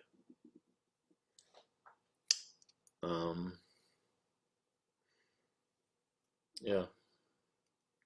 Since we're discussing people on the right, Noam Chomsky is a dude on the left, or perhaps an anarchist. And yeah, he's a guy who was all about freedom of speech. And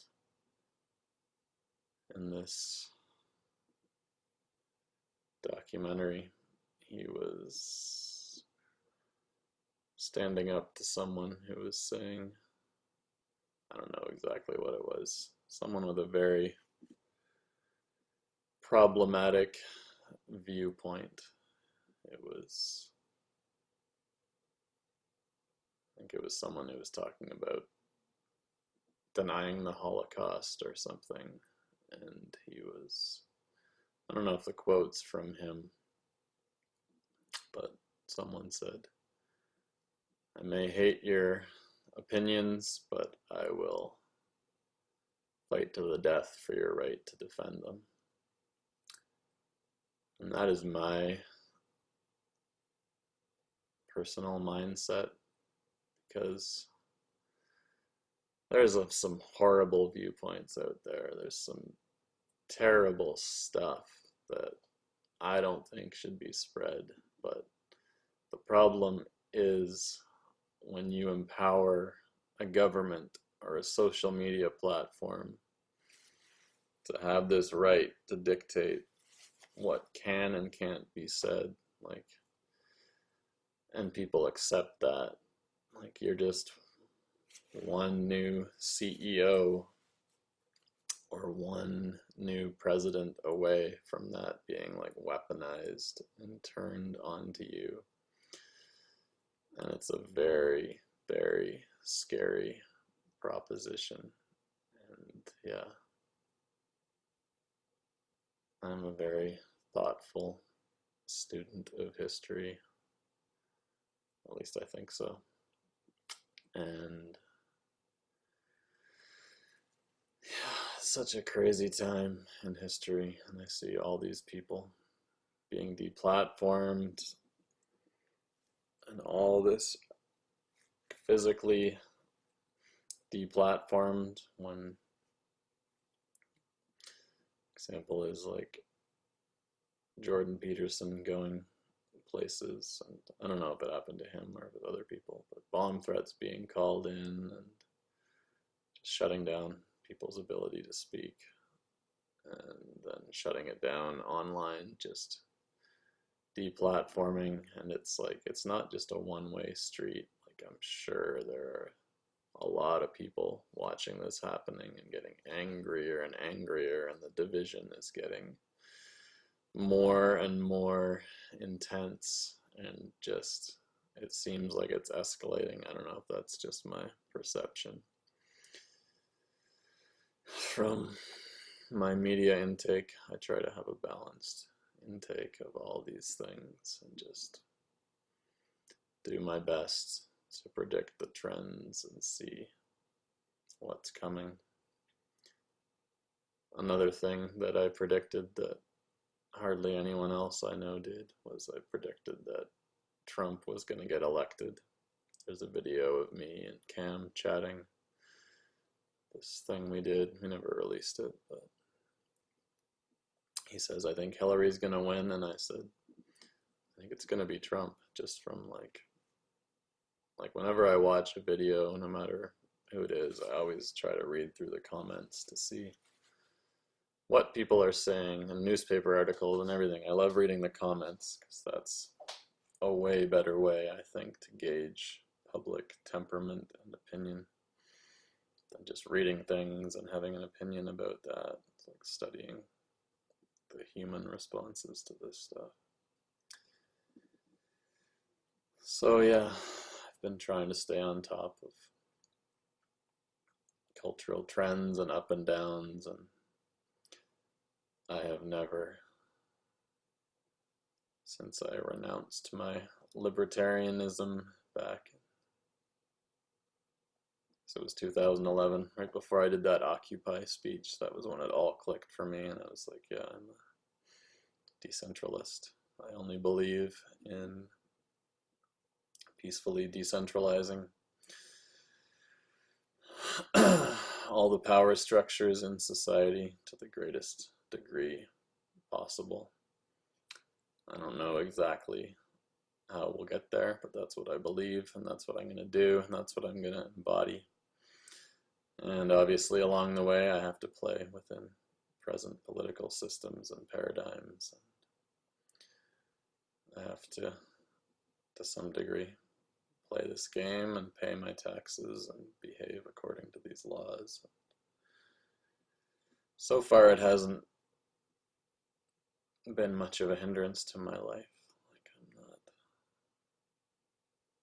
Canada is a good place, but the thing that really has me worried about the future more than anything, I shouldn't say worried, from someone who believes that death doesn't exist, and just fully living your truth and your purpose means you're winning all day long, and that is everything. But it's definitely disconcerting for someone who is trying to build a new world based on love, to see this silencing of speech and to see the tensions getting higher and higher in the streets, and the possibility of public expression being diminished. And I think that's part of the reason why it was so surprising to so many people that Trump got elected. They're like, what? How? Like, I don't know any Trump supporters. And it's like, yeah, I mean, there's a lot of them. I am not a supporter of Trump or any other politician, for the record. There's a lot of people out there who have just gone silent, and they don't express their opinion is not really seen in public, and it's not expressed on social media because they will be attacked as soon as they start speaking up. So, I mean, it's friggin' impossible to guess what is gonna happen in this upside down pandemic bizarro world, like biblical everything happening, craziest year ever. But I think if things don't change, you'll probably see Trump get reelected again in November. I mean, if things don't change, I mean, if there's no big weird black swan event that happens, like, my guess is that the protests and all the media attacks and everything else is not going to effectively harm his chances of getting reelected. Anyway, I don't want to go down that whole path, really. This is 5 hours in. And yeah.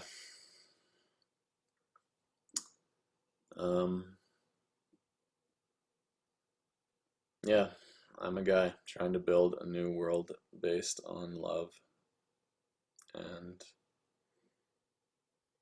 I think I've been doing it successfully within the DDP as a tiny little temporary microcosm. Really well for a long time. And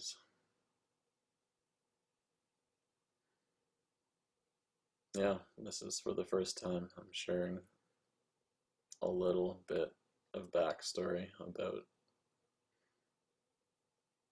me and how I got to where I am, and the essence of me and the essence of decisions I've made within the DDP, within my own life, and how I present myself.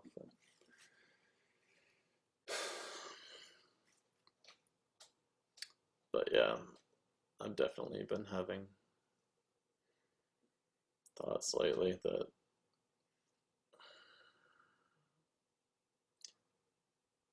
at some point I'm probably gonna have to be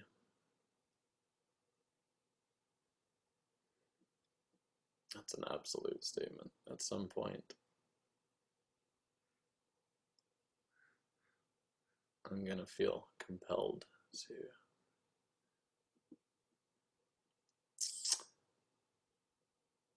just speak purely from the heart about other essential scaffolding for a new world based on love, and it's not going to be against anyone.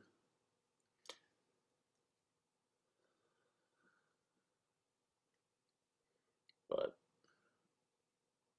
yeah, the visions are coming together in my head for I'm getting tired. Let me see if I can do this. So I'm about to release, I edited a 10-minute video about it, but basically so I heard Michael Pollan, an author, he had a good quote I heard that said, "The opposite of ego is spirituality." And Griff Green, I believe, co-founder of Camp Decentral, said that decentralization is the transition from egosystems to ecosystems. So by that logic, decentralization is the transition from ecosystems to spiritual systems. And at their purest core, an open source project should be the opposite of ego. Like Bitcoin is a good example. An anonymous creator created this amazing, like, game-changing, Nobel Prize worthy, like, biggest technological advance since agriculture, I believe. Created this thing and just anonymously released it open source and gave it to the world. And to anonymously give something like that to the world, that is the opposite of ego. That is the ultimate charity. That is, I believe, an act of love and an act of spiritual giving. Another really cool move that someone made a few years ago was Elon Musk just open sourced all or most of the Tesla patents. And he said, this technology is too important to keep it constrained, to keep it locked up. And he just released it, and he said, my shareholders would not allow me to do this, but I'm doing it. Because I guess he had enough shares or whatever. And that was a really amazing move and a beacon of hope for a lot of people. And yeah, we're just living in these systems, closed and centralized systems that are the opposite of spiritual. They are ego systems, they are hierarchical systems. And this decentralization, open source revolution, this is the transition from hierarchical, patriarchal, hyper masculine institutions and systems to a new feminine paradigm of horizontal systems and open communication and cooperation. I do believe best embodied by the Doge, which is a female, and to myself and many others, a divine avatar of representing all that the DDP represents: love and silliness and foolishness and charity and fun and giving and camaraderie and community. And the point of all this, I believe, was to say that, yeah, I want to start a movement called the Church of Decentralization, and it's based on the notion that decentralization and open source is spiritual, and spirituality at scale. And it's going to be a new community movement. I'm not sure exactly what the affiliation will be with DDP, but they both have the same core principles. And any other entity that will be affiliated will have the same core principles, and it's all about building a new open and decentralized world based on love, based on the dissolution of the ego, based on the dissolution of fear, and definitely based on not othering anyone else and not seeing, just not giving in to group identity and identity politics, and just, yeah, I guess I went there. So this opens up a whole can of worms, but this is the reason that I didn't do the Canada Day DDP. As clearly stated in the release. The DDP is a movement for the celebration of individual self-expression, not group identity. We seek only to create perfect moments in time where we can freely exist as one people on one planet. And that has been the philosophy and the magic at the core of the DDP. For many years, we've been avoiding any kind of divisive imagery, like I said, like it says in the waiting room. We don't want divisive imagery. We don't want religious iconography. We don't want political iconography. And we don't want national iconography, because those things to a lot of people represent persecution or hate for their group. And yeah, I think as soon as we get into these group identities, whether it's race or religion or political affiliation, things get so hard and so charged, and there's, at this point in history, there's just like no room for dialogue. And I just want to create a movement that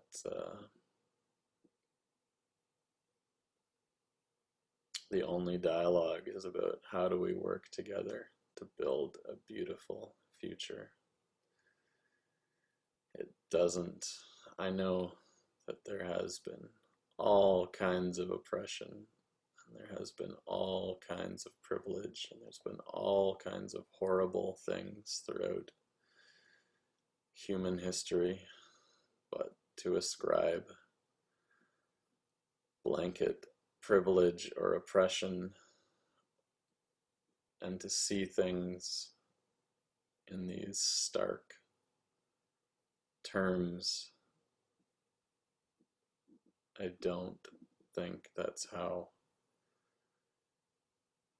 we build the new world that I want to see. And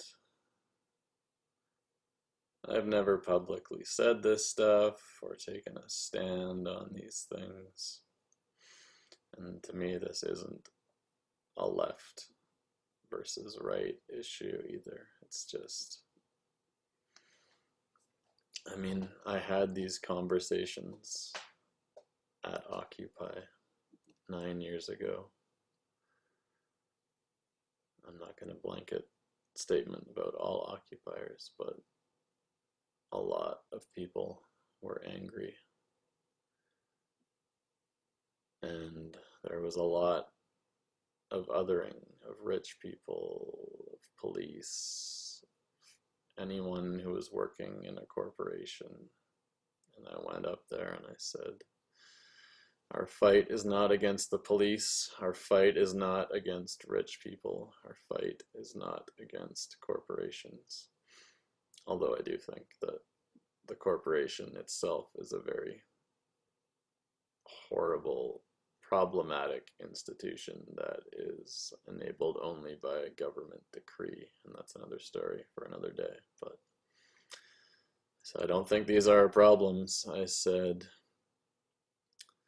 our fight is against the notion that we don't have the power to come together right now and build the world we want to live in. So, I mean, anything can lead to anything. The Chinese farmer proverb, it is possible that a protest or punching someone you disagree with or anything might lead to some positive outcome somewhere, or might be like the butterfly effect, weird freak incident that leads to peace on earth and goodwill and harmony between everyone. But it is my steadfast and unwavering opinion that I want to build a new world based on love and within a movement that is a celebration of individual self-expression, not group identity. So that's the case within the DDP, and that will be the case within this Church of Decentralization, which I believe I'll be developing over the next months. And yeah, it'll be a group of people dedicated to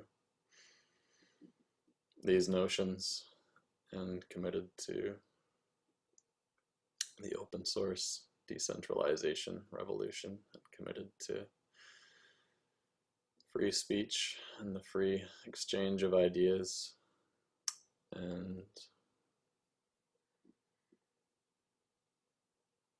yeah, all these things.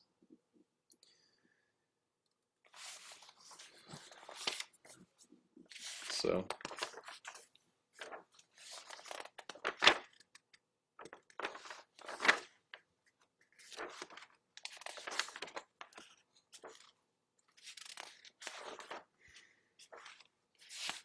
and there's a lot of writing here.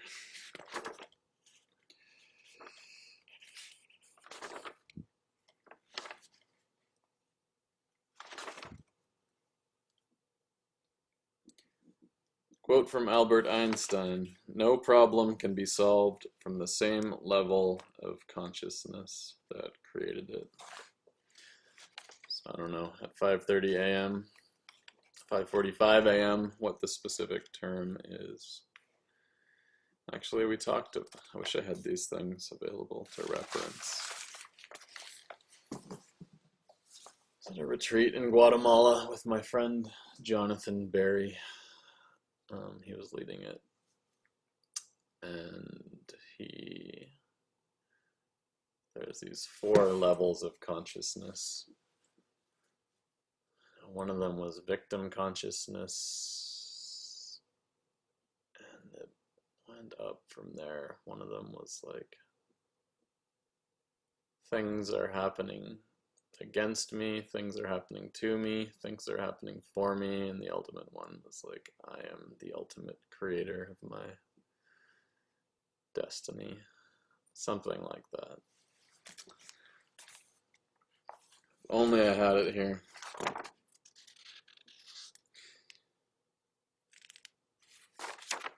Here's a good quote from my man Baden Moir, South Africa. The DDP addresses issues at their core: rejection of fear, bringing out positivity, expression, change, uniting a society, bonding on a personal and intimate level with fellow human beings. By making such an impact at a core level, the effects will scatter outwards further. By unlocking minds and trying new and different approaches, we may be rewarded with new and different outcomes. The DDP is revolutionary. It breaks molds. Therefore, the impact cannot be measured until one looks back on the books of history.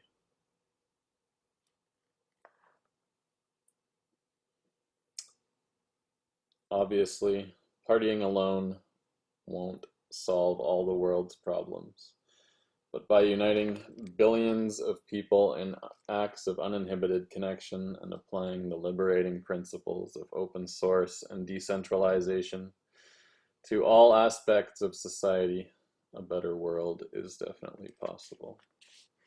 And then, I wasn't expecting it, but there's a quote from Stefan Molyneux, I think the only one in here. When we connect with each other, we free the world. And yeah, that's all I'm trying to build. That's all I'm trying to do. That's all I'm trying to say. And I really hope that my words and my words don't get twisted, and my intentions don't get perceived improperly. And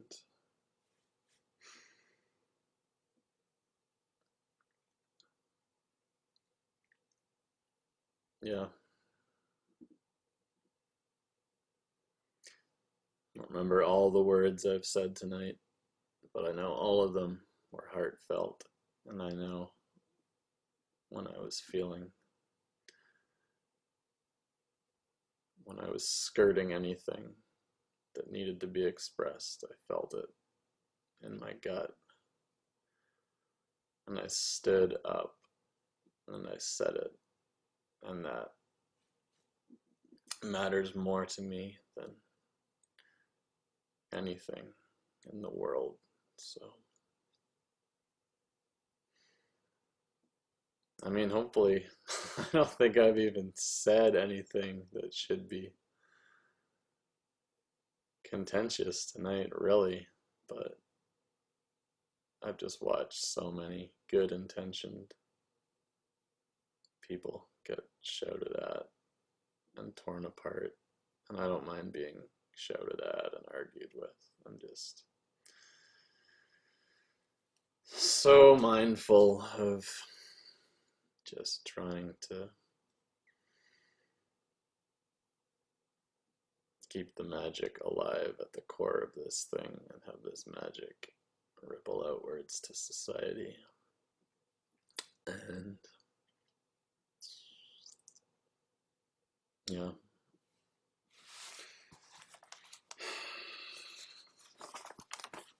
Trying to find this one quote. I don't know if it matters. I probably said everything that needs to be said. Okay, here it is.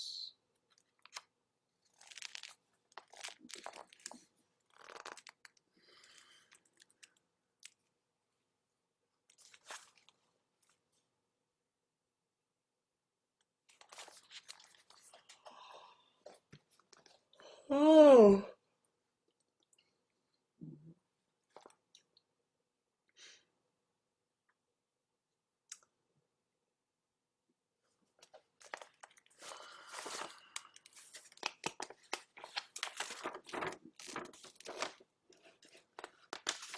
Only a reference.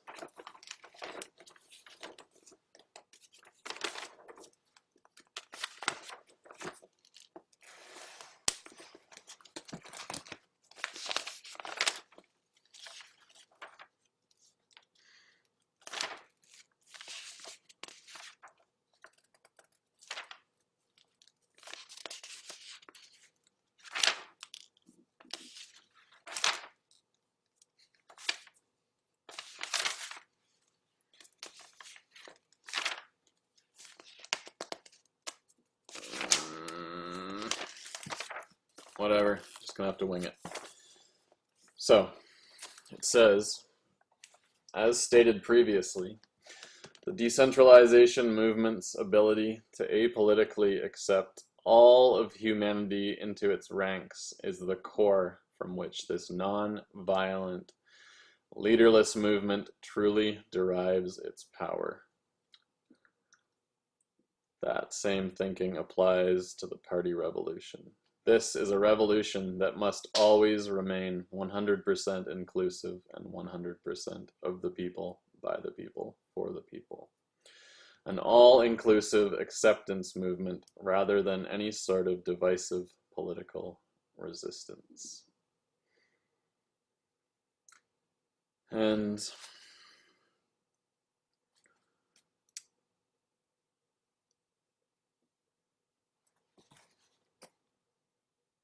yes. So there's multiple decentralization movements.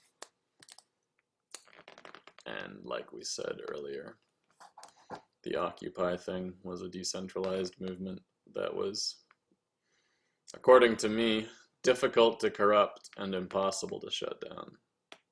But in my opinion, this, and I don't even know of movements that haven't gotten corrupted off the top of my head. I don't think mine has. and I don't think it ever will. And my goal is just to lay out this philosophy and say, hey, if you align with this stuff and you would like to embody this stuff, then come on over. There's going to be lots of good vibes and lots of good times.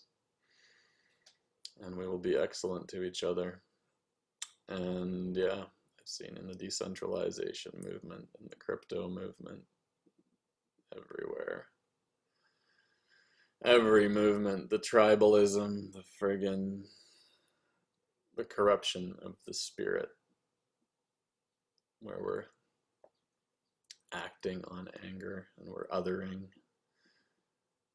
and it's just not good. That's not what we do. So I was gonna say I am opting out, but I've opted out a long time ago of any of those things, and I'm building a new thing, and it's gonna be pretty sweet. So I guess I'm gonna release this video and see what happens next. See if anyone watches me talk for 6 hours. Maybe it'll never be seen, and maybe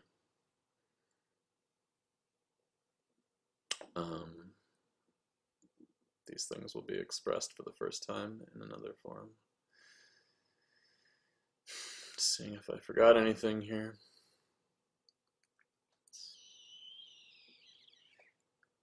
So for today, I had a rough plan. My unofficial son Jacques is still going ahead doing a Canada Day party, as he'd always planned to. And his mindset is that he loves this country and he's happy here, and it's a country worth celebrating. That's how he's doing things. My thought was that at 3 p.m. I would go to this, what's it called? Cancel Canada Day. I don't know if it's specifically a protest, but it's some kind of an event that happens at the art gallery. I was going to go there and check in and see what's being said. My initial thought was that I would go to that and then I'd go to Jacques' thing after, but you just saw me crying for all the children that were murdered and displaced. Not on Canada Day, but it was orchestrated by this government, so there's some deeper thinking to do there. I definitely don't support any governments or any group identities, and this is why. So, yeah, I believe I'll go to the 3 o'clock Cancel Canada Day event and get a little more educated on the history and the present situation. Discuss maybe how I can help within the constraints of my beliefs, as I outlined here. I've had this idea for a long time, actually, of it's hard to talk about it. It's a thing that's been more disturbing than anything I've ever been aware of, maybe, almost. There's this like child suicide epidemic in a lot of these native communities way up north. It's so bad. Like I can't even imagine like kids committing suicide, like hundreds or thousands. Yeah, I always thought with the DDP we wanted to go into war zones and places where there was a natural disaster and just try and uplift people. That's always been the dream. I've definitely been hindered by time and finances, things, but it was last year I had this idea that we would go up there to one of these or multiple communities. Let's try and have a party to uplift these communities. There's a way to do it respectfully.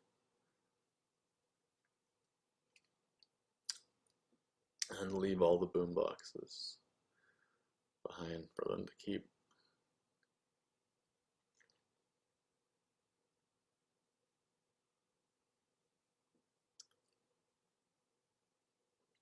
Hopefully that could be a stepping stone to something. And hopefully I could talk about open source stuff. This has always been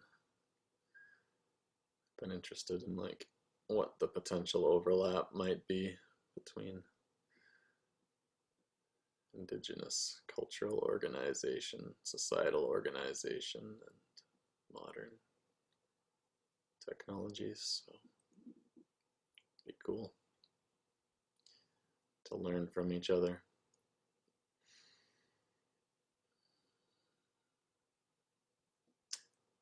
Yeah, I'd like to do those things. I'd like to get,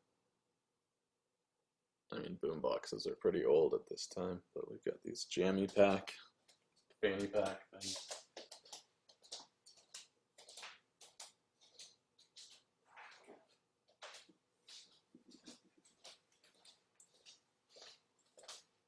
So it's a fanny pack that is also a Bluetooth speaker, and it's loud and it's awesome. It's like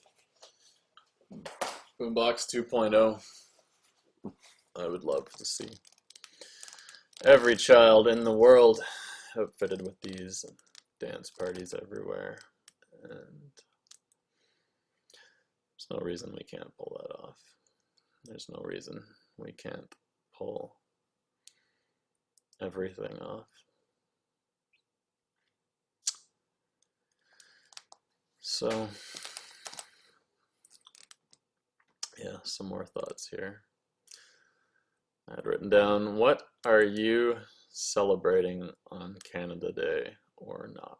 Question mark. There's lots to celebrate. There's lots to not celebrate. Really, we need to create a culture of celebration and social healing, where celebration is normalized, music is everywhere, and there's no excuse or explanation required. A future that will maximize freedom, creation, and loving connection. That's the DDP vision, the whole world becoming a dance floor. We really do need something to unite us, a common goal. This is what I've been trying to create for the past 11 years. There are no shortcuts, lots of deep thinking, listening, and conversation are required. And that brings us to where we are today. And I'm glad to be having this conversation. And what I mean by no shortcuts is canceling this Canada Day party that I put a lot of work into. And could have had a lot of positive outcomes, but this is all about the long game. This is about creating the most inclusive party and movement and world possible. And yeah.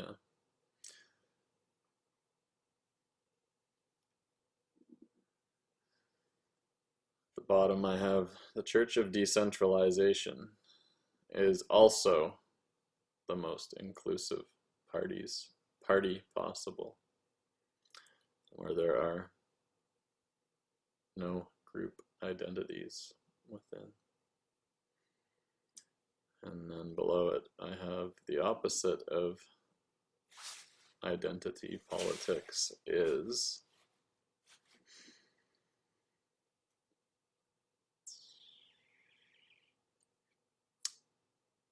So I didn't have an answer written, but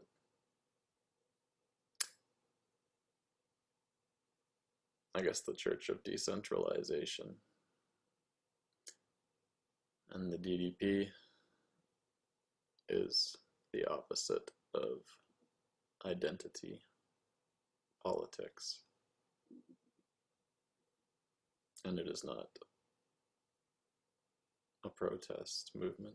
It's not anti anyone. It is an open arms acceptance movement. And it's not right or left, but I guess, yeah, this is me making this claim that the DDP and the Church of Decentralization is the opposite of identity politics. And I have a lot of friends who are, or at least are, appearing to be staunch supporters of the identity politics narrative. And I'm not sure what will be the outcome of me saying this stuff, but at some point I have to take a stand for love, so I guess this is it.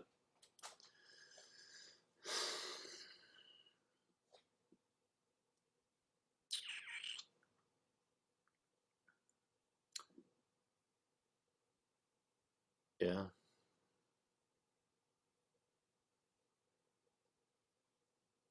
It's probably gonna be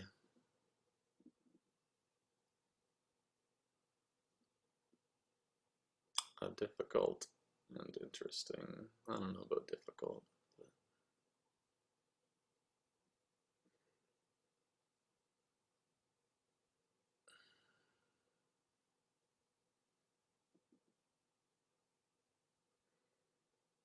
I don't know if I've even clearly articulated what this Church of Decentralization will be all about. I mean, I guess I have. It's just a bunch of people. It's just like a bunch of people who believe in open source philosophy and coming together to build the new world and not othering and not fighting the old world. There are a lot of people who will continue doing that, but I'm starting a thing where a bunch of us are just going to get together and do this new. I don't know if it's new. Hopefully there's other people out there doing this right now. I'm sure there's a bunch. And I'm sure this will resonate with a lot of the dear friends I've made who have watched me in action and been listening to what I say and believe in me and everything I stand for. So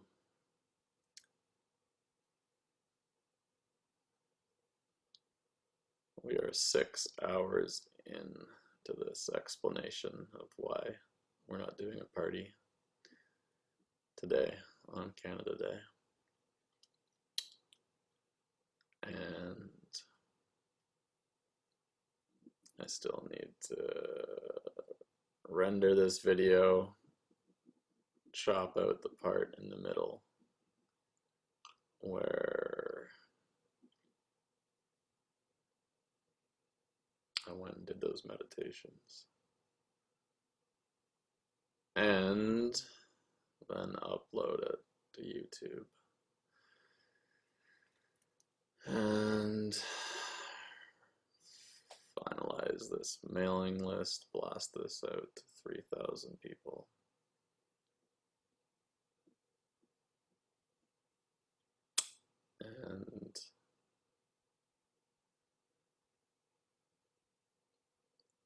going to be a late night, but worth it. And yeah, I mean, I have been thinking for a long time about everything I've said here, but I'm always open to the possibility that my philosophies and mindsets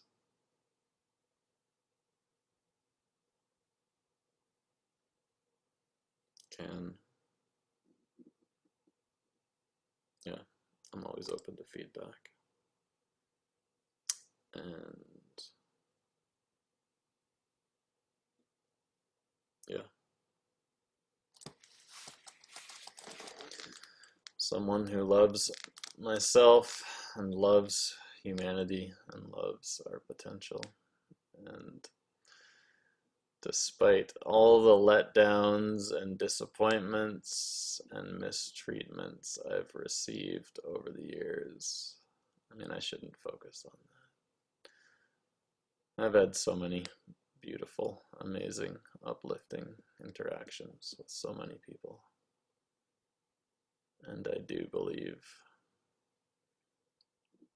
what all this comes down to and around to is that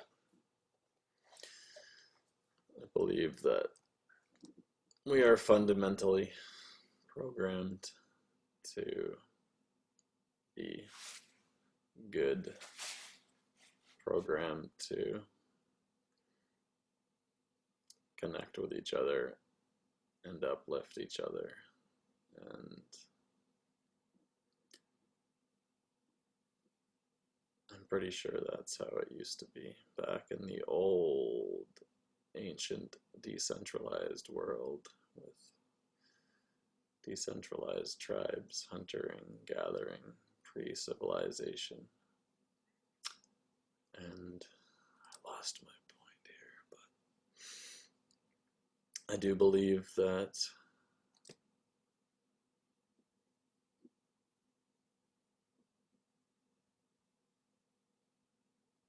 yeah, we are fundamentally programmed to connect. That's what it was. It's just these social operating systems that divide us and diminish us. And I will always be hopeful that we can find unity. That is my goal.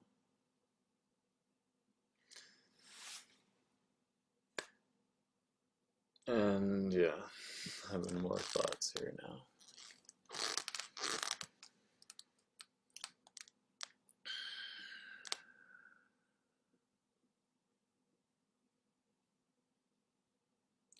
Definitely people and people within groups of people make mistakes and do horrible things. And the brain is really tired at this point.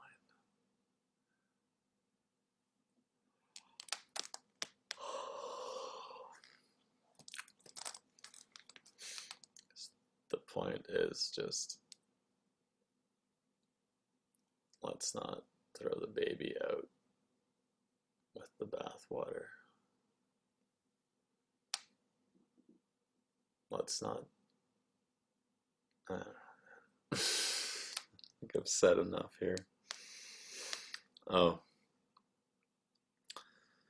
I do have a speech that I wrote for something.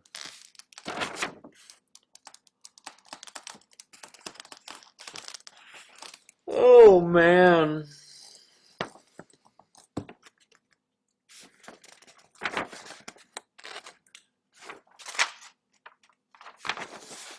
Getting pretty inspired thinking about rock and roll recently.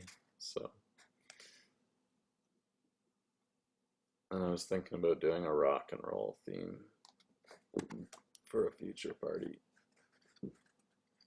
So, here we go. Maybe God designed the universe imperfectly so that we could discover rock and roll. Maybe all the craziness and struggles were worth it. Maybe our divine destiny is simply to unite the world in celebration. I pledge allegiance to no flag, no government, no religion, no identity other than love. In this love, I am omnipotent, and I can do no wrong. All actions based on love, based on passion, based on a divine understanding of self, are the only antidote to fear, are the only proven way to forever defend the cosmic order. This celebration stands as a beacon of hope, a sonic monolith that will stand in eternity as a turning point in history, a sacred fire of celebration that will burn in everlasting resonance to replenish our souls and forever banish any notions of separation. So let us throw up our arms in celebration and welcome all our brothers and sisters as we rise as one, united against the only opponent which has ever held sway over our souls. Fear has no home here, and only light can drive out the darkness. We either rise together or we die alone. Are you with me? Welcome home.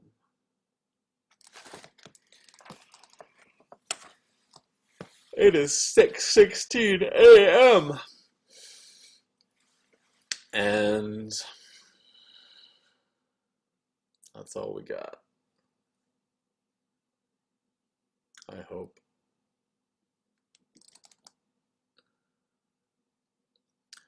Oh Lord, please don't let me be misunderstood.